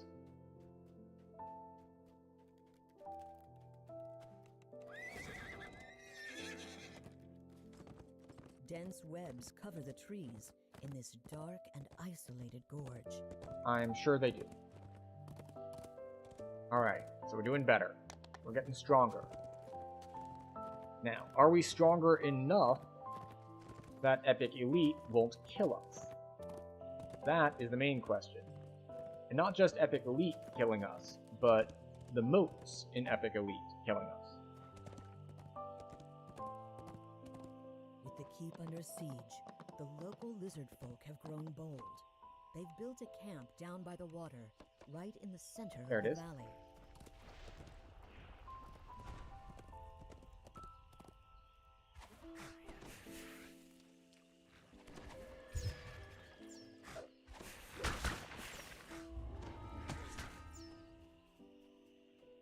Kill. Killed 50, we got a little bit of extra XP, no big deal. This was once a great and impressive tower, but it was reduced to rubble Now we in a get to battle check long ago. on this nice little cluster of rare spawns over in this corner, because there's the crawfish, the raptor, the goblin, and the ogre that are all just kind of real close to each other over here. Alright. No crawfish. Looks like no raptor either. Yeah, no raptor. Then the ogre would be at this fire over here. See the smoke? Does that mean he's there, or is it always smoking?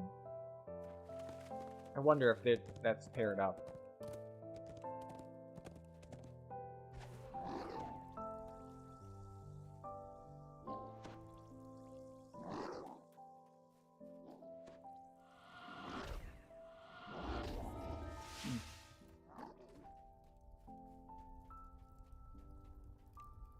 So, we're apparently not that strong. As you could tell, it's like, well, we still had to wait for the dot to tick for him to die.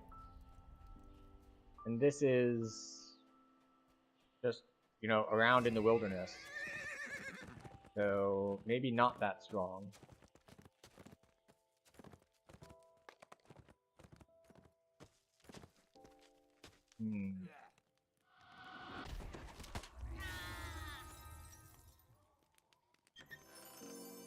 Silver sigil gloves. Lesser displacement doesn't help because we have full displacement anyway. Ghostly. 10% incorporeality might be nice. Carrying might be nice.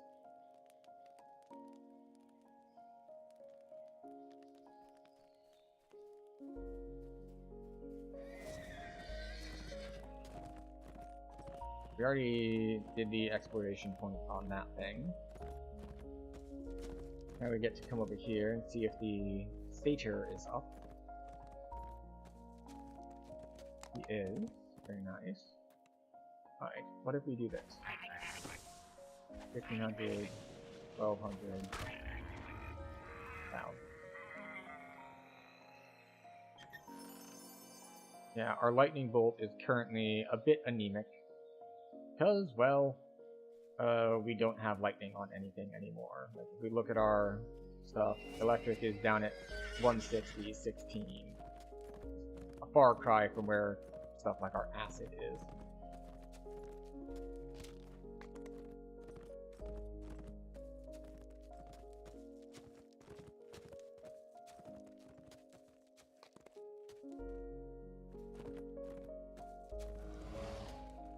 Okay. You find a grave here in the brush. It's been neglected for many years. Hasn't been neglected. There's an undead there. Oh well, there was last time I was here. I killed him, so he's not there now. He hasn't undeaded himself. He's fully dead for the moment, but he might be back. Harpy? Nope.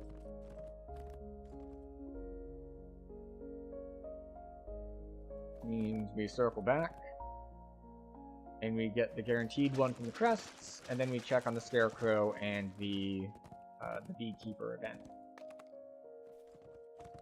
Small, squalid cave And then I think we're gonna head into these must be the some of these caves quests chaos, and where the see what we can cultists and see. their monster allies have made their base. And we'll see if we like just suddenly get blown up. That would suck, but it would be a learning experience.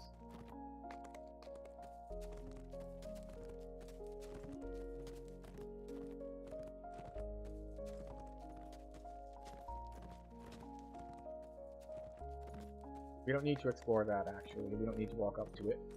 We did that last time. This time we can just go around it. Go actually to the chest that we want to look at. You get an uneasy feeling as you approach this ancient altar.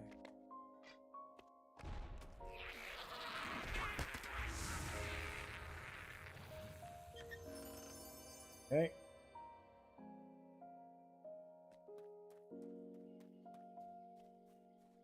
Kind of cannot be contained. What do you mean cannot be contained? Like, is my bag full?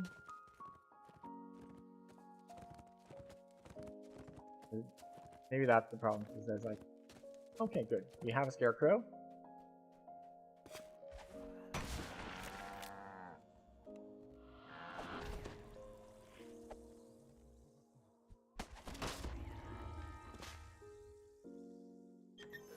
So that's something I need to remember. Is our mantle. When we're talking about dealing burst damage, it has the 3 parts. Poison, acid, and force. So if we want to get all 3 going, then we need to do poison, acid, and force. And our epic strike does 2 of those, so we just need a force follow-up on it. A small hermit's hut stands here, surrounded by well-tended beehives. The place looks like it's still inhabited, even though the Caves of Chaos are just over the hill.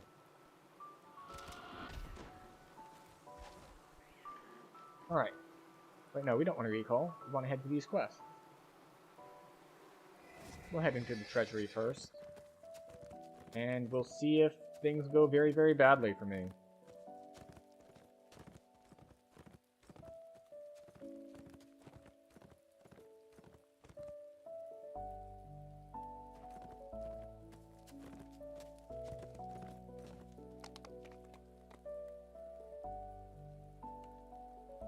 Epic Elite, which we are going into under level.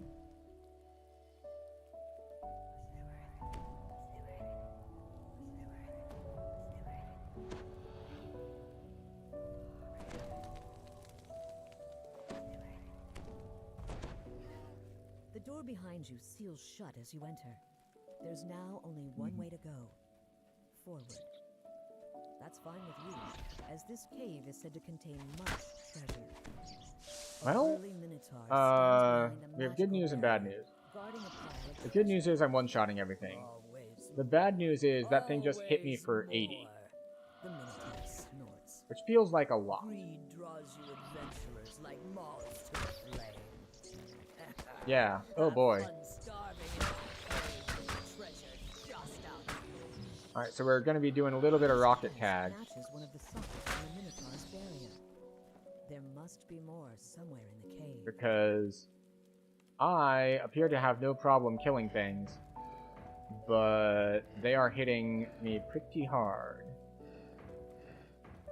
I might need to come back to this. Careful of the bosses.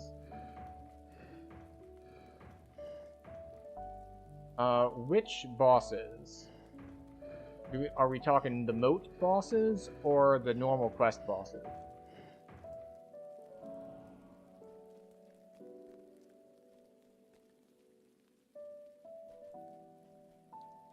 Don't get me wrong, I've got a good variety of ways that I can handle things. Like,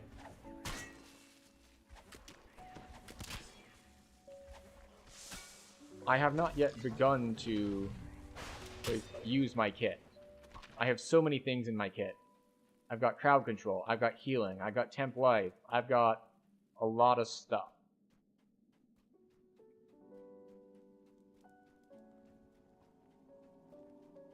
But the problem is, because I have so much stuff, I need to make sure to pick the right one of them.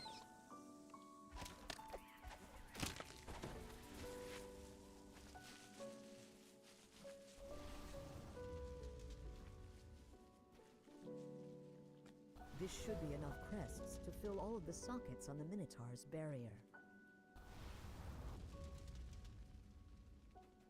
Quest bosses, okay.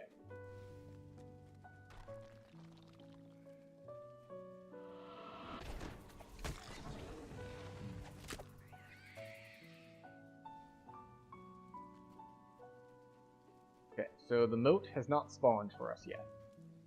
We're gonna wait here for the moat. If it's a purple, we're just gonna not do it. Because I really want to gauge the risk on a non-purple moat before I attempt that.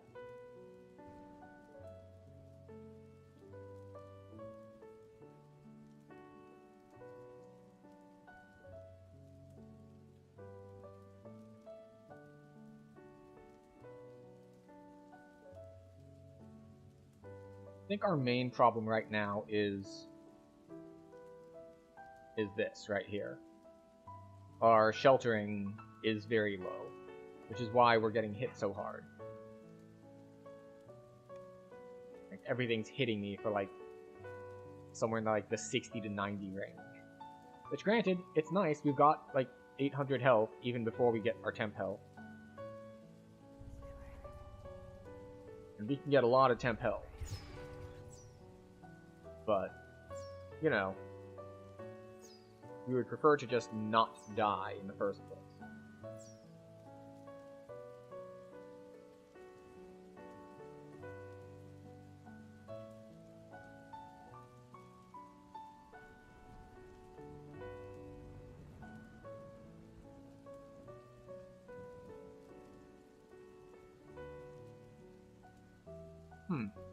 Did I miss a spawn? No, I didn't miss a spawn. And I still have my loot on. And I didn't do this quest that fast.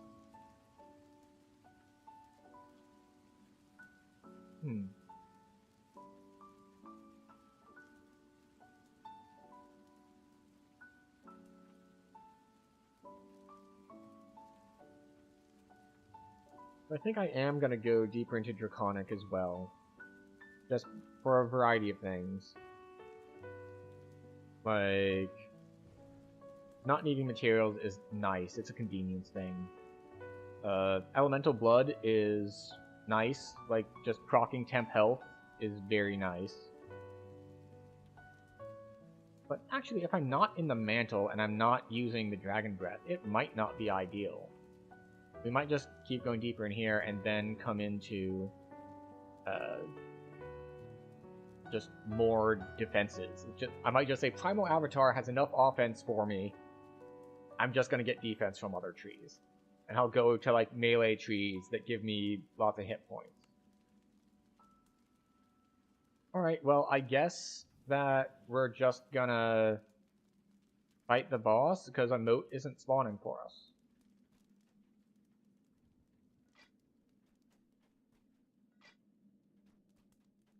Alright, but first...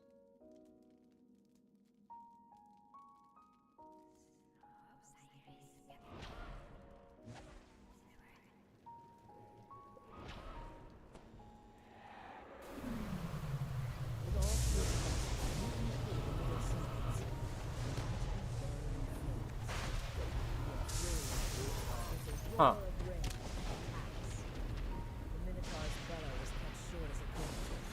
Well then, okay. You got me worried about the bosses here. Just like, look out for the bosses. It's just like, okay, and no big deal on that one, I guess. I wonder if I like missed the moat in the wilderness and it messed up the spawning, which means it should hopefully have reset, given that I just finished a quest. Also, my mouse sensitivity got messed up. It's something DDO does if you like switch characters a couple times in a row. Like, it somehow loses track of your mouse sensitivity. This isn't Reaper. Yes, that's correct. I am not doing Reaper. My moat doesn't require, or my loot doesn't require it. So I'm not going to do it. It's just extra difficulty that I do not need. As you walk deeper into the cave, you hear deep, guttural voices in the distance.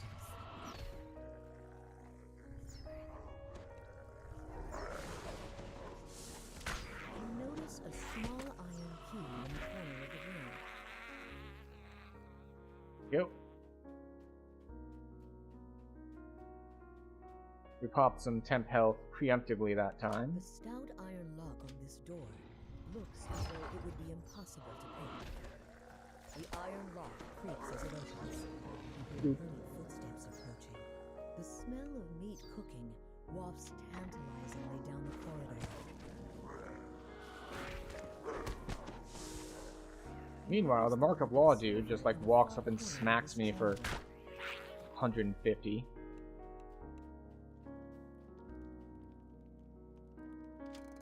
As the first lever is pulled, the crystal above it flares. It's okay into though. life.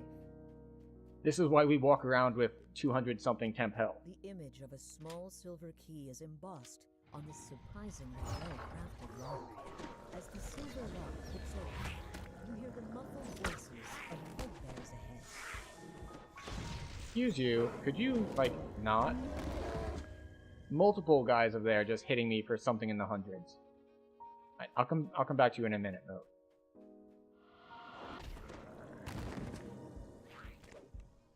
Get stunned, please, and thank you.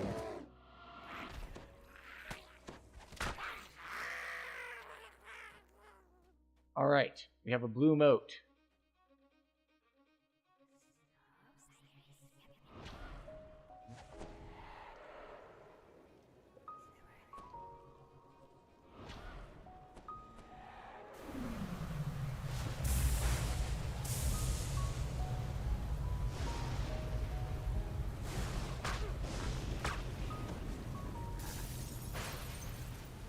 Alright.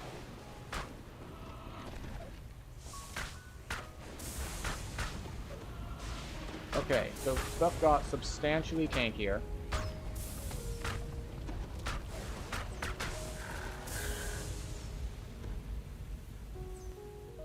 Okay. So, what have we learned? We've learned that the bosses got way, way tankier. So we no longer just like two-shot thing. Which means purples are substantially more threatening. If this Scathe pops out, it'll take me a while to kill him. But it also means I need to remember my dots more.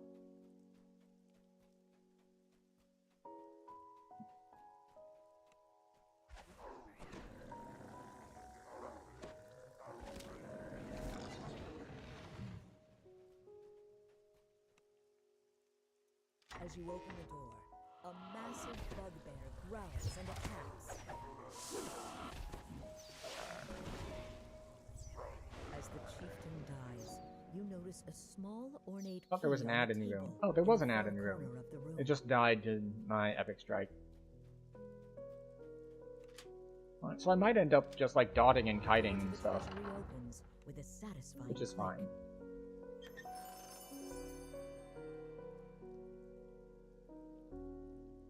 Alright, cool. We've successfully done our first epic moat. And CC doesn't work? CC doesn't work on most of them, yeah. It works on the first stuff that spawns. I will say some of my CC will work. Because I'm pretty sure Sleet Storm works on them.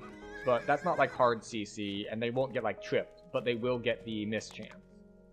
Then again, I already have displacement, so not that big a difference.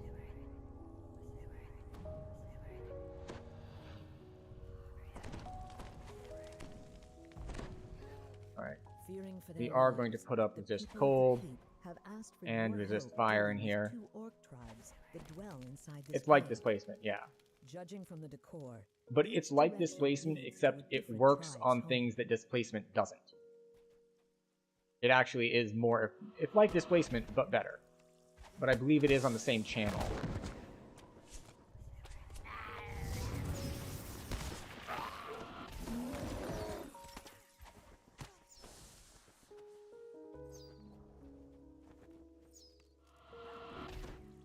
They should die to the dot. Then this guy comes out. Tag him.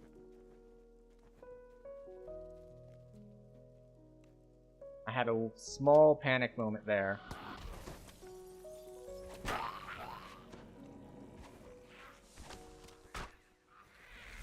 where it was just like, wait, I don't have my temp health up yet. Like, wait, no, it's fine. I have like multiple other sources of temp health now, Letting him live will just leave a possible new chief so it's all who good. must be dealt with in the future.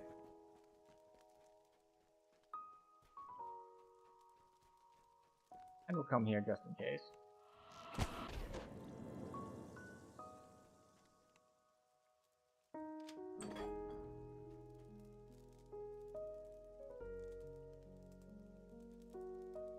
Just to get the charm.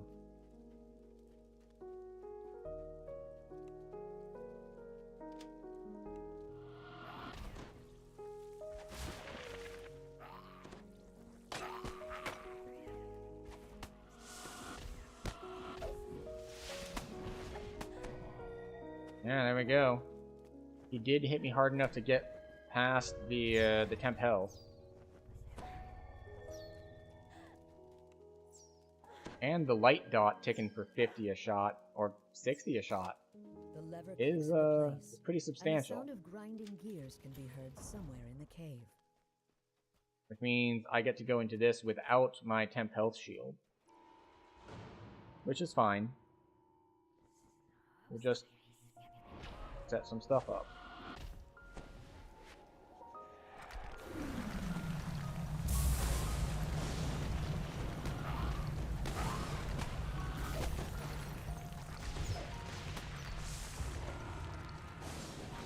There we go. No problem. Grinding gears can be heard once again. Oh wait, I finished before the moat spawned. Oh wait, no I didn't. The moat's back here somewhere. Hello, moat.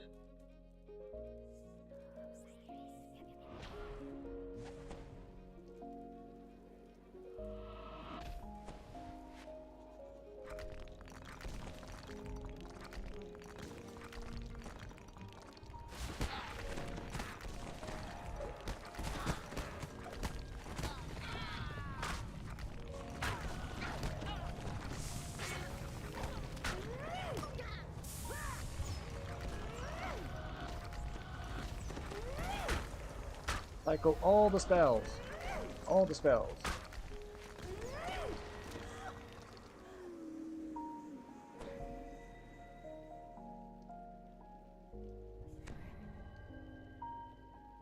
So many spells.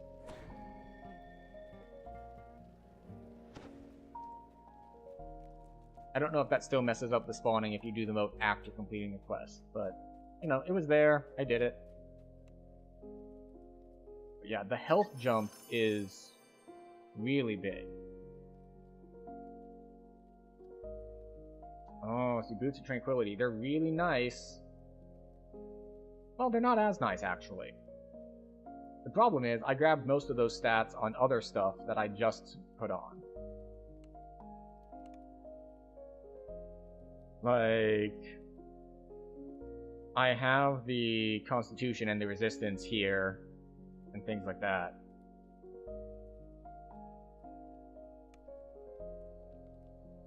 What was the other thing that was on them?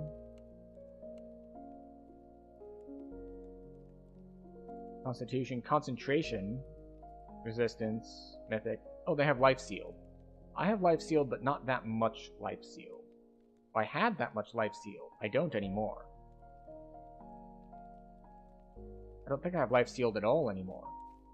I mean, it's fine. I have permanent death block from my build. So I'm not in any danger of getting insta-killed. But I no longer have that resistance to negative energy. Well, I have 50% resistance to negative energy by virtue of the I'm casting death block on myself. Which used to be 100% resistance to negative energy. And then they changed it. Which is... This is one of those things where it's like kind of a buff, kind of a nerf. Because they changed it for enemies as well. Most of the kobolds scramble to defend their cave at the side of them, while one of their numbers scampers away.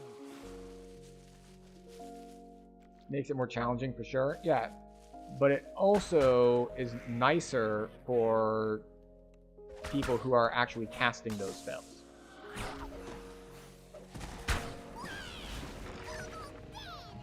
Because it used to be if you're casting negative spells, and there are a lot of enemies that cast Death Ward, like, well, sucks to be you. Your spells just don't work on them. And now they work, but they're more limited. Elderly kobold rouses the tribe for battle to defend their home. The kobolds that rally appear stronger and more panicked than the ones you fought before.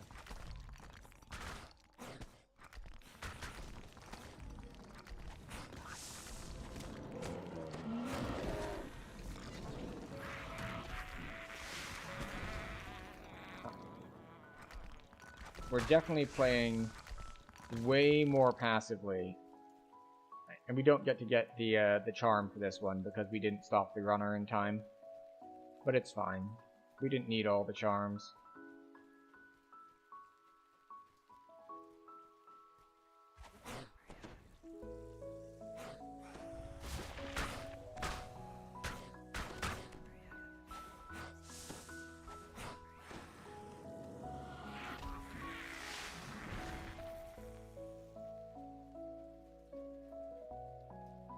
Okay.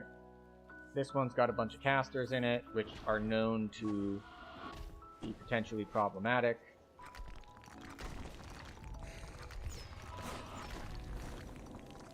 Throw that in there.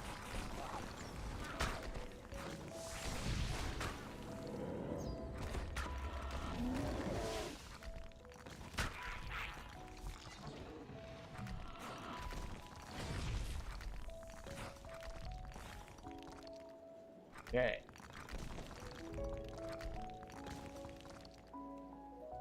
What do we get? White Hood of Schemes. Very schemy. Not useful to us, but very schemy. That.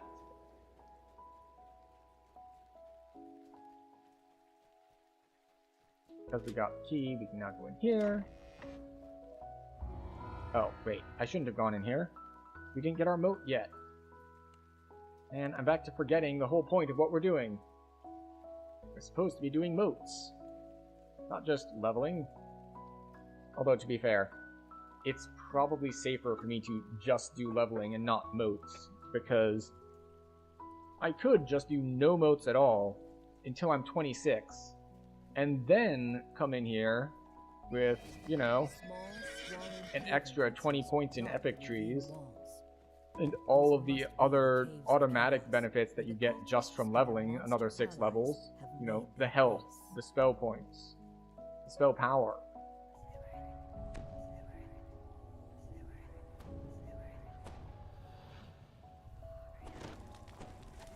You enter the caves, determined to eliminate another threat to the residents of the keep.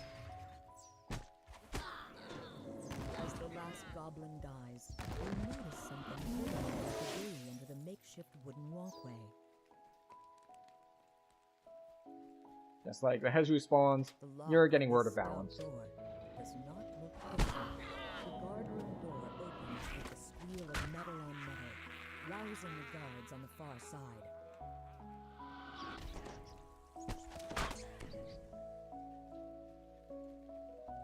Yeah. You're getting hit way harder.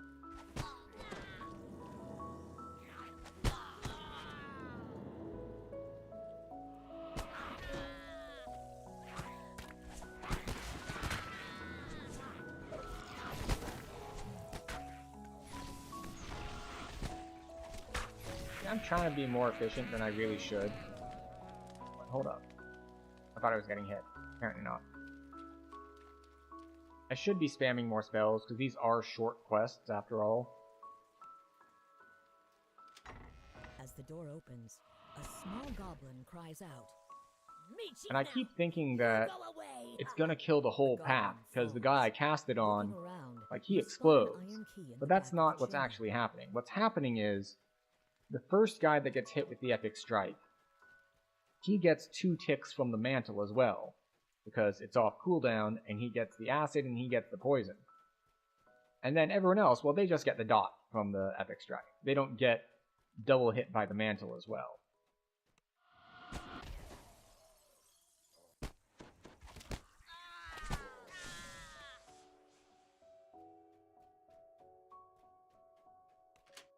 This heavy iron-bound door is fitted with an unpickable magical lamp.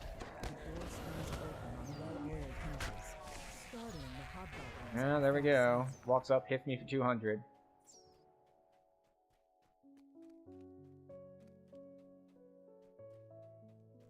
You hear the sounds of guttural chanting coming from the chamber ahead.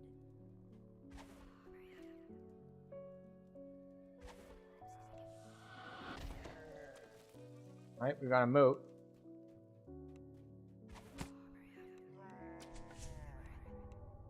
Why can't I not tab target the bowman?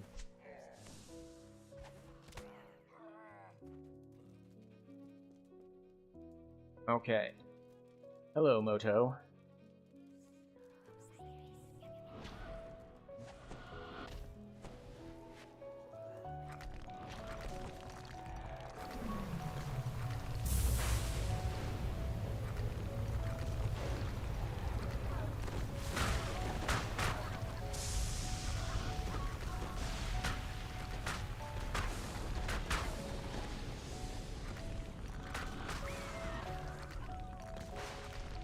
Wait, is she dead?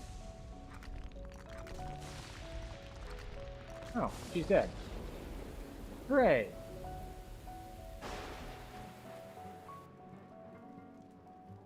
Guess I'm just paranoid about the harpies because everyone's talking about how dangerous the harpies are, and it's just like, oh no, here they are! It's like, oh wait, no, no. We just cast all the spells at them, and they went away.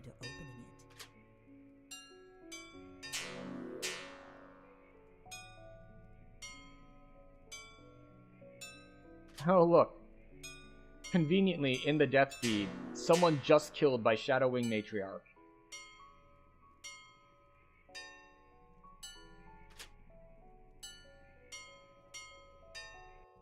Are you thinking about leveling to 6 over? Probably not. I'm probably just gonna... Now, I might do that before I consider, say... taking on a purple moat. But I think I'm fine to do the blue moats as it is on level. I would be very hesitant to start up a purple moat, though. Seems like a bad idea.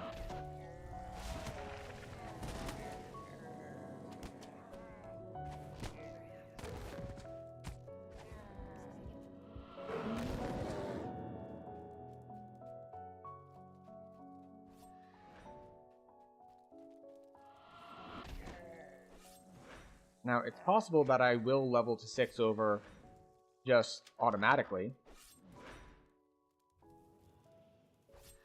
Like, I'll just be doing things and I'll be leveling, and it'll take me longer than 6 levels in order to, like, you know, get there. To get my moat fully undone.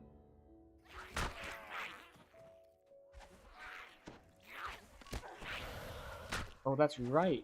I was thinking about redoing my build to include poison immunity stripping, because now I'm doing more poison damage than I used to.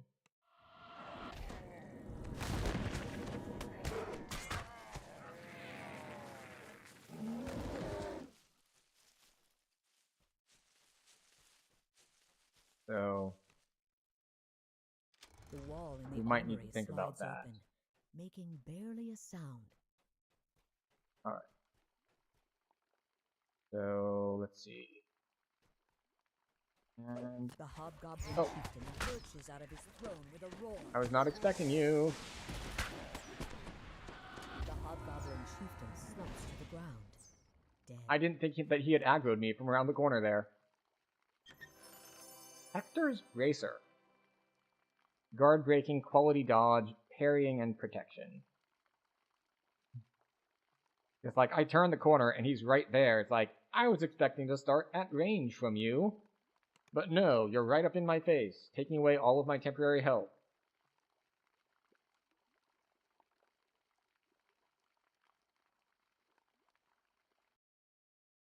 Just impolite is what it is.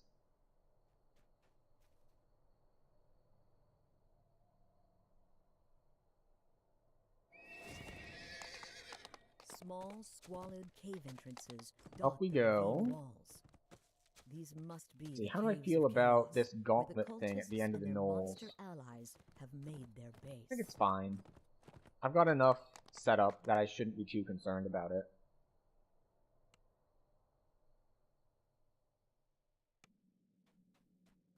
You can see Knoll guards ahead, blocking the entrance to their camp. Just as you brace yourself for the fight, another Knoll calls out to you in a shrill voice. Eula Bloodgleam, daughter of the Knoll chieftain, has given you a charm of evil chaos to help you Off we infiltrate go. the camp. She We need and the Knoll to... Outlanders We want don't to have lead the social Borderlands. skills to do the shortcut method. So, You're looking for a way we need to take the inside, long I've way. got just the thing. But I might need something myself. Oro Sandcloak lets you in on a secret. Chief Bloodgleam has been lying to the Outlanders about sending their comrades to join the cult. If you Come can back out prove here, that we talk to Outlanders are being Boomfoot. killed as sacrifices instead, it will destroy their loyalty And to the chief. then we do other stuff.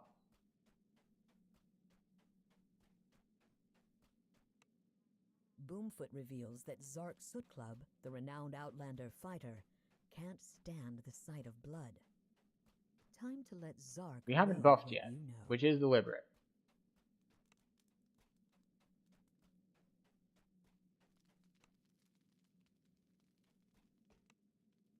You spot a gemstone ring among the rubble of bones and blood. We Oros need to said get the Bloodgleam rat bone. always wore a ring like that before he No. went to serve the There cult. we go. This proof of Gravemaw's death will convince the Outlanders once and for all that they should abandon the cult.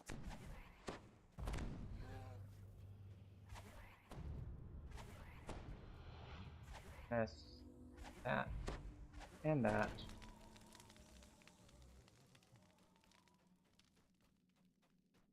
Okay.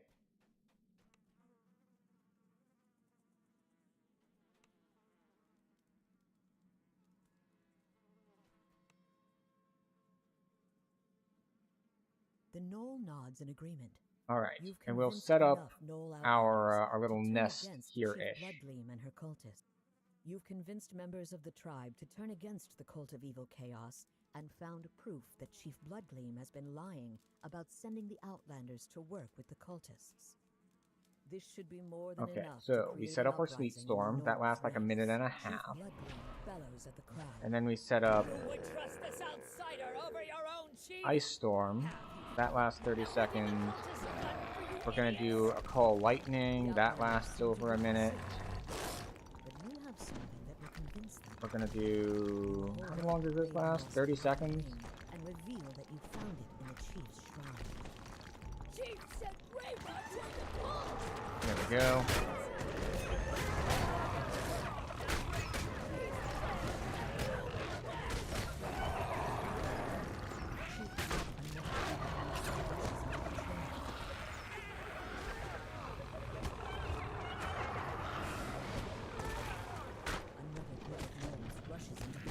We're not facing Plains Wolf, my ass. I am definitely facing the Plains Wolf. Let me face the Plains Wolf.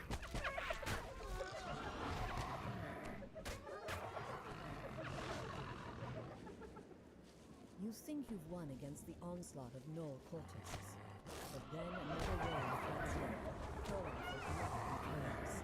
Okay. Let's not face check the soul with cruelty, though. You look There we go. around at the blood-stained earth. Not a single cultist remains standing. I don't The see Outlanders cheer, relieved that they can finally leave the Borderlands any moat. behind. Those fools! Odd. I can't believe they took the bait! Eula We'll give it stands like 30 beside seconds Oro, or so. who laughs with her. There must be more to these If two not, than then it initially seemed. no big deal. I will just make do with not getting a moat this quest and only getting XP. Now, this was something I was specifically not accepting earlier in the stream because we wanted to maximize moats before leveling into epics. And now that we're in epics, getting a little bit ahead on XP is a good thing. Like, we're not going to level ourselves out of any stuff. Alright, no moat spawned. With Chief Bloodgleam and the other cultists out of the way, Eula and Oro can go. finally escape into the wilds together. As they turn to leave, Eula tells you Right, to and hold we're on done. to the charm of evil chaos she gave you, in case you need help defeating Let's the see. rest of the cult. Is there anything that will kill me in total chaos? I don't think so.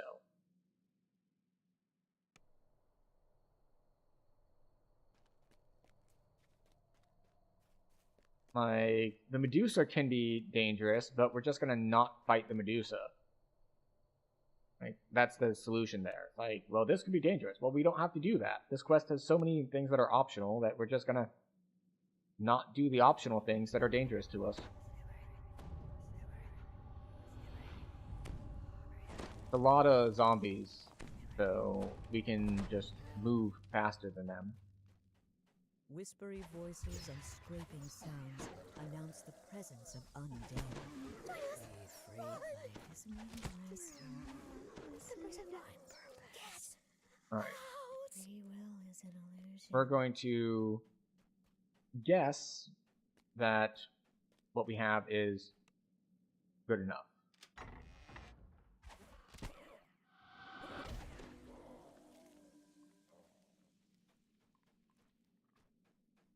Bye. Bye. Or rather, what we're guessing is that the route we're taking will include the codex page. Because that's actually the trick. Is that we want the codex page. And we don't necessarily know where it is. Ignore Medusa, good plan. Yeah, I definitely thought so.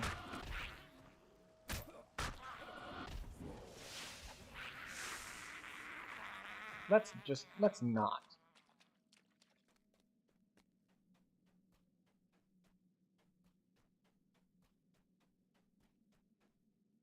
Unseen voices murmur from the shadows No of this page. chamber. I've made the mistake of wandering around in here for forever because I walked basically up to the doorway and I looked in and I saw the silverware and I didn't see the page and I thought that meant the page wasn't there. Turns out the page has a shorter, not spawn radius, but a visibility radius, we'll say.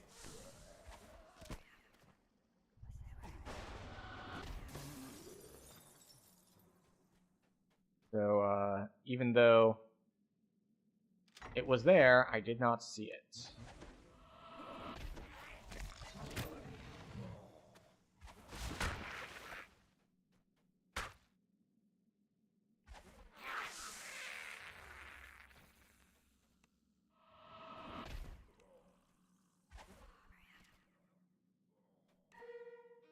Oh, we found a moat.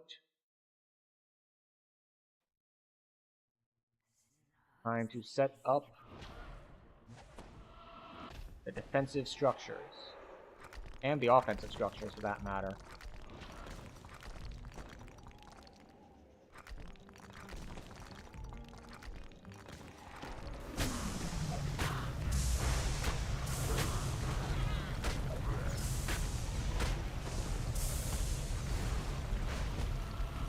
That's a lot of health.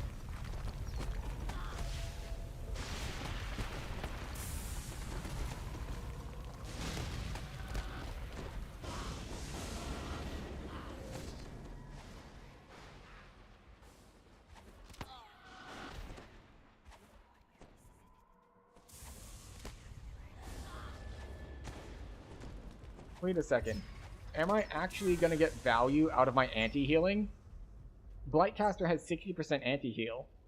So like, wait a second. I thought that was mostly useless. But against that guy, go figure. We actually get anti-heal to do something.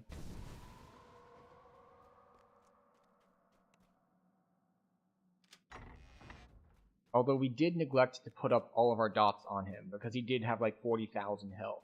So he's definitely going to live long enough that the dots would be useful to cast. So let's actually update our stream title and all, because we are up to 16:19. This was going way faster earlier.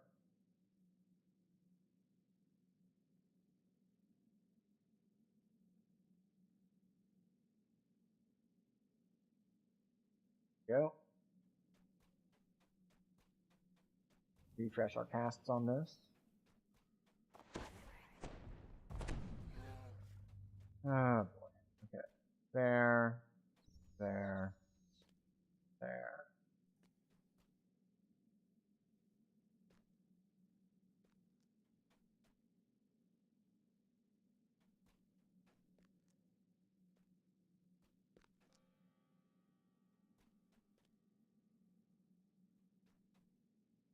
Okay, you got it. This one, and that one. Great success.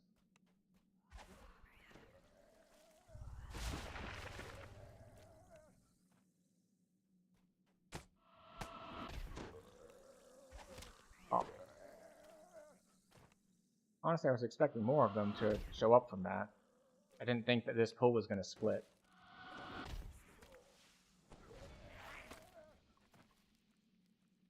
Okay. Where is the codex page? Whispery voices call to you. And why am I getting attacked from behind?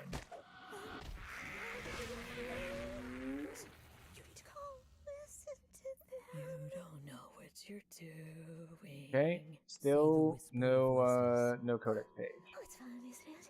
It's fine. Who knows what will happen? This gets a reaction out of the voices.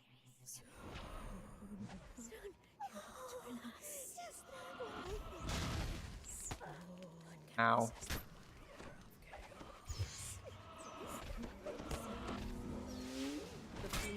Well, that's unfortunate. And was then cut short. Because I don't think I have the search to open this.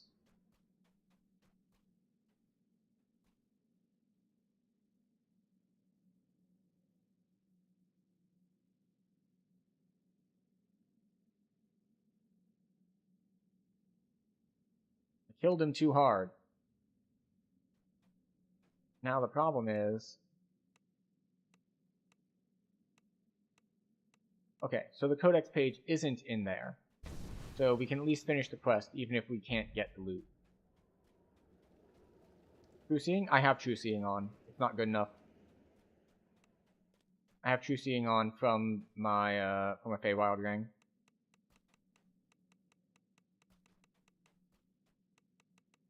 Yeah, like, technically it works in epics, in that True Seeing is still effective if there is a door that is, we'll say, low enough difficulty, but most doors aren't low enough difficulty in epics.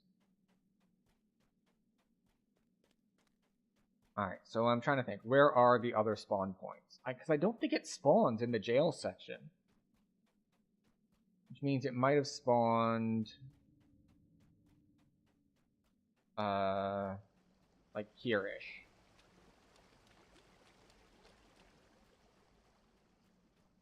And if it doesn't, then we go to the jail section, which is the section I was trying to avoid. Works for melee against concealment? Well, yes.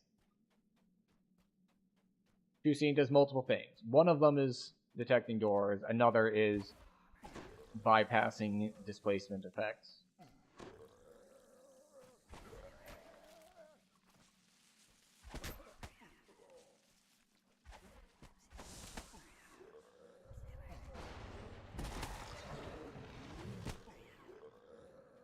Yes, it is still good in epics for that. I mean, well, not for this character, obviously. This character doesn't need to have the True Seeing for melee skills because, well, we don't need to. We're not meleeing. We are a caster.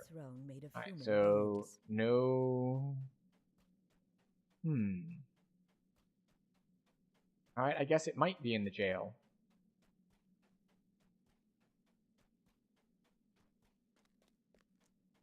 Oh yeah, like, it's still good to slot in what I have available.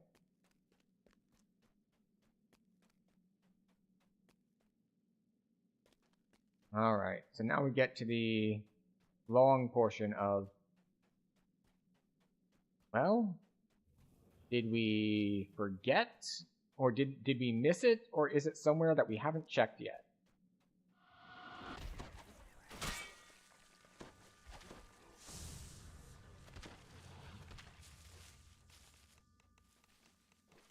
Yeah, we're not talking to her at all.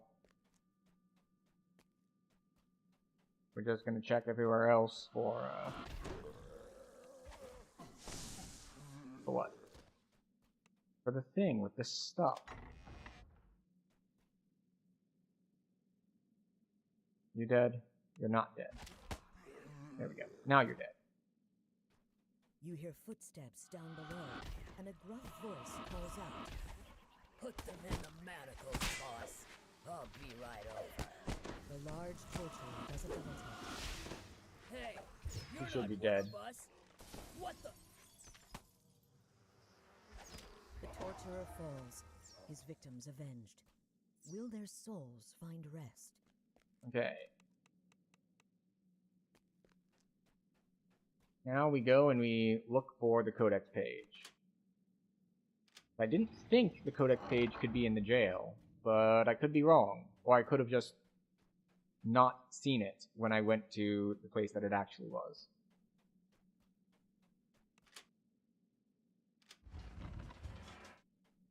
A crawling, broken creature scampers towards you, hissing insults.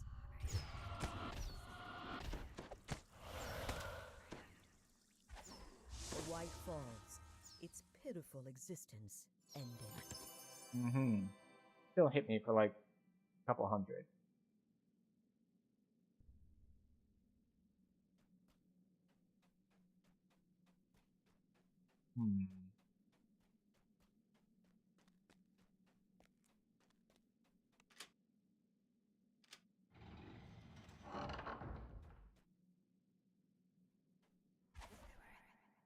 You hear a shuffle, then a strange, slurpy sound coming from behind the trees. The sleepy, gelatinous cube falls to pieces. So, Its ambition to eat you the dies reason you might have short. seen a little bit of panic in my face is I wasn't able to move for some reason. I know it's coming towards me, invisible, so I want to kite away from it, and then in the game wasn't letting me move. So I was a little bit concerned. Just like, excuse me, why can't I move? Like, spam spells harder. Make sure it dies before it gets to me.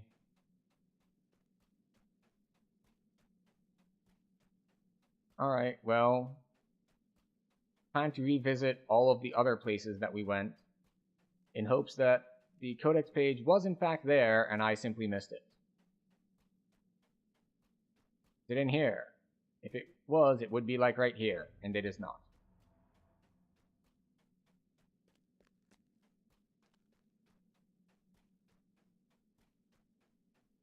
And then we check in the silverware room, which I thought we checked very thoroughly, but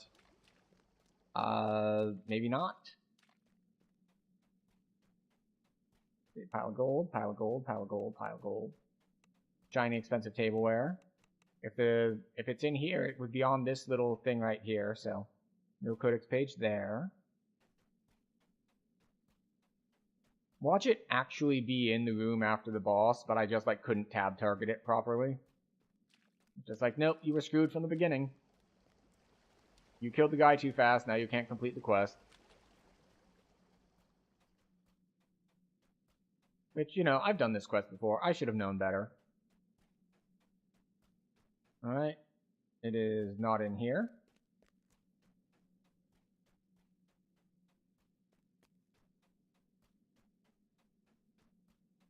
I did get the moat, that's true.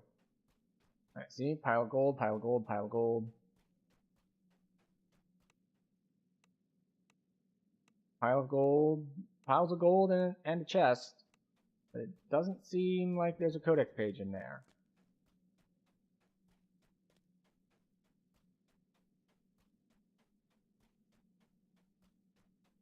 Wait, can it be in this secret passage behind?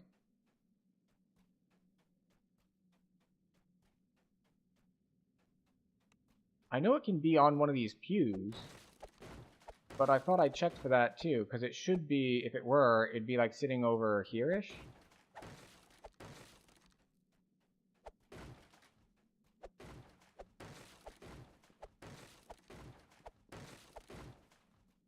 Where could it be? Like, another place that it can be is, like, right up here, right up front. But then it would be, like, right front and center.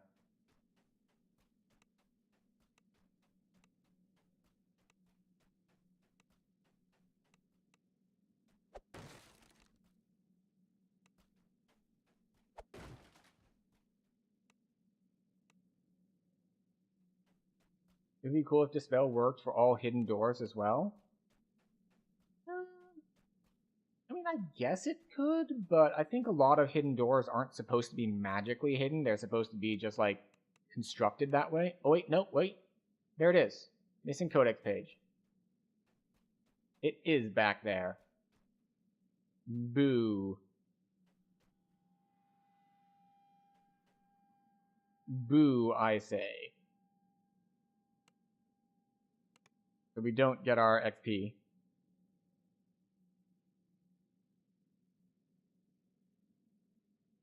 Unfortunate. We did get the moat, though, so there is that.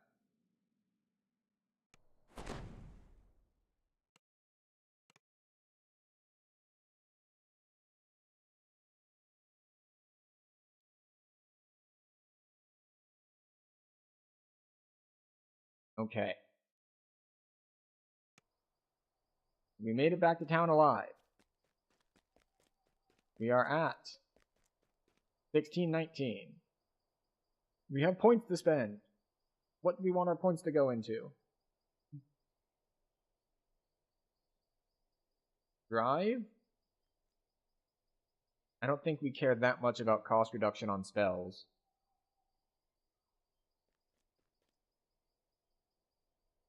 We could grab Divine Energy Resistance, give ourselves a nice convenience. Boom. 35 resist all to energy.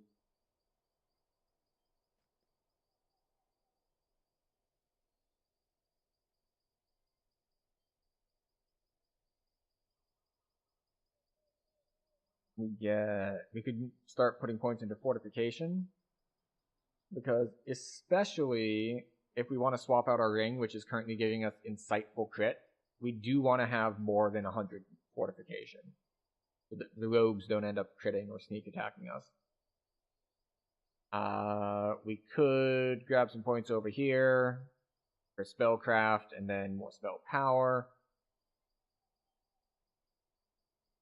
Physical damage is your weakness. That is true.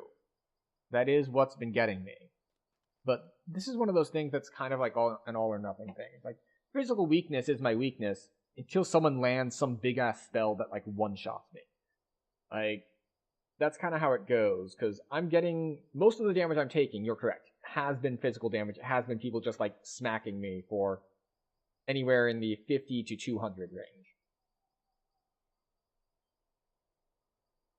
So if we could get more fortification, that does give us a bit more of a barrier there. We could, of course, go here for tiny, tiny amounts of sheltering, but that's not that much.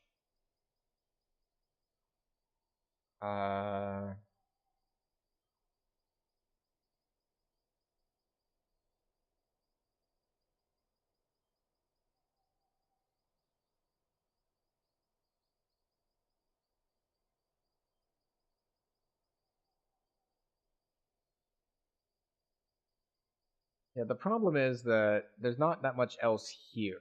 Like, for some reason I thought there was more health in this tree. Like, there's a lot of health in the cores. Like, each of the cores gives me 35, which is a lot. And, like, Curse Ward is okay. Fortification, so 200 damage isn't 400? Yeah, basically. You're immune to most forms of knockdown while wearing a shield. We're already immune to most forms of knockdown. And then it requires level 32. I will either be done or dead by then. There's no way I get to level 32 without completing my loot. Then again, I have more than one loot. So I could get my wings and then start another one. But yeah, and we'll get fortification, just in case. just trying to stop burst damage. I have several different heals and sources of temporary health. I'm relatively good at sustaining. It's the burst damage that I'm most worried about. That said, I think we're going to call it a night here, as it is late. So, we made progress. Number one, most important, didn't die. That's number one. Number two, we advanced our loot. I think we started at 1400 something, and now we're at... Oh no, we started even lower. We started at 12 something? 1238? I think that's what the stream title initially was. In any case, so we got a lot then. We went from 1238 to 1619. So just under 400 progress. Now granted, the next 400 are going to be more difficult than the last 400. We had smooth sailing through Sharn and Cog. Yes, thanks for hanging out. Thanks for chatting. It's late enough. I don't know who all is on at this point. If I even wanted to raid, if there's anyone else on. Wait, really? How long have they been going on?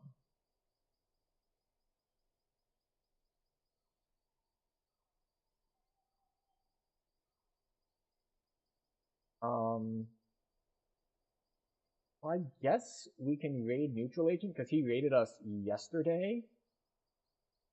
I have no idea how much longer he'll be on though, because he's apparently been live for almost 13 hours.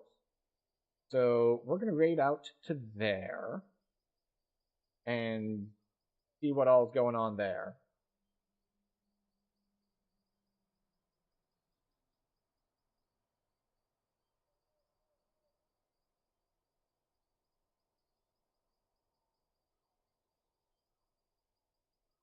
Okay, there we go. So yeah, thank you everyone for being here. As always, I appreciate everyone who's stopped by, hung out, chatted, lurked, whichever you got. This is where we do the awkward call to action thing, where I remind you that you're on a platform that has buttons that do things, and those buttons do things like and follow and all that sort of stuff. And you already know what those buttons do, and if you would like them to do those things, please make them do those things. If not, I appreciate you being here anyway. I know that you have many, many options for your entertainment, edutainment, and just general chillin' on the internet, and I appreciate you choosing me this evening. So, we're going to raid out, at least if you are on Twitch. If you're on YouTube, YouTube doesn't give me access to basically any features because I am too small. So, can't do anything for you there. But once again, thank you everyone for being here.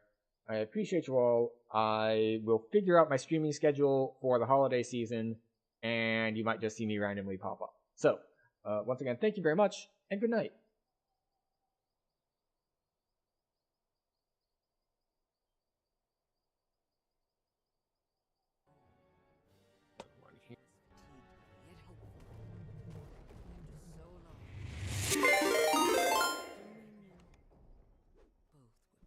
Brian, thank you for the raid. Welcome in, raiders. Thank you for catching us towards the end tonight. Raid? Welcome in, raider. Essentially going to hit level 30.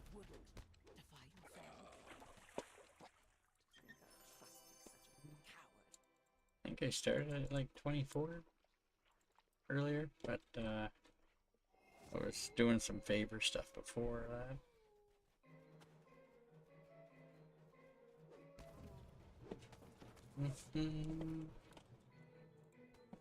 Shout out.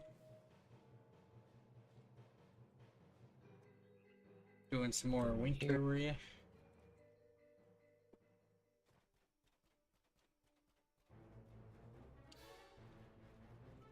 I just hit levels. Going to hit levels 30 and pretty much call it a night. Sounds like a small stream. Yeah, a small stream for us, you know. Big stream for a Friday, I guess, but if it was a Saturday, it would be a small stream. That's why here.